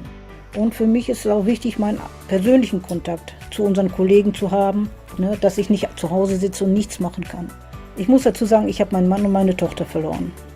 Und dadurch bin ich zu Hause jetzt praktisch nur noch allein. Ich habe keine Angehörigen mehr und mir wird die Decke auf den Kopf fallen, auf Deutsch gesagt. Ne? Und deswegen bin ich froh, dass ich hier sein kann und auch anderen helfe.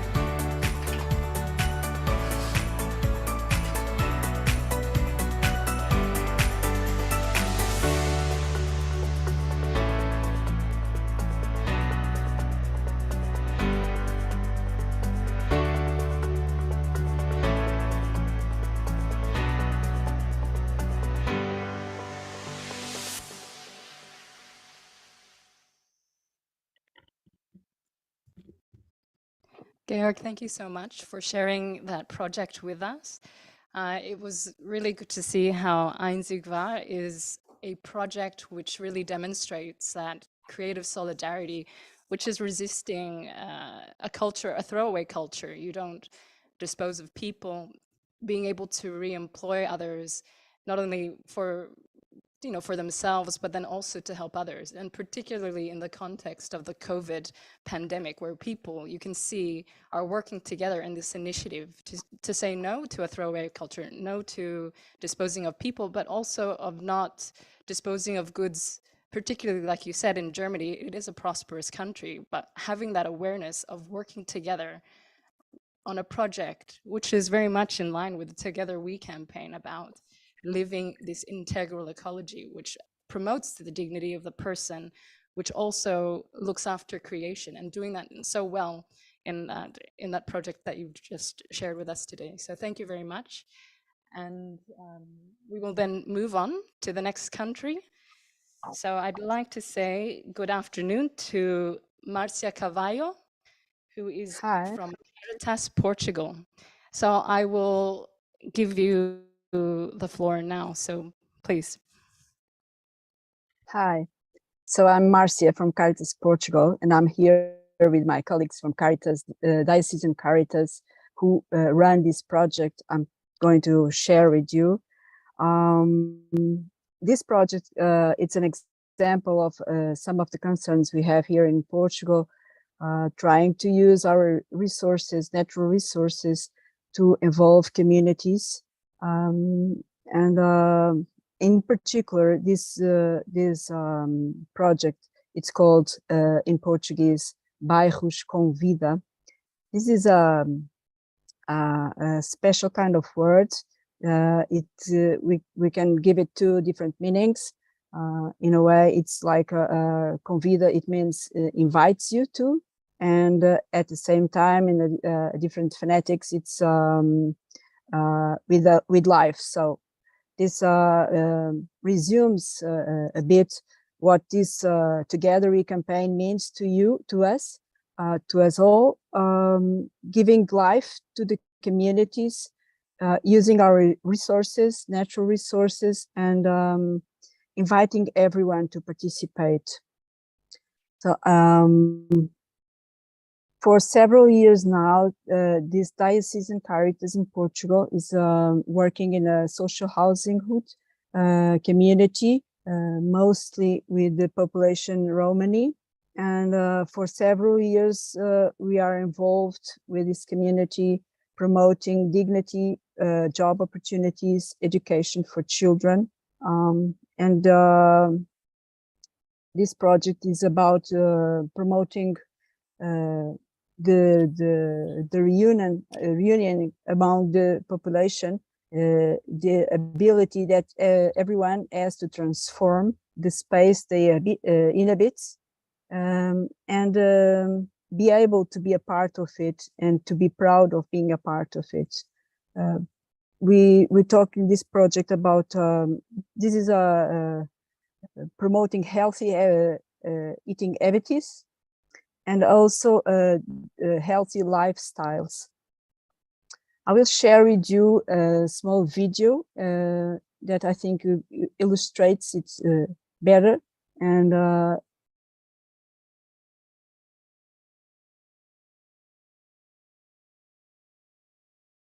try to do it.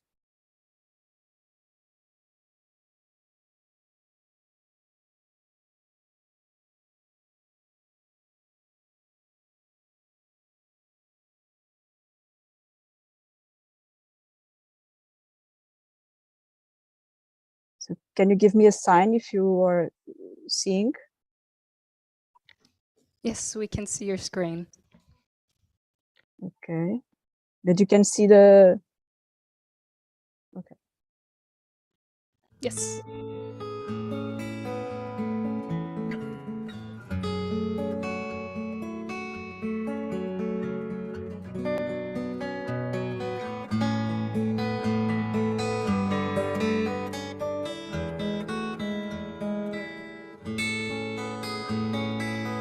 Eu sou a Manuela, sou a coordenadora do projeto Bairros com Vida, que funciona no bairro social Paradinha, e é um projeto que está inserido no Programa Nacional Bairro Saudável. Este projeto é muito interessante na nossa perspectiva, porque para além de cruzar o eixo ambiental com o eixo do social, trabalha também as questões da terra, da natureza, da compostagem.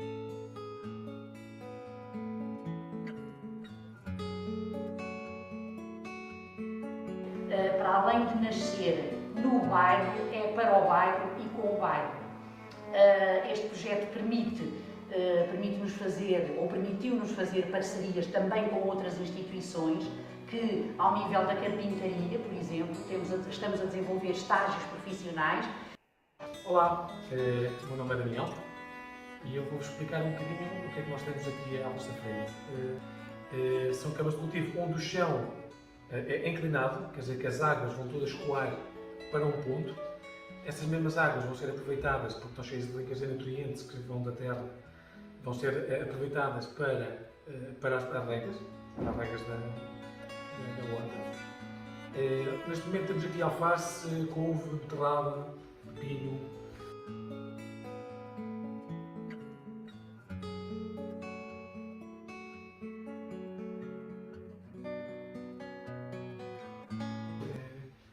É isso, já cá tivemos também couve-flor e brócolos noutra produção. Esta produção que estão aqui a ver já é a terceira, porque é óbvio que vão crescendo, vamos vendendo à comunidade. As pessoas da comunidade já sabem que temos aqui produtos, já vêm comprar aqui diretamente.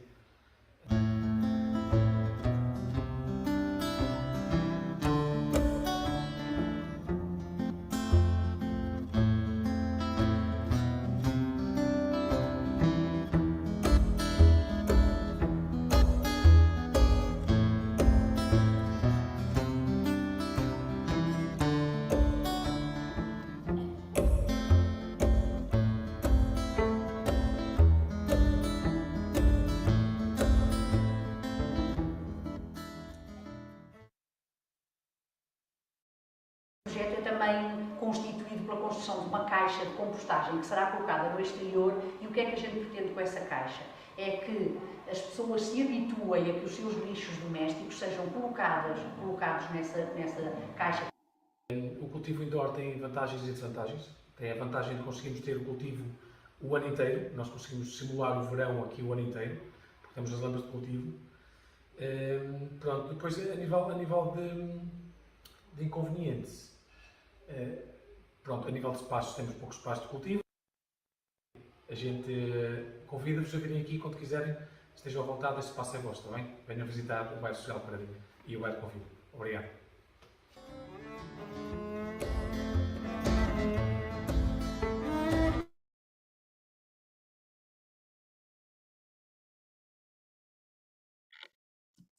Thank you again very much for sharing your video with us. It was really great to see how promoting healthy lifestyles means not only making sure that people have nutritious food, but then also bringing people together and being able to create a space where they can really use their skills and put it not only for the benefit for themselves, but for others as well. But yes, definitely promoting this healthy lifestyle, which you transform the space, not only for the people, but really cultivating the earth and being able to create a truly healthy environment for people to flourish. So again, thank you so much. Would you like to add anything further? Just to share with you that with this project we can involve all the community. For example, schools, they are coming to the neighborhood to learn about the project, also to learn about healthy food and to get involved with the community. So they are not a side project or a side community. We are trying to involve the community, also with workshops about this production, and also to reinforce that everything that we use here in this project is reused or built by the community. All the planting production, the planting supplies, even the space. It was an old place that was not being used for anything in the neighborhood, and people approach us to get to learn more, get to do this in their own houses, so they can plant their own food at their houses. And we are now hoping to go back to these are indoor. So our dream is to build this in the outside, so that everybody can participate and improve the neighborhood. That's it. Thank you. Thank you. Okay, so the next person who will be joining us now is Jean Beal. Are you there? Okay. Yes. I can see. Hi. So Jean, thank you. Yeah, it's good to see you. How are you? Thanks. I'm fine, thanks. I'm the regional coordinator for Caritas North America. So rather than just show you what's happening in one of our projects, it's going to be a bit of a smorgasbord today as I go around the region, the continent, and tell you what's happening in the Caritases throughout the region. So I'm going to share my screen. There we go. How's that? Good? Yes. All right, wonderful.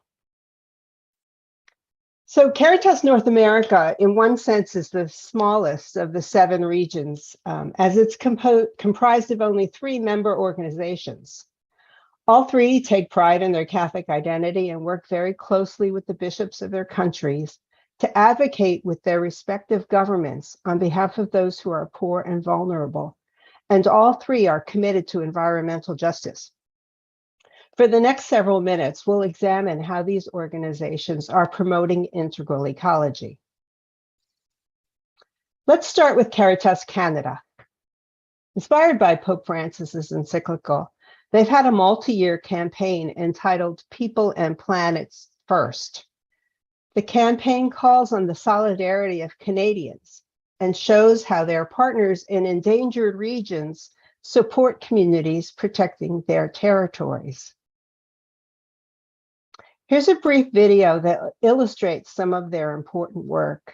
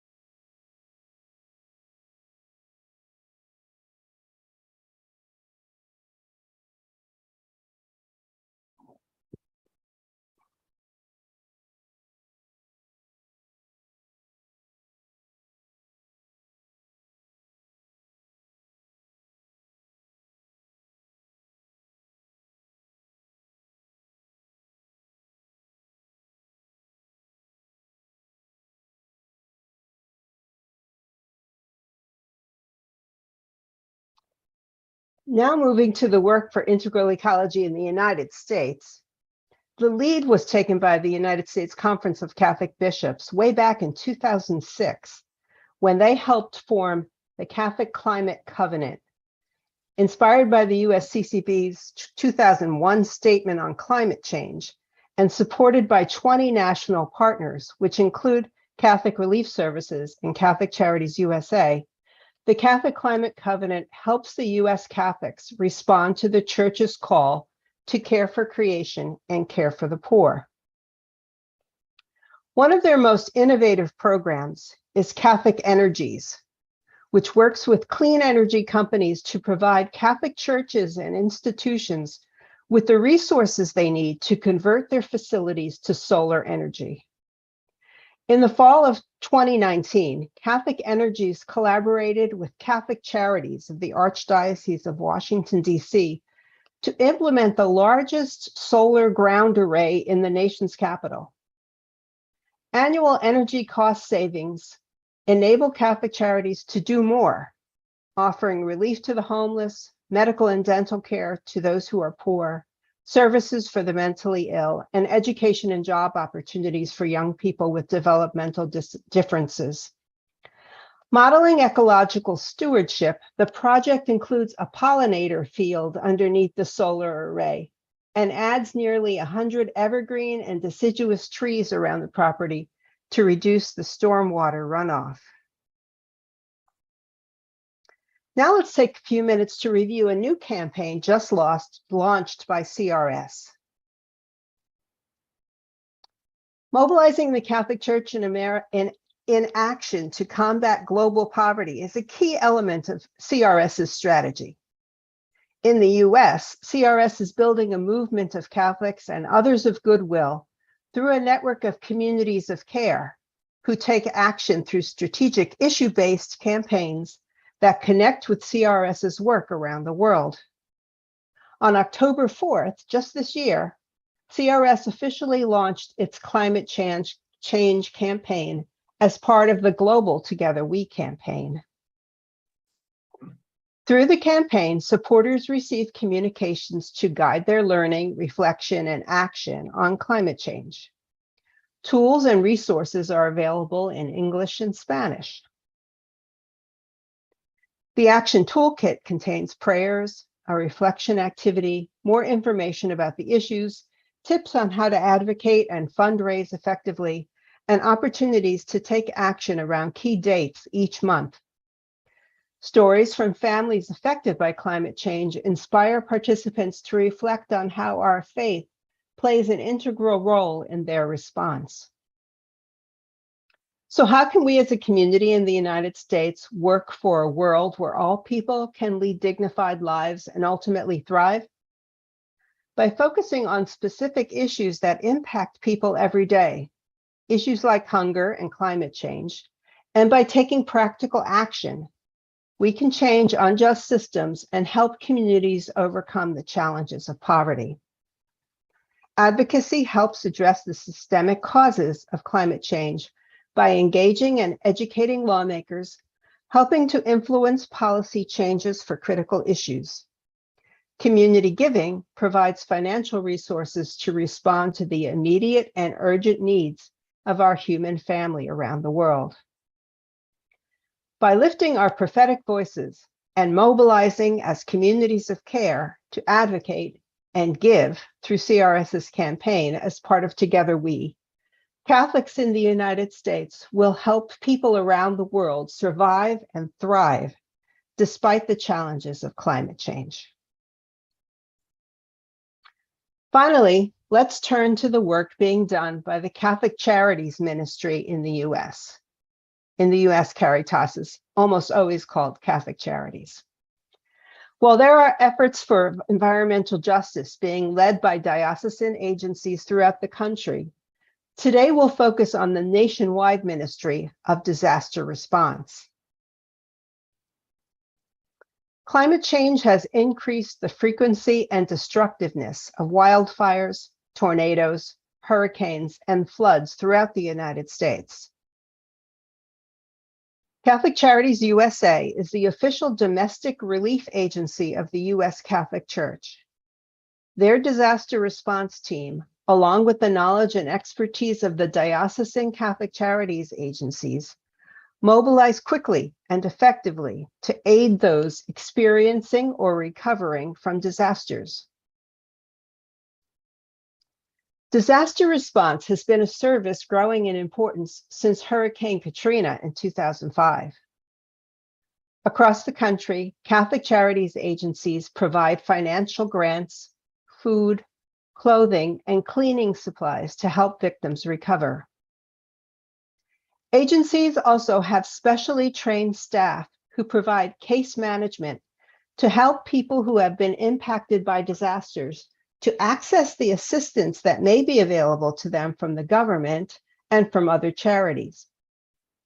While other nonprofits fly into an impacted area to provide emergency assistance for a couple of weeks, Catholic Charities is always there and knows the people who are poor and vulnerable and who need the most help in order to rebuild their lives.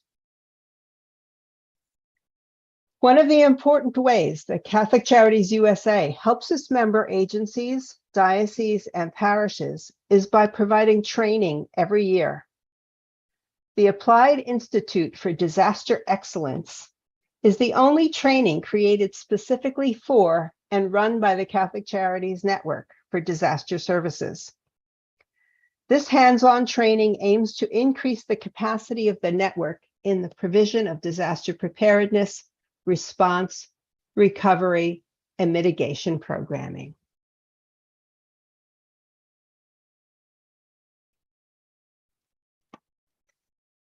So that's the story I have to share with you today.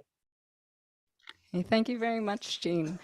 You said that you have the training programs that are happening. How many people have been who are taking part in this training? Yeah, to date, since you've begun this this new project. I would say that the training has probably been going on for 15 years or so, and there are 40 or so people who attend every year. Sometimes people will attend twice. There are, in fact, some years 2 levels of training, so that trainers are trained to be able to help their local parishes in dioceses. So I'm not doing the math right now, but you get the idea. About 40 people a year for about 15 years. Okay, great. And of course, you know, our staff turnover, so you need new people trained in the same agency. So you'd like to definitely pass on the skills to a new generation of volunteers as well. In terms of engaging younger people into these new training programs, are there any other efforts to really attract the younger generations of volunteers? Not on that level of the training level, but in the diocese and in the parishes, youth are often used to provide the disaster assistance and disaster response help. And of course, we train younger staff as well. So I guess that's involving youth. Okay, great. No, thank you. You're welcome. Okay. Is there anything else that you would like to share? We still have some time, so if you do want to add anything more or something significant you'd like to share with the rest of the Confederation, probably maybe, I guess, are there any particular highlights, especially within the context of, like you said, with disaster? One of the things that, because we have staff trained everywhere around the country, when a disaster strikes in a particular area, so for example, most recently, a couple of weeks ago, we had a huge hurricane in Florida. All of the Catholic Charities agencies there are trained, but in the place where the disaster happens, the staff from that agency are also impacted. So it's very difficult for them to provide the service. So what we've been able to do is to develop a network of trained staff around the country who can then fly into the impacted area and assist with the immediate response and the ongoing case management until the local agency, which has been impacted, is able to bring themselves up to speed in order to continue the service. So there is, and all of that work is sort of voluntary. So an agency in New York State, for example, will volunteer its staff to go to Florida for 2 weeks and continue to pay them and provide them, you know, with everything they need while they're working there. And then another agency from Connecticut may take over and help for the next 2 weeks. So it provides a constant stream of trained and people who understand the mission of Catholic Charities to do the work. So we're not just sort of hiring out to people who don't have any Caritas experience. No, I think that's a very clear example of that solidarity where people will be coming from different states and they see the need and they come to work together. But that's a mammoth effort to bring that and to coordinate that. So that's incredible work. So thank you for sharing that. You're welcome. Yeah.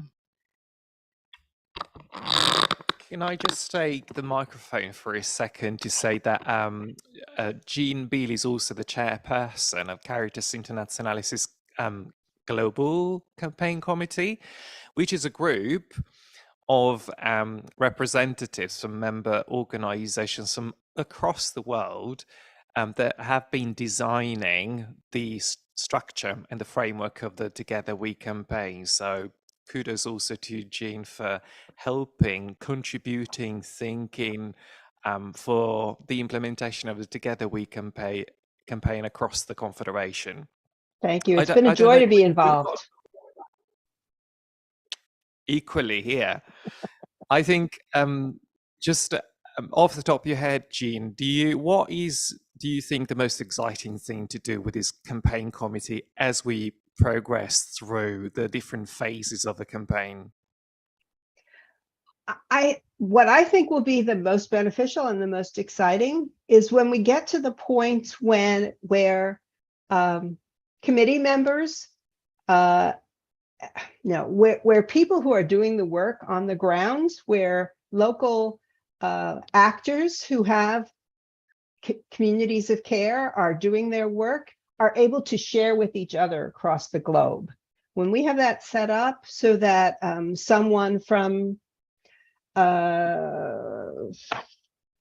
Thailand is able to see on our new map a wonderful program that's going on somewhere else, and then be able to contact the people who are running that program so that they can replicate it somewhere else. I think that's going to be a really exciting way to bring the global nature of this campaign to fruition. Thank you, Jean. Now I'll hand it over to Christina, because there's a transition now going on between Christina and our next moderator from the Caritas Internationalis General Secretariat. Christina, do you want to introduce Amparo? Okay, thank you, Alfonso. And thank you again to everybody who is joining us today for our marathon webinar event. I will now be passing you on to the next moderator, who is Amparo, and she will be with us now to introduce our next speakers from the different. Okay. Thank you very much, Christine, for your work moderating the previous session. We are going to shift into Spanish. Nos movemos al español. En esta fase final de la maratón de ecología integral, y para ello tenemos el gustazo de presentar a diferentes compañeros que nos llegan desde Latinoamérica, y seguro que durante esta última hora de la maratón empiezan a conectarse. Así que buenos días para todos aquellos que se unen ahora al maratón. Como primer orador tenemos a Caritas Guatemala. No sé si está presente, pero quería presentaros si está con nosotros. Si no, pasaríamos a Caritas Uruguay, pero si está con nosotros, Kimberly Verónica Pérez. Sí, buenos días, por acá me encuentro. Sí, mucho gusto. Muy bien, encantada, Kimberly. Tenemos a Kimberly Verónica Pérez González de Caritas Guatemala, a la que le quisiera preguntar cuál es el contexto en el que se ha llevado a cabo esta iniciativa de ecología integral en vuestra Caritas, y qué compromiso concreto ha asumido Caritas Guatemala en la ecología integral. Sobre todo, si nos puedes contar cómo se ha involucrado la comunidad, esta parte tan participativa y tan esencial en el trabajo que realizáis en tantos países de Latinoamérica, en esta visión comunitaria. ¿Nos cuentas un poquito esta perspectiva, por favor? Sí, con gusto. Pues bueno, nosotros estamos llevando a cabo un proyecto de promoción al derecho a la alimentación en el departamento de Quiché. Este es uno de los departamentos que, pues al igual que varias partes de Guatemala, involucra zonas donde hay mucha vegetación, mucha vida, pero también hay zonas secas, ¿verdad? Tenemos el corredor seco. Entonces aquí convergen dos de estas zonas Y el principal problema que se tiene es pues falta de acceso a alimentos, falta de acceso a agua también. Y si el agua está, pues es agua contaminada, ¿verdad? Entonces, la verdad es que aquí el empoderamiento de las comunidades es bastante fuerte. Ellas pues les gusta pues obviamente tener dentro de sus iniciativas procesos que ellos mismos vayan pues llevando a cabo, liderando. Entonces a la hora de ingresar a esto se llaman COCODES, que son comités de agua comunitarios, pues cuesta un poco ingresar, ¿verdad? Para darle continuidad y todo. Ellos llevan 34 años trabajando un proyecto de agua, sin embargo todavía no eran capaces de tener una iniciativa tan grande, ¿verdad? A nivel comunitario, ¿verdad? Entonces, nosotros lo que hicimos fue compaginar el proyecto que tenemos, que es orientado a la seguridad alimentaria y nutricional, y de la mano con estos POCOES que ya existían, pues ver un proceso de reforestación de toda la zona a través de las zonas de recarga hídricas, ¿verdad? Pues básicamente con un tipo de árbol que se llama liso, que es el propio del lugar. ¿Por qué es que este árbol es tan importante? En primero, ayuda a la limpieza de estos tanques de acceso que van a dar a 94 familias directamente, y aparte apoya a aproximadamente 470 personas de toda la comunidad, ya que es la que conecta con la escuela, la que conecta con la iglesia, ¿verdad? Y también es importante porque este árbol es muy utilizado para la leña de las poblaciones de la comunidad. Entonces es también hacer esta parte de conciencia. Pues luego de dar las capacitaciones, ellos solos fueron los que propusieron que se hiciera este proceso de reforestación. Entonces nosotros apoyamos en conseguir las alianzas, en conseguir los materiales, pero son las mismas comunidades las que están siendo gestoras del proceso, ¿verdad? Y pues a nosotros nos sirve, digamos, como una base para ver cómo podemos hacer el acompañamiento propio, y cómo, así como esta comunidad se apropió, nosotros podemos ir apropiando a más comunidades, no solamente para, pues como les digo, ¿verdad? Para generar su propio cambio, sino que para que también ellas mismas vayan viendo la importancia del cuidado de la casa común, ¿verdad? Que muchas veces lo decimos, pero al menos en Guatemala y creo yo en varios países de Latinoamérica esto no es tan sencillo de hacer. Las comunidades pues pasan por bastantes procesos de, como les digo, de pobreza, ¿verdad? De abandono de las autoridades. Entonces, el hacer este cambio sí es bastante importante, comenzándolo a hacer desde el tema de la mentalidad para ya luego que lo concreten en acciones, ¿verdad? Muy importante. Desde aquí yo me dedico a la incidencia política, ¿no? Y cuando hablamos en los procesos de procesos globales de incidencia política, siempre insistimos en esta dimensión participativa, en esta dimensión de apropiación de los procesos por parte de las comunidades, ¿no? Este tema me parece fundamental y es un trabajo fabuloso que estáis haciendo y que estáis viendo estos resultados. Quería preguntarte si ha tenido algún efecto contagioso en positivo respecto a más comunidades que, viendo este éxito y esta apropiación, han querido ellos también seguir ese mismo ejemplo.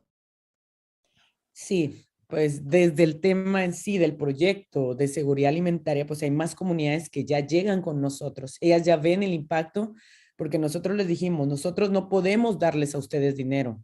Nosotros lo que les vamos a dar son medios para que ustedes generen pues su propio cambio a través del trabajo, a través del tema pecuario, a través del tema de salud. Y son ellos mismos ahora entonces las otras comunidades anexas a este lugar que se llama San Pedro Jocopilas, que nos dicen, nosotros queremos participar también en el proyecto. Nosotros ya sabemos que aquí no es que nos den cosas, sino que es que nosotros mismos trabajemos para lograr este cambio, ¿verdad? A su vez también ellos ya están entendiendo el derecho que tienen al acceso al agua. Ellos ya mismos van, hacen limpiezas de tanques. Como les digo, el proyecto se ha aliado con este COCODE, que es el Comité de Agua, para hacer esta incidencia a nivel. Entonces ya los jóvenes, por ejemplo, ya son ellos mismos los que se proponen para ir a hacer la limpieza de los tanques, tanto internos como externos, ¿verdad? Porque cuando se hizo el análisis del agua y se vio que el nivel del agua que les estaba llegando a las familias pues era agua sucia a raíz de esta falta de higiene que también tiene que ver con que no hayan árboles sembrados alrededor, ¿verdad? Porque entonces se loda todo, ¿verdad? Y es un proceso bastante difícil. Son los jóvenes mismos los que están diciendo, nosotros lo hacemos. Entonces, para nosotros es bastante valioso porque si el proyecto de seguridad alimentaria está teniendo este impacto, que más comunidades se quieran acercar, es porque están teniendo también en cuenta que el tema de agua y saneamiento es bastante valioso para ellas. Nosotros nos enfocamos bastante en decirles que la concientización es para recuperar el valor que se ha perdido por la madre tierra, ¿verdad? Entonces nosotros hacemos como esa incidencia de decirles, nuestros ancestros aquí en Guatemala, ¿verdad? En este caso los quichés, pues le dan una importancia primordial para el uso y el cuidado y el resguardo de las futuras generaciones a través de la madre tierra. Entonces, para nosotros es bastante valioso recalcarles eso, recordarles y pues la verdad es que sí hemos visto un cambio, la verdad, en la mentalidad. Y pues nos gustaría bastante creer que así como se ha comenzado a replicar en comunidades cercanas, pues podamos al menos en uno de los departamentos pues de Guatemala tener un impacto un poco mayor, ¿verdad? Sí, claro, fundamental, ¿no? Todo este cambio de conciencia de la que comentas, muy, muy importante. Y ¿cómo veis la colaboración con con otras entidades o con la colaboración con las autoridades locales? ¿Ellos favorecen proteger este derecho al agua? ¿Lo favorecen con políticas que arropen y que promocionen o que protejan este derecho? ¿O hay una colaboración todavía por establecer con ellos? Sí, pues el tema de la gobernanza local, como les decía, ¿verdad? Es bastante fuerte. O sea, aquí están los comités comunitarios y ellos son los que tienen mayor incidencia. Sin embargo, pues no existe una ley de agua que garantice ni el acceso, ni que pues se tenga acceso a ella que sea de manera limpia, ¿verdad? Entonces nosotros también parte de la gobernanza que estamos trabajando es esa, es decirle a las personas, pues ustedes tienen el derecho a esto, y entonces tenemos que ver de qué manera nosotros que causamos incidencia local. Sin embargo, sí, a nivel comunitario, ya pues los líderes comunitarios, las personas que agencian las decisiones locales, pues sí, ya están viendo, por ejemplo, el tema de lo que les decía, la limpieza de la maleza y los residuos alrededor de las fuentes hídricas, ¿verdad? También ya ven, por ejemplo, que nos dicen, es la primera vez que se realiza esta actividad, no tiene un costo muy grande porque la mano de obra es de la comunidad. Entonces ellos les están incentivando, los gobiernos locales les están incentivando y diciendo, bueno, nos va a salir más barato si lo hacemos nosotros, entonces solamente necesitamos, digamos, los árboles, ¿verdad? Entonces ya solamente necesitamos, por ejemplo, los implementos para la limpieza. Entonces sí se tiene un acompañamiento por parte de ellos, que son realmente los que pasan más en la comunidad, ¿verdad? Y que sin el apoyo de los gobiernos locales nosotros ni siquiera pudiésemos entrar a ciertas zonas.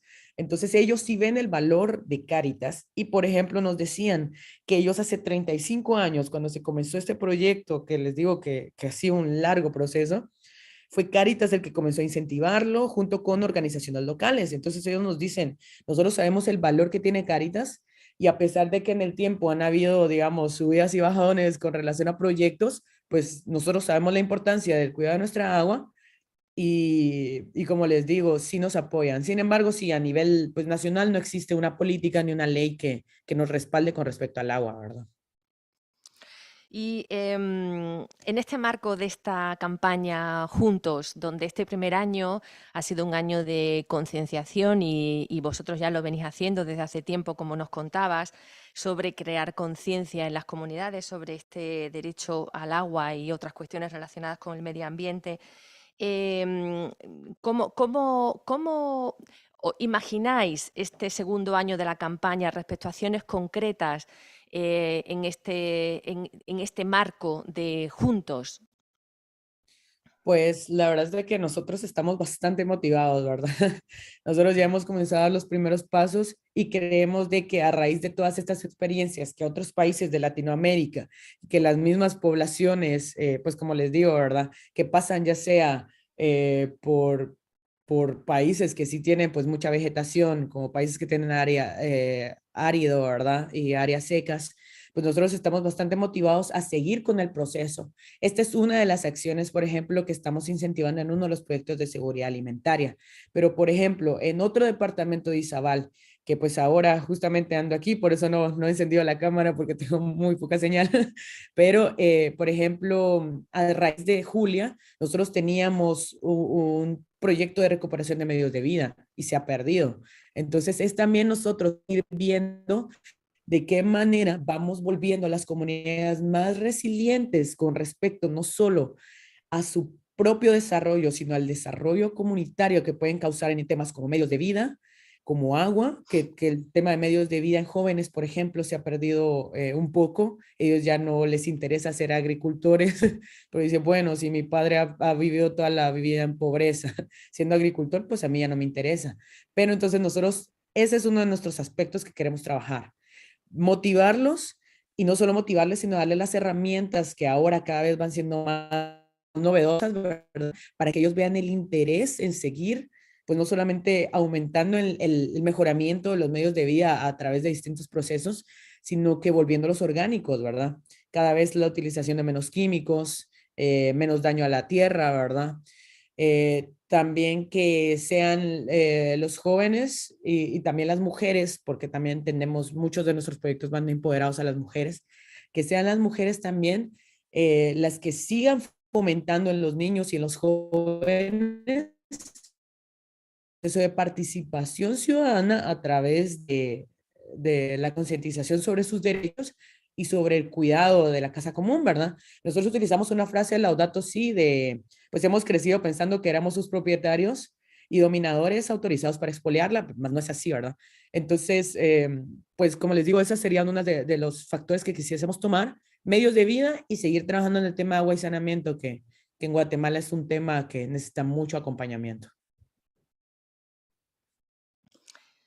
Muchísimas gracias, Kimberly.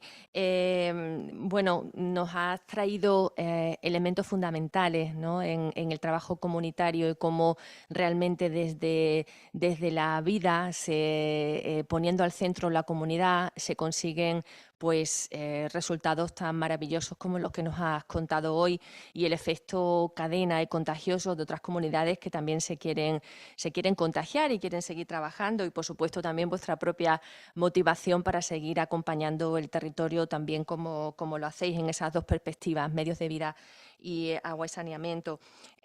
También mencionabas toda la cuestión de que lo englobamos normalmente con agroecología, ¿no? Cómo es de importante agroecología y que necesitamos todas estas experiencias que vosotros nos contáis para seguir convenciendo a los líderes políticos también mundiales, en los diferentes foros en los que participamos, sobre cómo es de efectivo esta agroecología, esta manera diferente de mirar a la tierra, de mirar el suelo, del cultivo. ¿Cómo ves este tema? ¿Cómo lo percibes a nivel de eficiencia cuando se trata de mostrar resultados en estas decisiones políticas? Quizás es una pregunta un poco complicada, pero... Sí, pues realmente creo yo que el primer proceso es la incidencia. Nosotros aquí como país pues tendemos mucho a levantar la voz, pero a levantarla únicamente cuando creemos que vamos a ganar algo por hacerlo, ¿verdad? Entonces creo que ahora hemos venido cada vez, pues yo soy relativamente joven, ¿verdad? Entonces hemos venido, digamos, haciendo cambios a nivel de incidencia política, ¿verdad? Entonces nosotros lo que planteamos, tanto como Caritas, tanto como muchas organizaciones que también se unen en estos procesos, ¿verdad? En diferentes, así como tú dices, ¿verdad? En diferentes foros, en diferentes procesos. Es que no solamente el impacto que se puede tener cumple a todos, aunque no nos demos cuenta, ¿verdad? Entonces, nosotros lo vemos desde esa parte. La incidencia, porque si bien es cierto, hemos tenido, pues al igual que todo Centroamérica, problemas políticos en estos últimos años, pues nosotros lo que buscamos es crear esta incidencia para que, por ejemplo, el tema del agua, la ley del agua, por ejemplo, podamos nosotros, y que está realmente, o sea, es una ley que ya se ha tratado de sacar, pero que por el beneficio a nivel político no se logra, ¿verdad? Entonces, ¿cómo nosotros podemos incidir a través de estas acciones concretas y cómo proyectarlo? Pues ahorita, si no estamos digitales de todos lados, entonces, ¿cómo podemos tomar el poder, no solamente denunciar estos procesos, también mostrar los cambios que estamos haciendo, ¿verdad?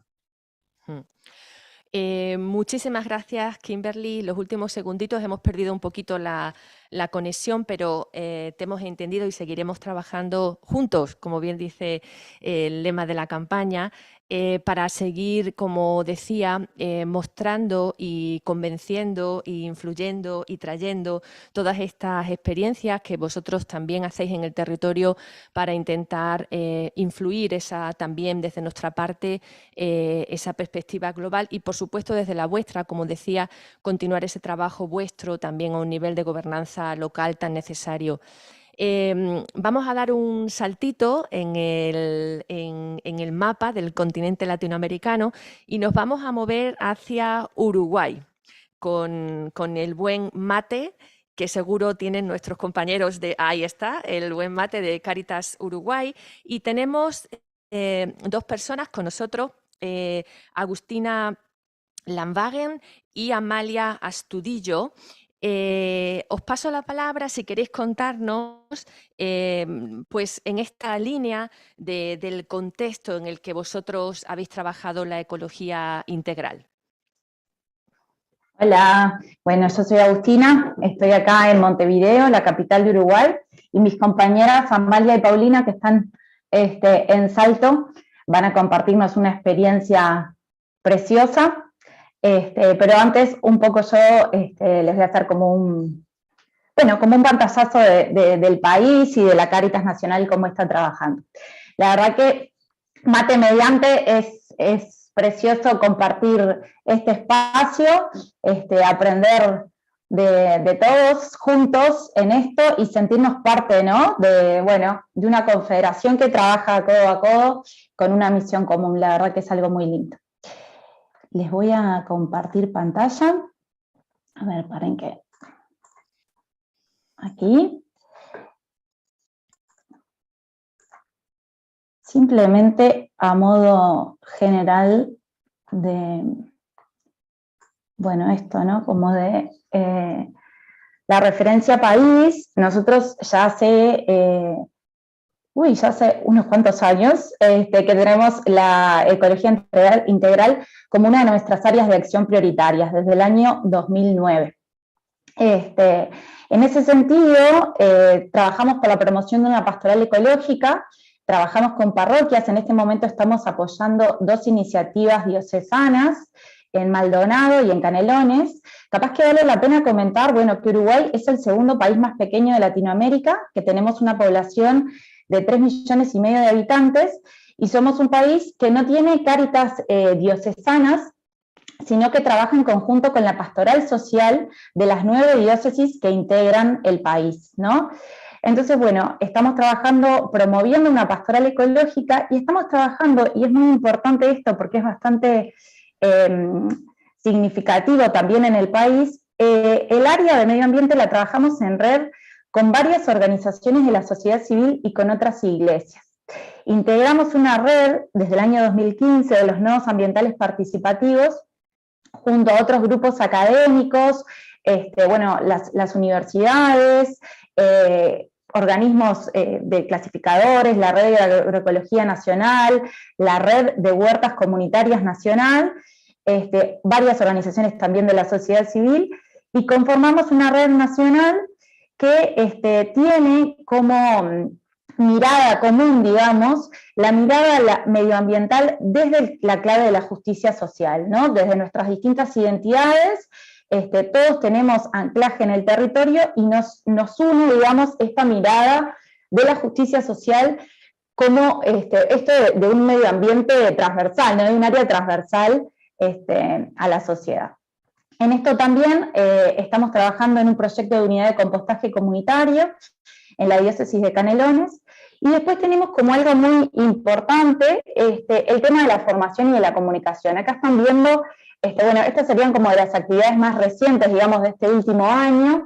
Hay dos convocatorias a conversatorios, uno fue un webinar en realidad, que fue el de acuíferos en Uruguay, en el tiempo de la creación, junto con el movimiento Laudato Si, con quien trabajamos también muy en conjunto, y el otro hace referencia a Uruguay sostenible y petrolero, ya que en los últimos años se ha empezado, nosotros no somos un país petrolero, pero en los últimos años se está hablando, y de hecho hay avances en ese sentido, de la posibilidad de prospección y exploración de hidrocarburos en las costas uruguayas.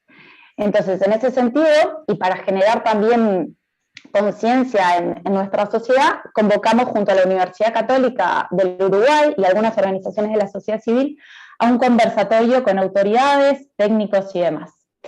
Por otro lado también, lo que hace, digamos, como a la sensibilización interna de la Iglesia, ¿no? Y entonces ahí también están viendo un afiche que con organismos hermanos estamos promoviendo para hábitos básicos del cuidado de la casa común dentro de nuestras instituciones, comunidades y parroquias.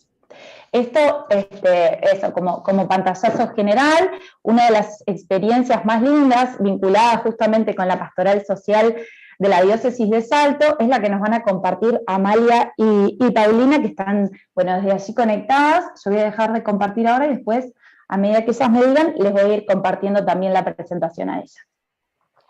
Quería preguntarte, antes de pasarle a ellas la palabra, este trabajo en red que destacas como muy importante para vosotros en el ámbito nacional y con otras entidades, tanto académicas como de sociedad civil, ¿qué destacarías como algo aprendido de este trabajo en red? ¿Por qué es importante este trabajo con otros? ¿O por qué ha sido importante? Sí, tiene como muchas cosas, ¿no? Una, seguro, es esto de que organizaciones que en otros ámbitos estamos muy distantes, ¿no? Nos encontramos y sostenemos un espacio, ya te digo, desde el año 2015, sostenemos este espacio de encuentro, un espacio fraterno, un espacio en el que intercambiamos saberes y aprendemos unos de otros permanentemente, ¿no? Y además de esta cosa como más del diálogo, ¿no? y de los aprendizajes, a partir de allí han salido iniciativas concretas.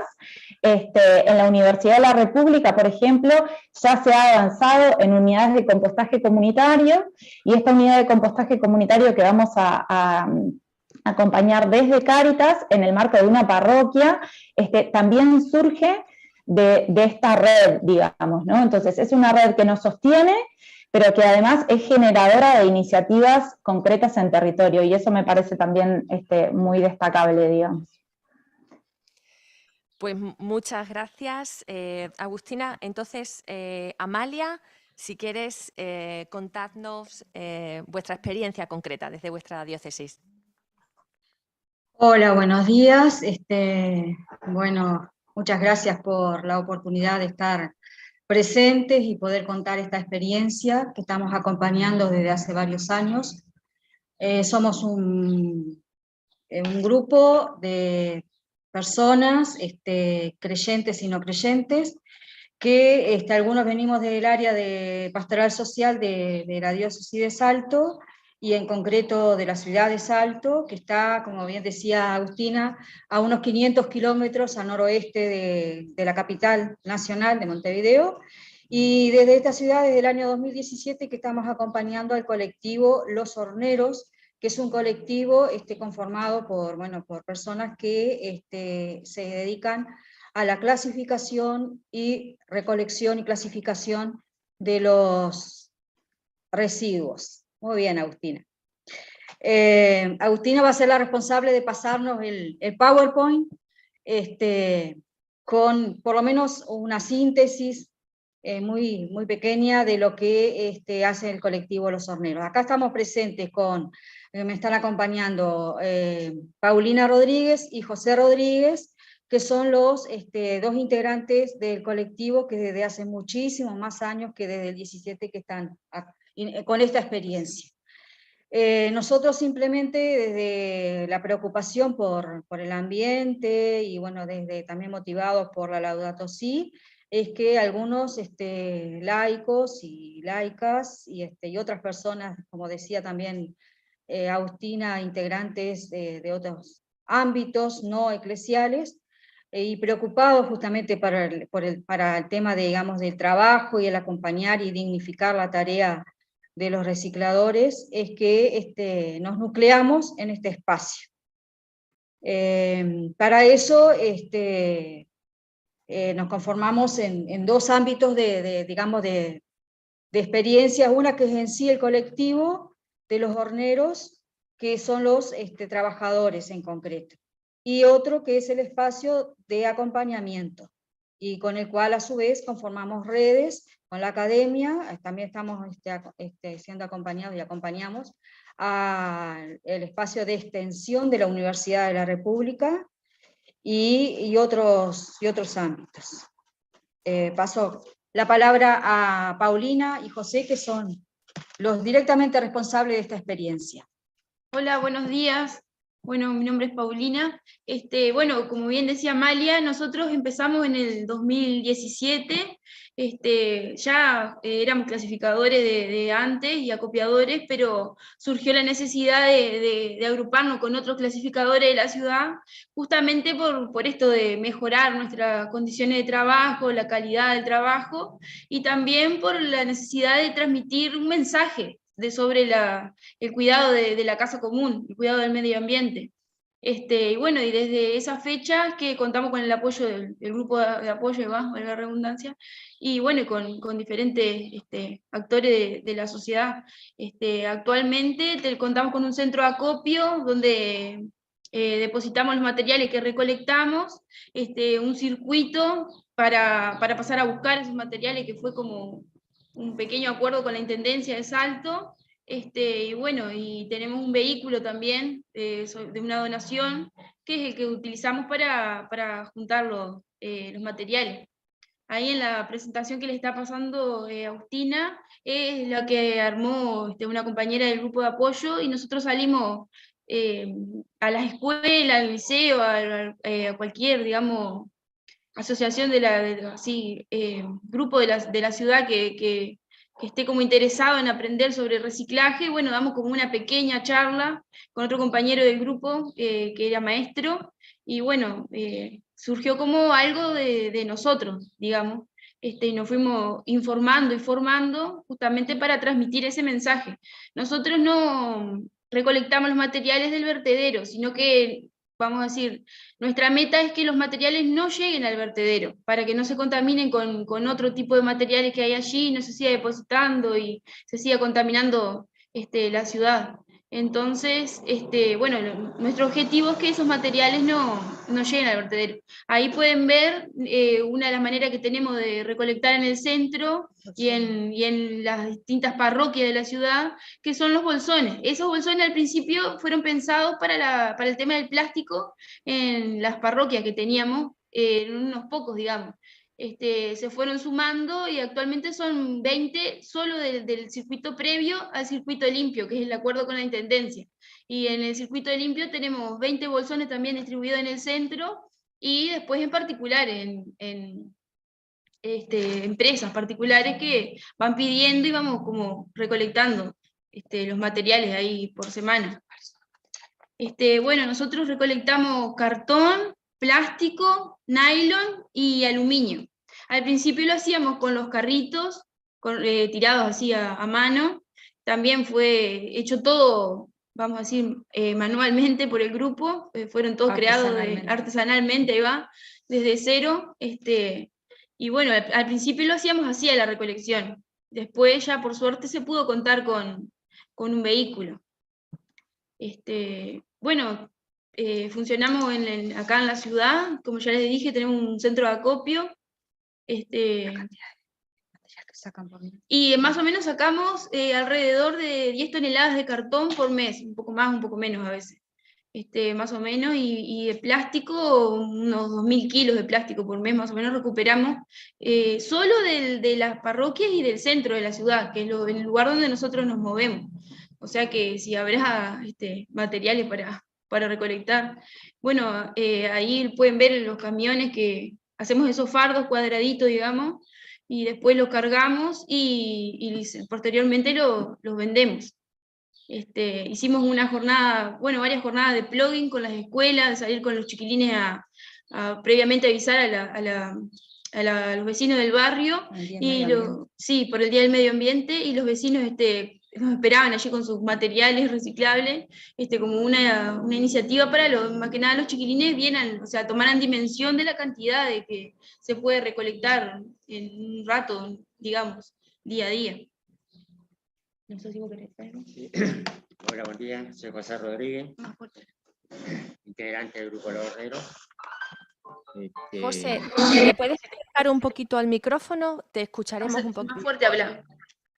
José Rodríguez, integrante del Grupo Los Horneros. O sea, como hablaba Paulina, digo, nosotros trabajamos a todo frente, digo, porque, por ejemplo, también le queremos dar un poco de estímulo o de decir que el reciclador es una persona. Entonces nosotros tratamos de que esa persona mejore su ingreso, digo, porque de nuestro punto de vista un trabajo que en algún momento alguien se tiene que hacer cargo. Bueno, hoy estamos trabajando con un principio de un proyecto ahí con la Intendencia, pero digo, siempre tratando de mejorar hacia el grupo. Por ejemplo, nosotros lo primero que hicimos fue identificarnos, porque digo, el que anda reciclando en la calle está muy estigmatizado, y bueno, y haciendo un trabajo que es digno, digo, y beneficia a toda la sociedad. Entonces, digo, bueno, y por ahí, digo, con la ayuda, digo, de la pastoral social, bueno, y gente que se sumó a nuestra propuesta, digo, que estamos trabajando a brazo partido, ¿no? Digo, a pulmón. Empezamos con carrito, bueno, hoy tenemos también por donaciones, tenemos un camioncito, bueno, y siempre mejorando. Y ahora estamos en un proyecto ahí de mejorar el espacio físico que tenemos para los acopios. Y bueno, digo, y en ese estamos, digo. Muchas gracias, José y Paulina. Tengo dos preguntas para vosotros. Una, las parroquias, ¿qué rol tienen en este proyecto? ¿Vosotros trabajáis con las parroquias, que a su vez las parroquias os aportan este material que clasificáis después? Esta es la primera pregunta. Y la segunda, bueno, vayamos una a una. Primero esta pregunta.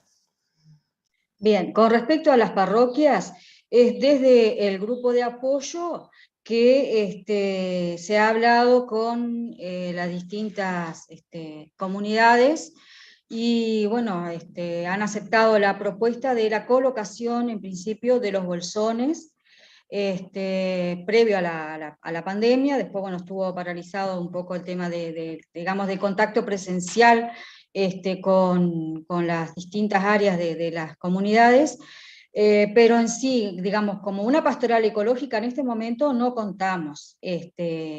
Lo que sí es el apoyo en cuanto a contar con el espacio físico para el contenedor o el bolsón que le llamamos, y luego los propios horneros son los que van, recogen y lo traen a su centro de acopio.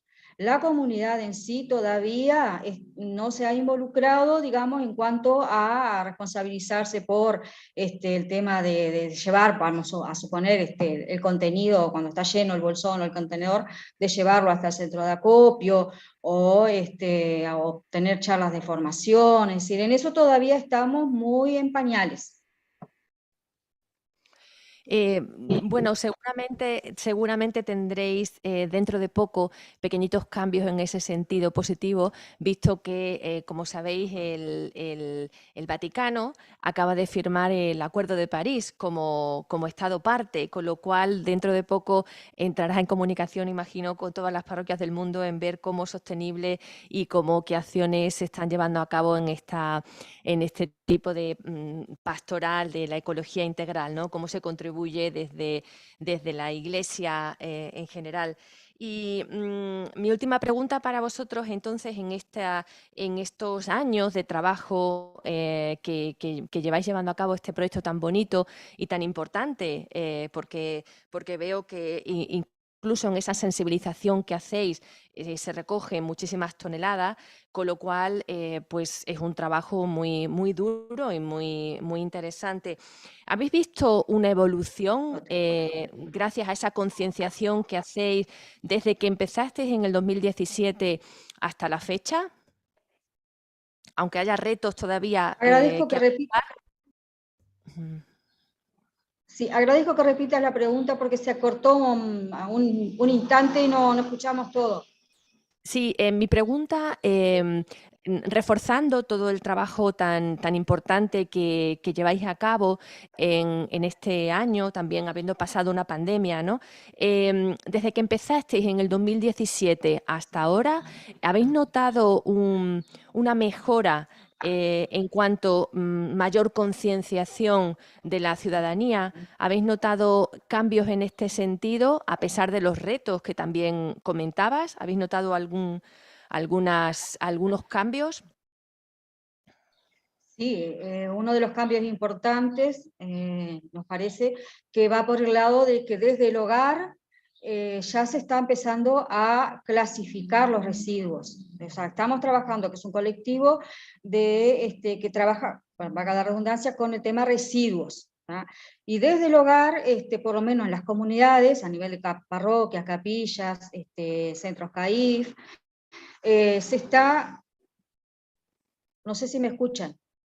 Sí, te escuchamos perfectamente. Se está justamente clasificando desde el hogar. Entonces, desde el hogar ya se hace la separación primaria del residuo y se lleva a los contenedores, ya sea que esté más cercano o al de la parroquia o capilla, si cuando van a las distintas actividades, digamos, eclesiales que se estén desarrollando.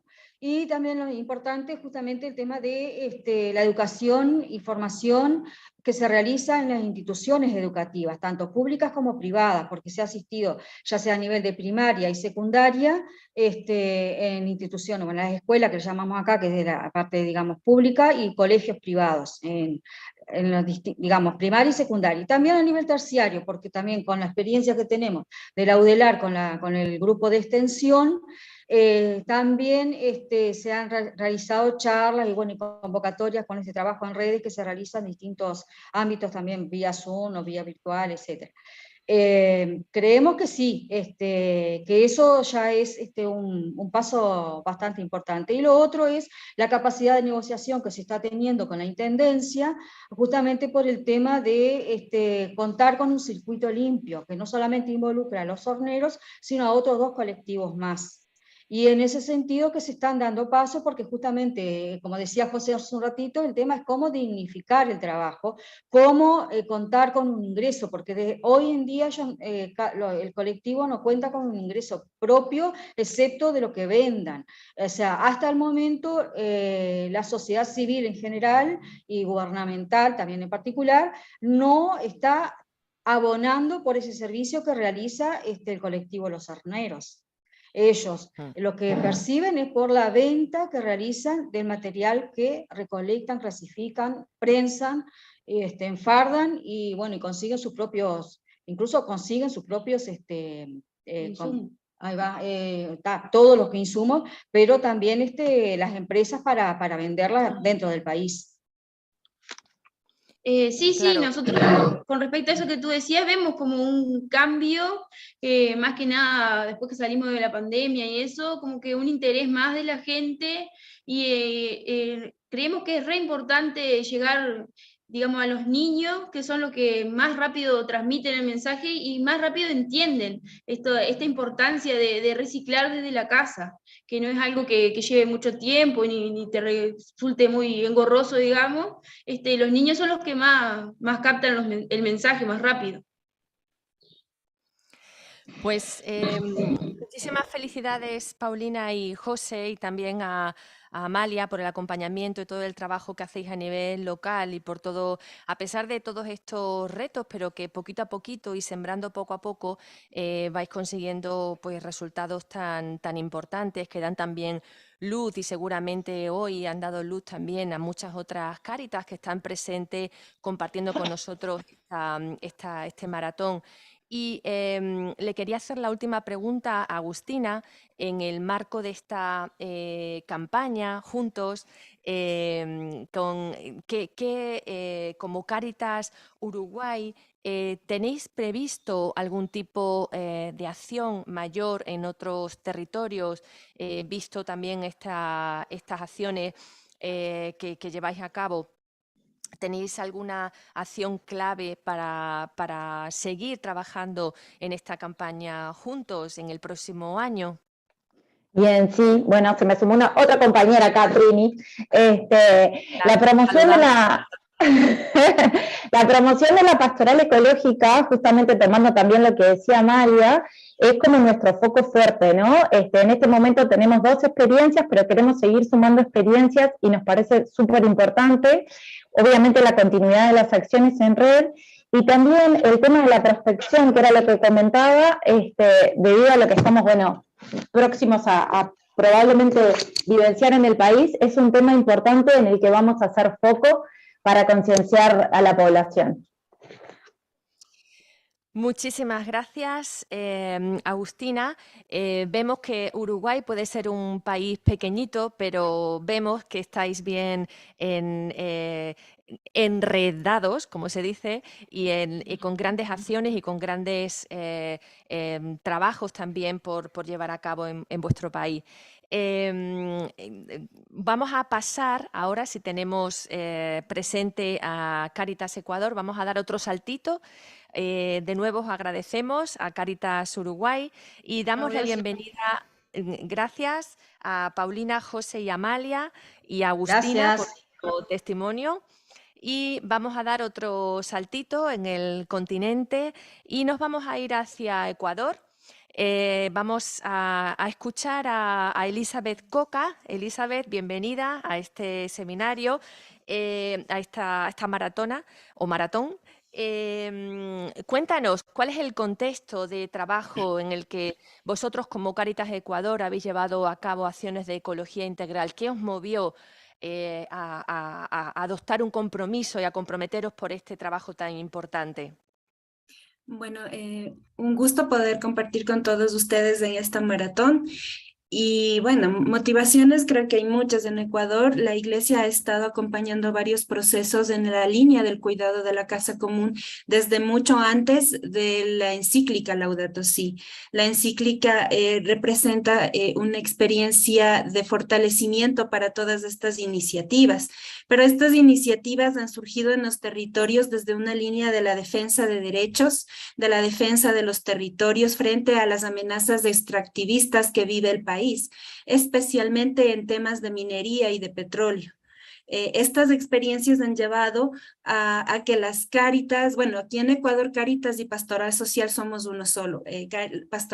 Cáritas es la pastoral social de la Iglesia. Entonces, desde esas experiencias, la Iglesia como tal ha sido un ente que ha estado caminando, como lo llamamos aquí, como la Iglesia de a pie, desde hace mucho tiempo atrás. Entonces, simplemente hemos resumido en esto.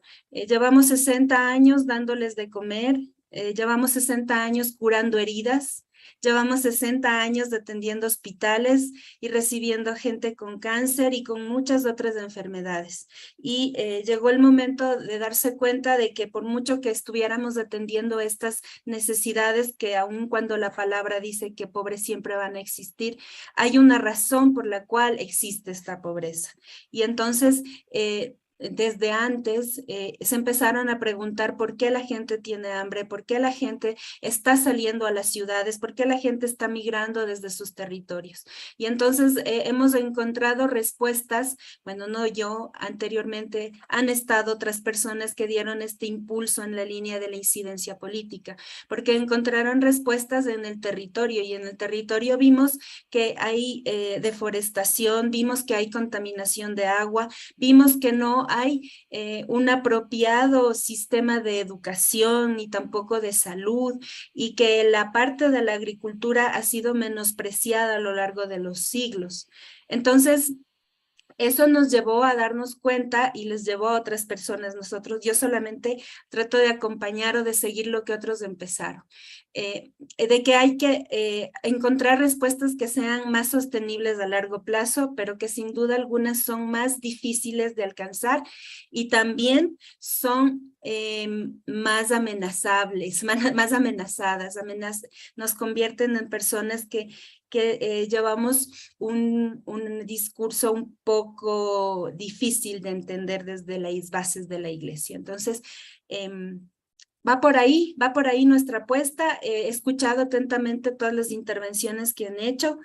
Nosotros también apostamos por la agroecología desde la línea de la economía social y solidaria, pero ahora también la estamos impulsando desde una línea de restauración y de regeneración de los ambientes que han sido contaminados por varias entidades extractivas. Entonces tenemos como esas dos miradas.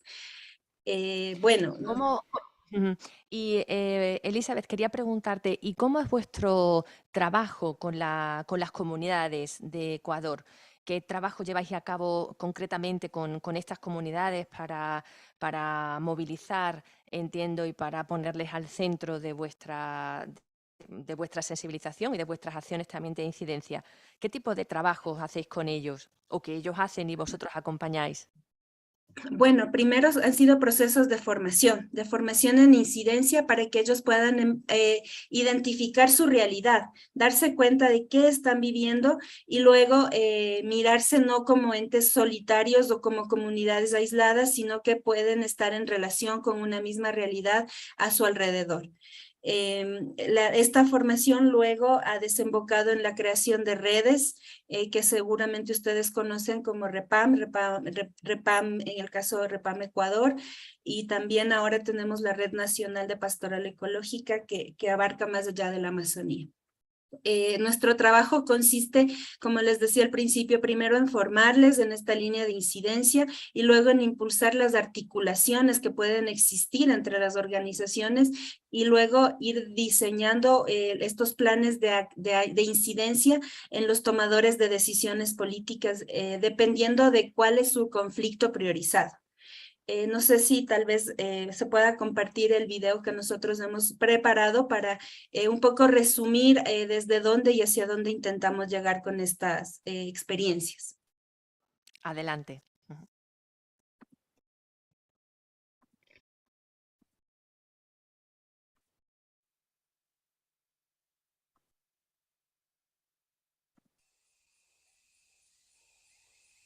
Si supieras, hermano, cuánto estoy sufriendo, cuánto estoy llorando, que empresas mineras concepcionaron nuestras vertientes.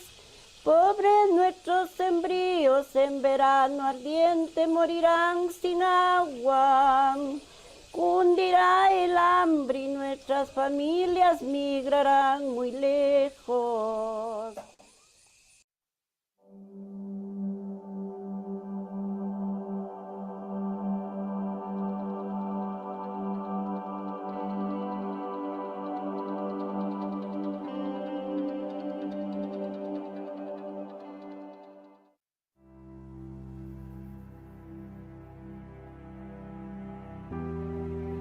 Ecuador es uno de los lugares más biodiversos del mundo, albergando en la selva amazónica, en las tierras altas andinas, en los manglares costeros y en los bosques nublados, más de 2/3 partes de la biodiversidad del mundo.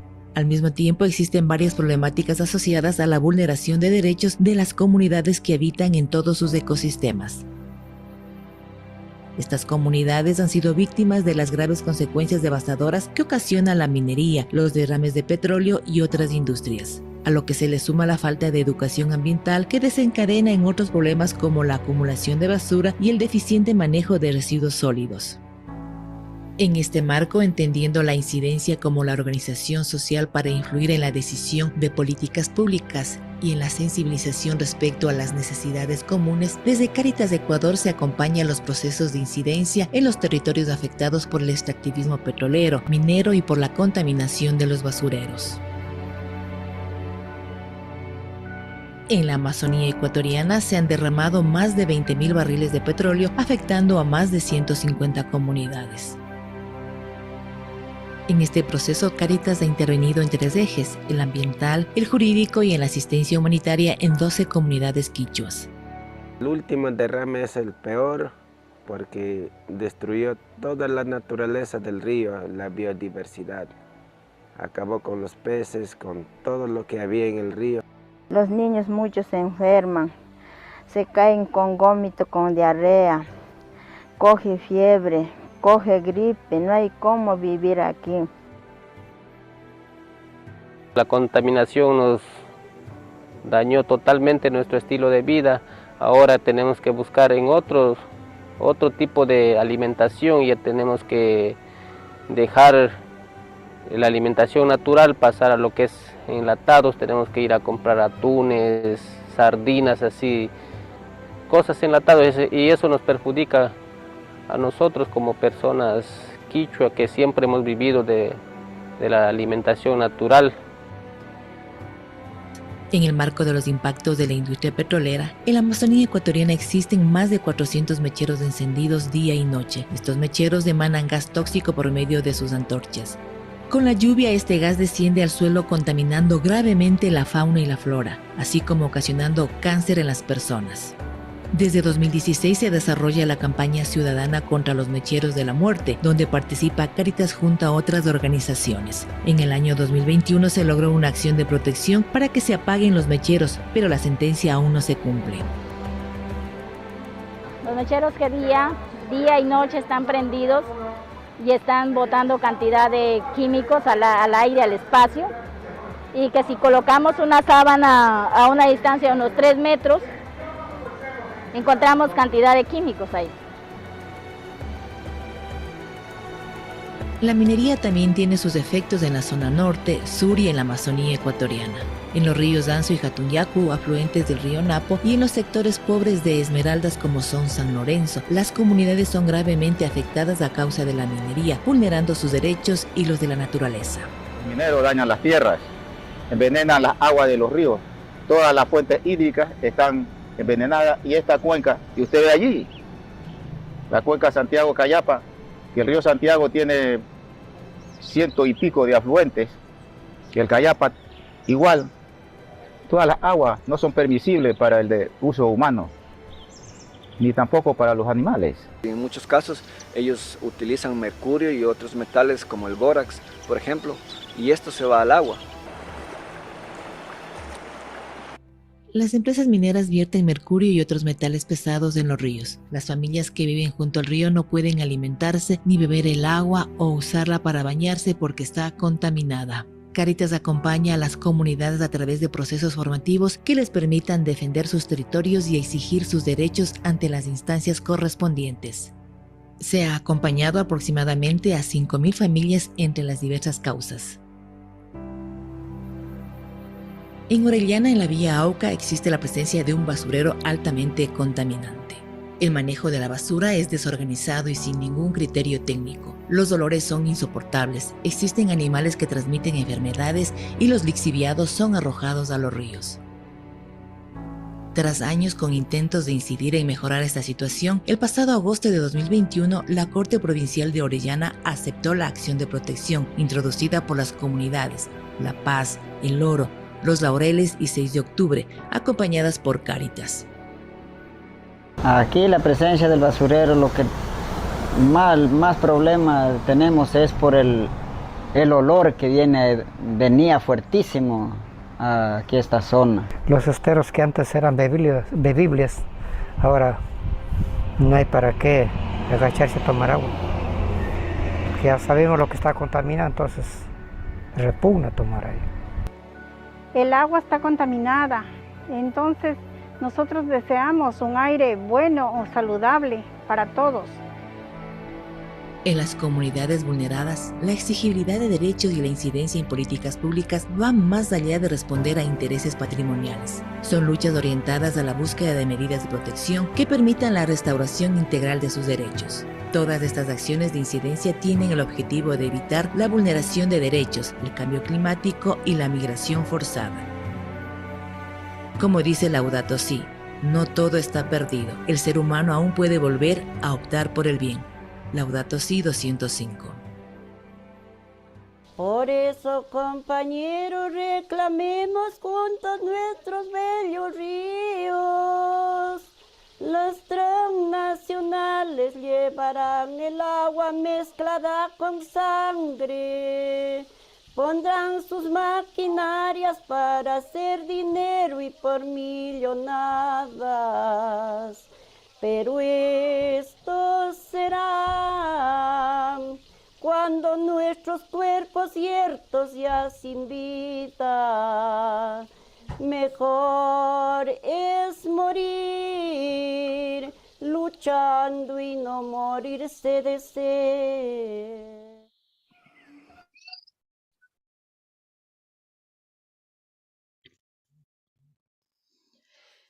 Muchas gracias, Elizabeth, por todo este testimonio, por esa canción tan maravillosa que muestra el poder de la lucha y esa voz rota, pero a su vez profunda, que nos llama a todos y nos sigue invitando a seguir en esta lucha y seguir este trabajo que hacéis desde Caritas Ecuador. Creo también en lo que hemos escuchado que el trabajo tan importante que hacéis de incidencia a nivel local, de acompañar a estas comunidades para que ellos lo hagan, traen resultados también positivos, como esa acción de protección que nos habéis compartido. Y entiendo también que en este trabajo de formación en la defensa de derechos humanos a esas 5.000 familias, entiendo que hay retos, pero que pues son 5.000 familias formadas en derechos que pueden traer también cambios positivos en la vida de la comunidad. Por eso os agradecemos mucho el trabajo que habéis compartido con nosotros. No sé si quieres añadir algo más para finalizar tu intervención en el ámbito de la campaña Juntos, cómo os gustaría seguir conectando todo este trabajo tan importante, tan relevante que hacéis en el territorio con la campaña global. Pues bueno, yo he estado escuchando que hay personas de varias partes del mundo. A mí me gustaría que desde Caritas podamos mapear en dónde están los inversores de estas grandes industrias extractivas que están destruyendo nuestro país y que además están eliminando y matando a mucha de nuestra gente.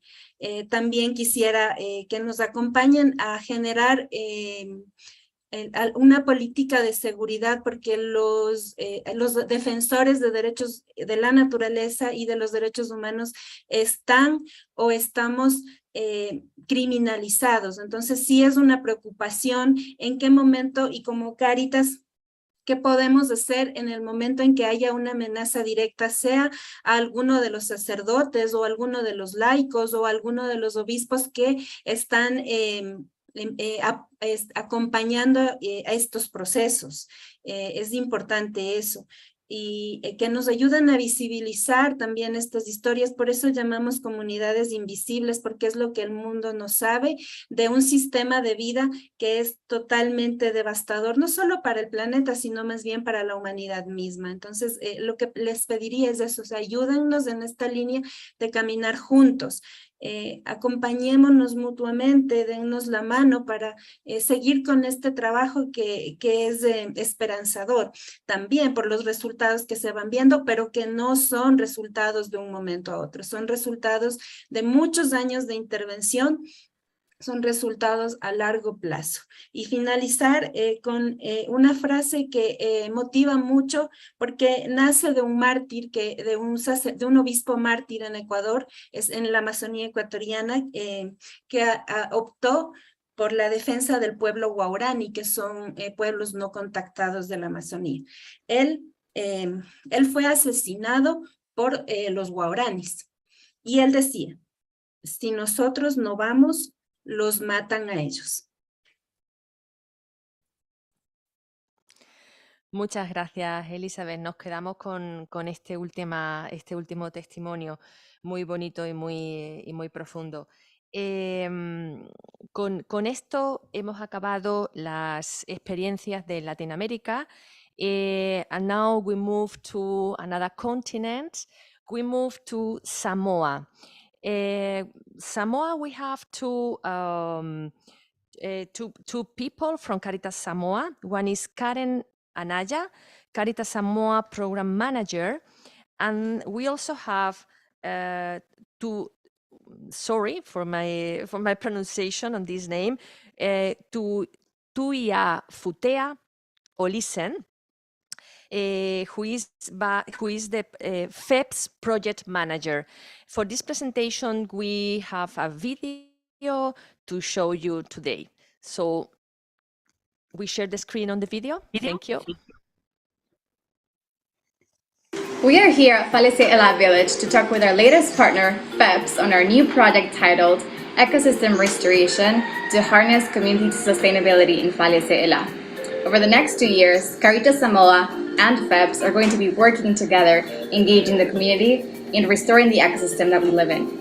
We are going to be doing a ton of different activities, and Alison is here to tell us about FEPS, about the past work that they've done over the years, and about the future, which we hope to achieve. Talofa lava. My name is Tuia Futea Olsen Rausuanga.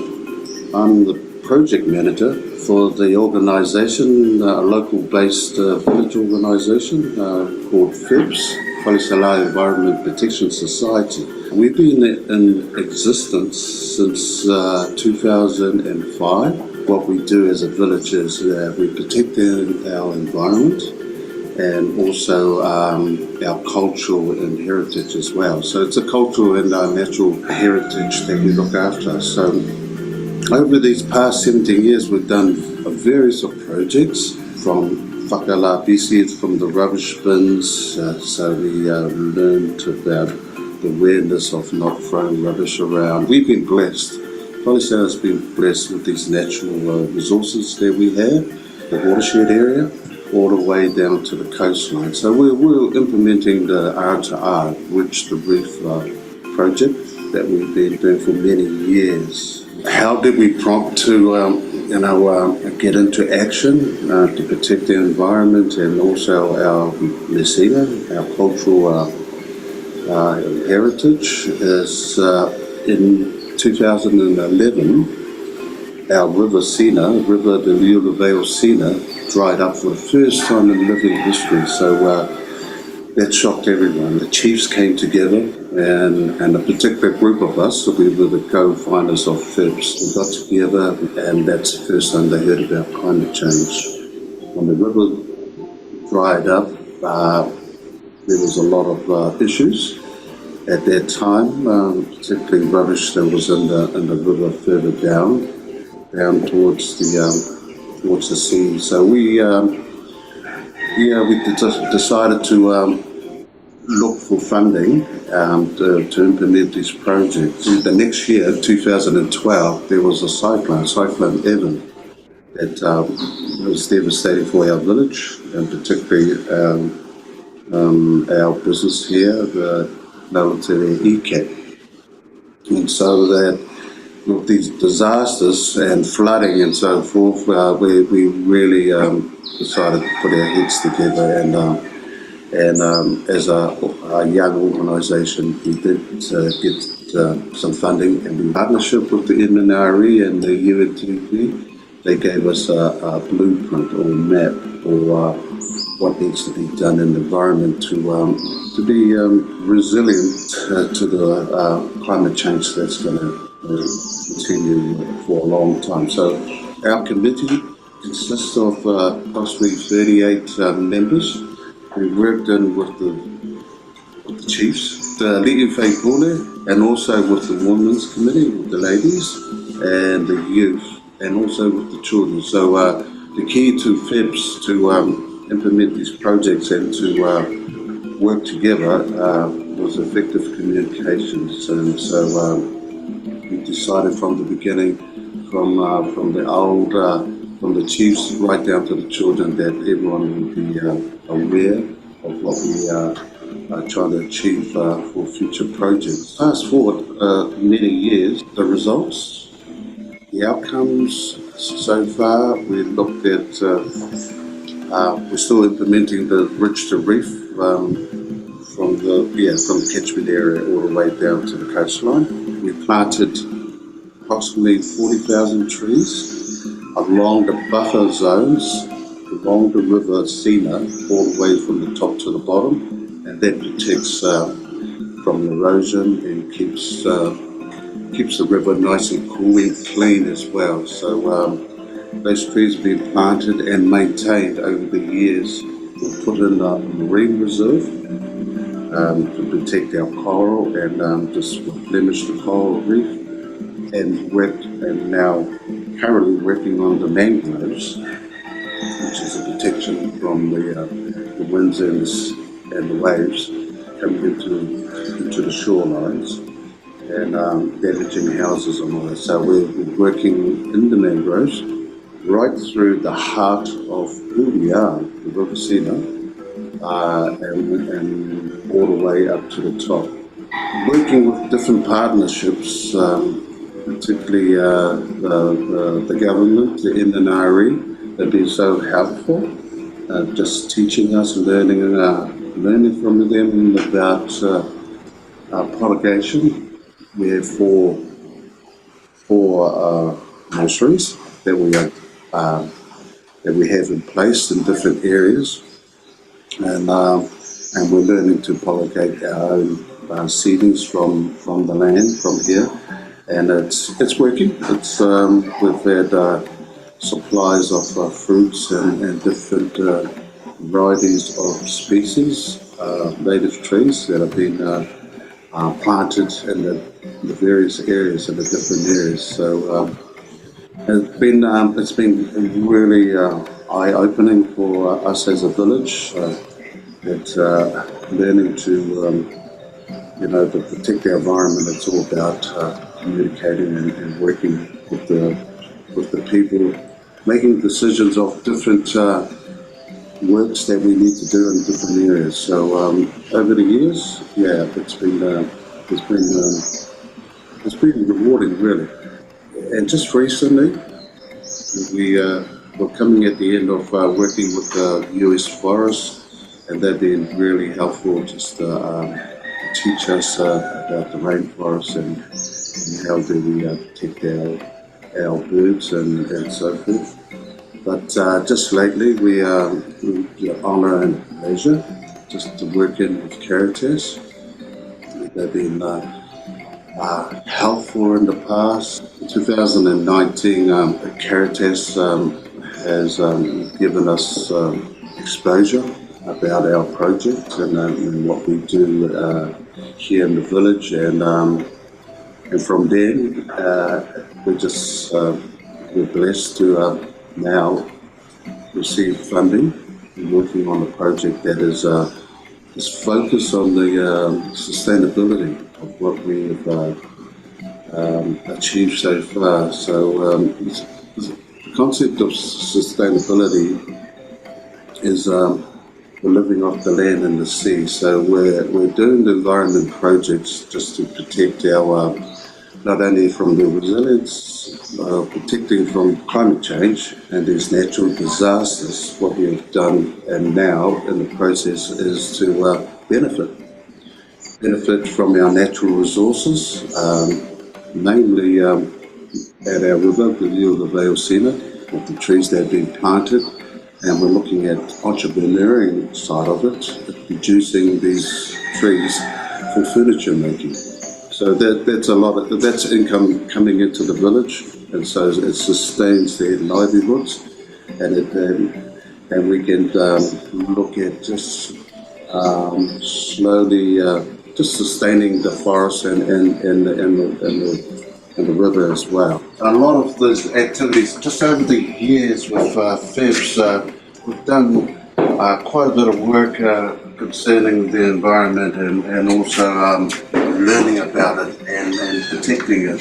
So along the way, we happen to have a write-ups about our projects over the years and to protect it. Save the Manumea campaign, Lalatalia, the Carrots of the Land, and biodiversity and achievements. And also we wrote a book of the river, the Leo de Vale Sina.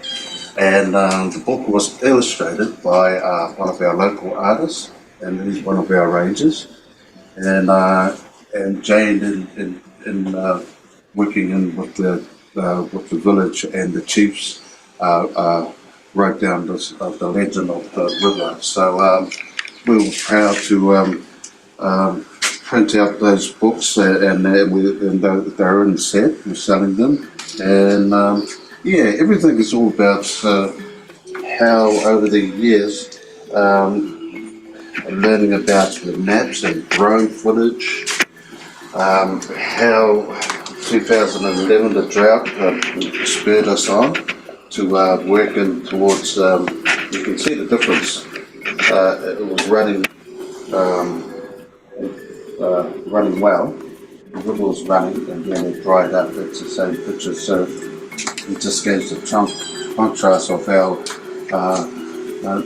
natural disasters are real in the Pacific, and it just makes us feel that it's an urgent need for us as a community, as Indigenous people in the Pacific, to really base our knowledge, our traditional knowledge of how to protect our environment and also. So yeah, the cyclone, it wiped us out.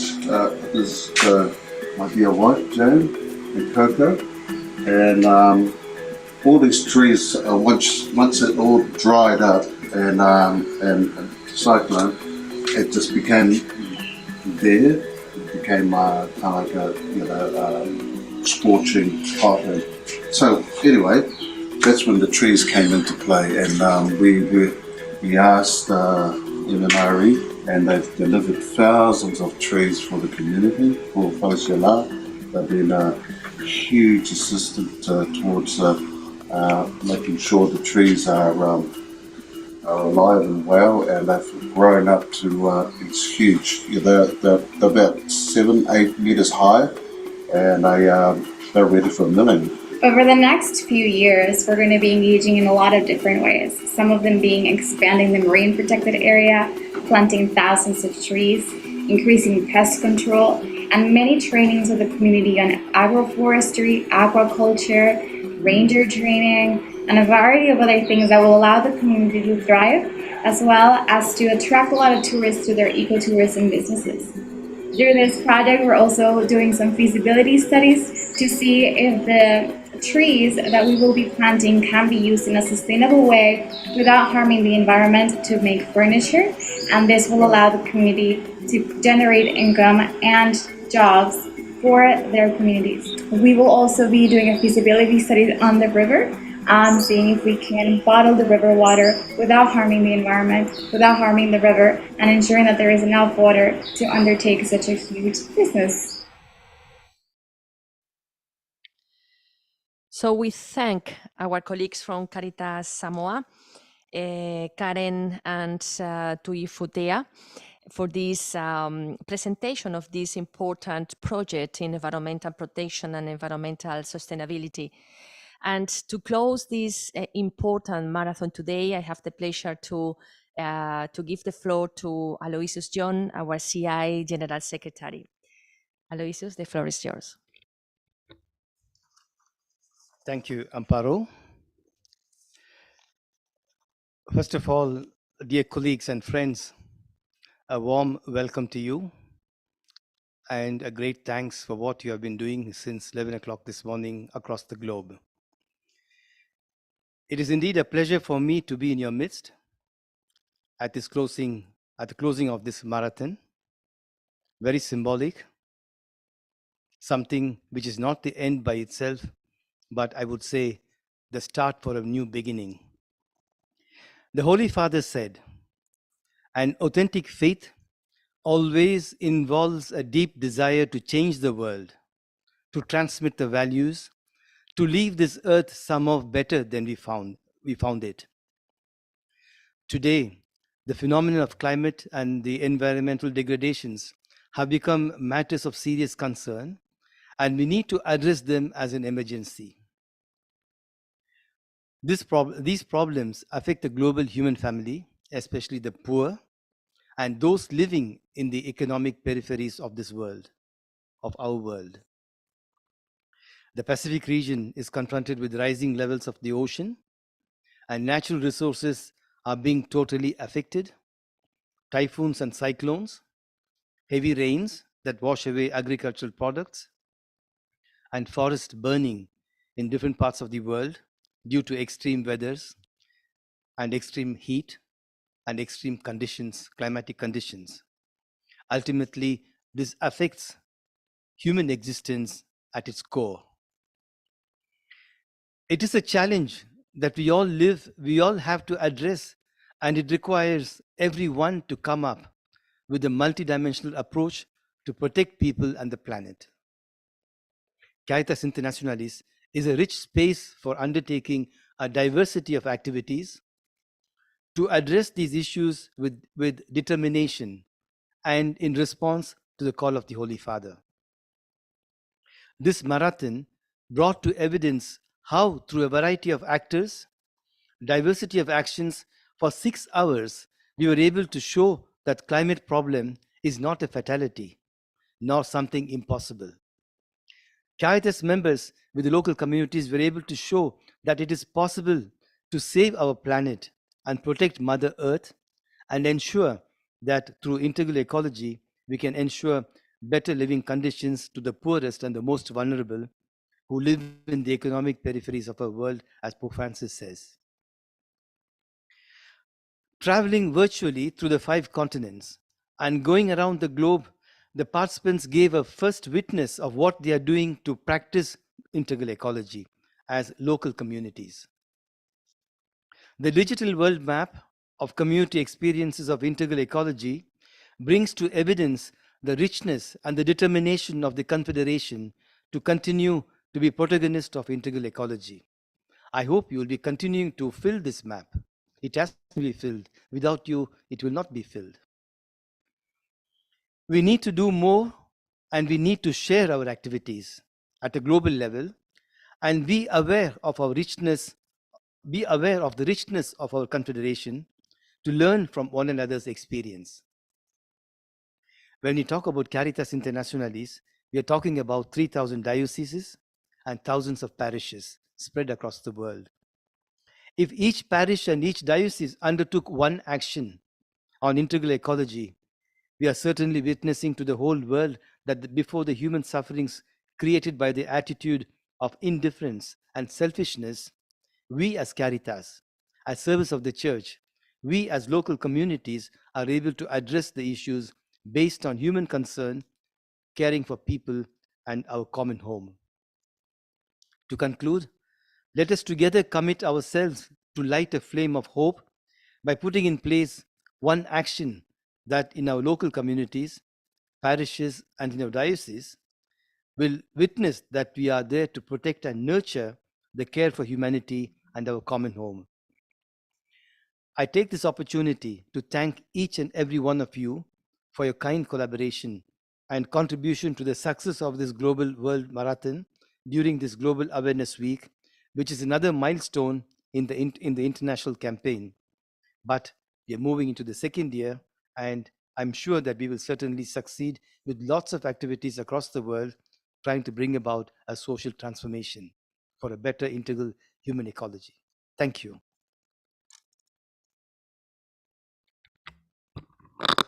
Thank you so much, Aloysius, and thank you so much, Amparo, for moderating the last segment of today's marathon event. I would just very, very quickly pick up on a couple of things that Aloysius mentioned. This is not the end. today's marathon is to take stock of the fantastic plethora of the experiences of integral ecology hailing from across the Confederation. We are now called to build on these experiences, to mobilize existing groups and create new activities on integral ecology, moving forward the 2023 year on action of the Together We campaign. So as Aloysius said, it's now up to us to light a fire. So to continue to share our experiences and light a fire wherever we are with our communities, to transform it, to turn integral ecology into action. You will have seen throughout today's marathon that I've shared in the chat box the link to our Baobab, our internal information sharing platform, but also the link to our website where you can find all the resources to do just that. And for all Caritas professionals and volunteers who've been with us today, you'll be able to download all the resources that we've shared today with you, as well as new tools that you will be able to use for your future activities. So without further ado, I would like to join Aloysius in thanking every one of you and just say, until next time. Thank you so very much from the bottom of my heart again, and from all of us, from the General Secretariat of Caritas Internationalis, from this absolutely wonderful experience and world tour on integral ecology. Thank you.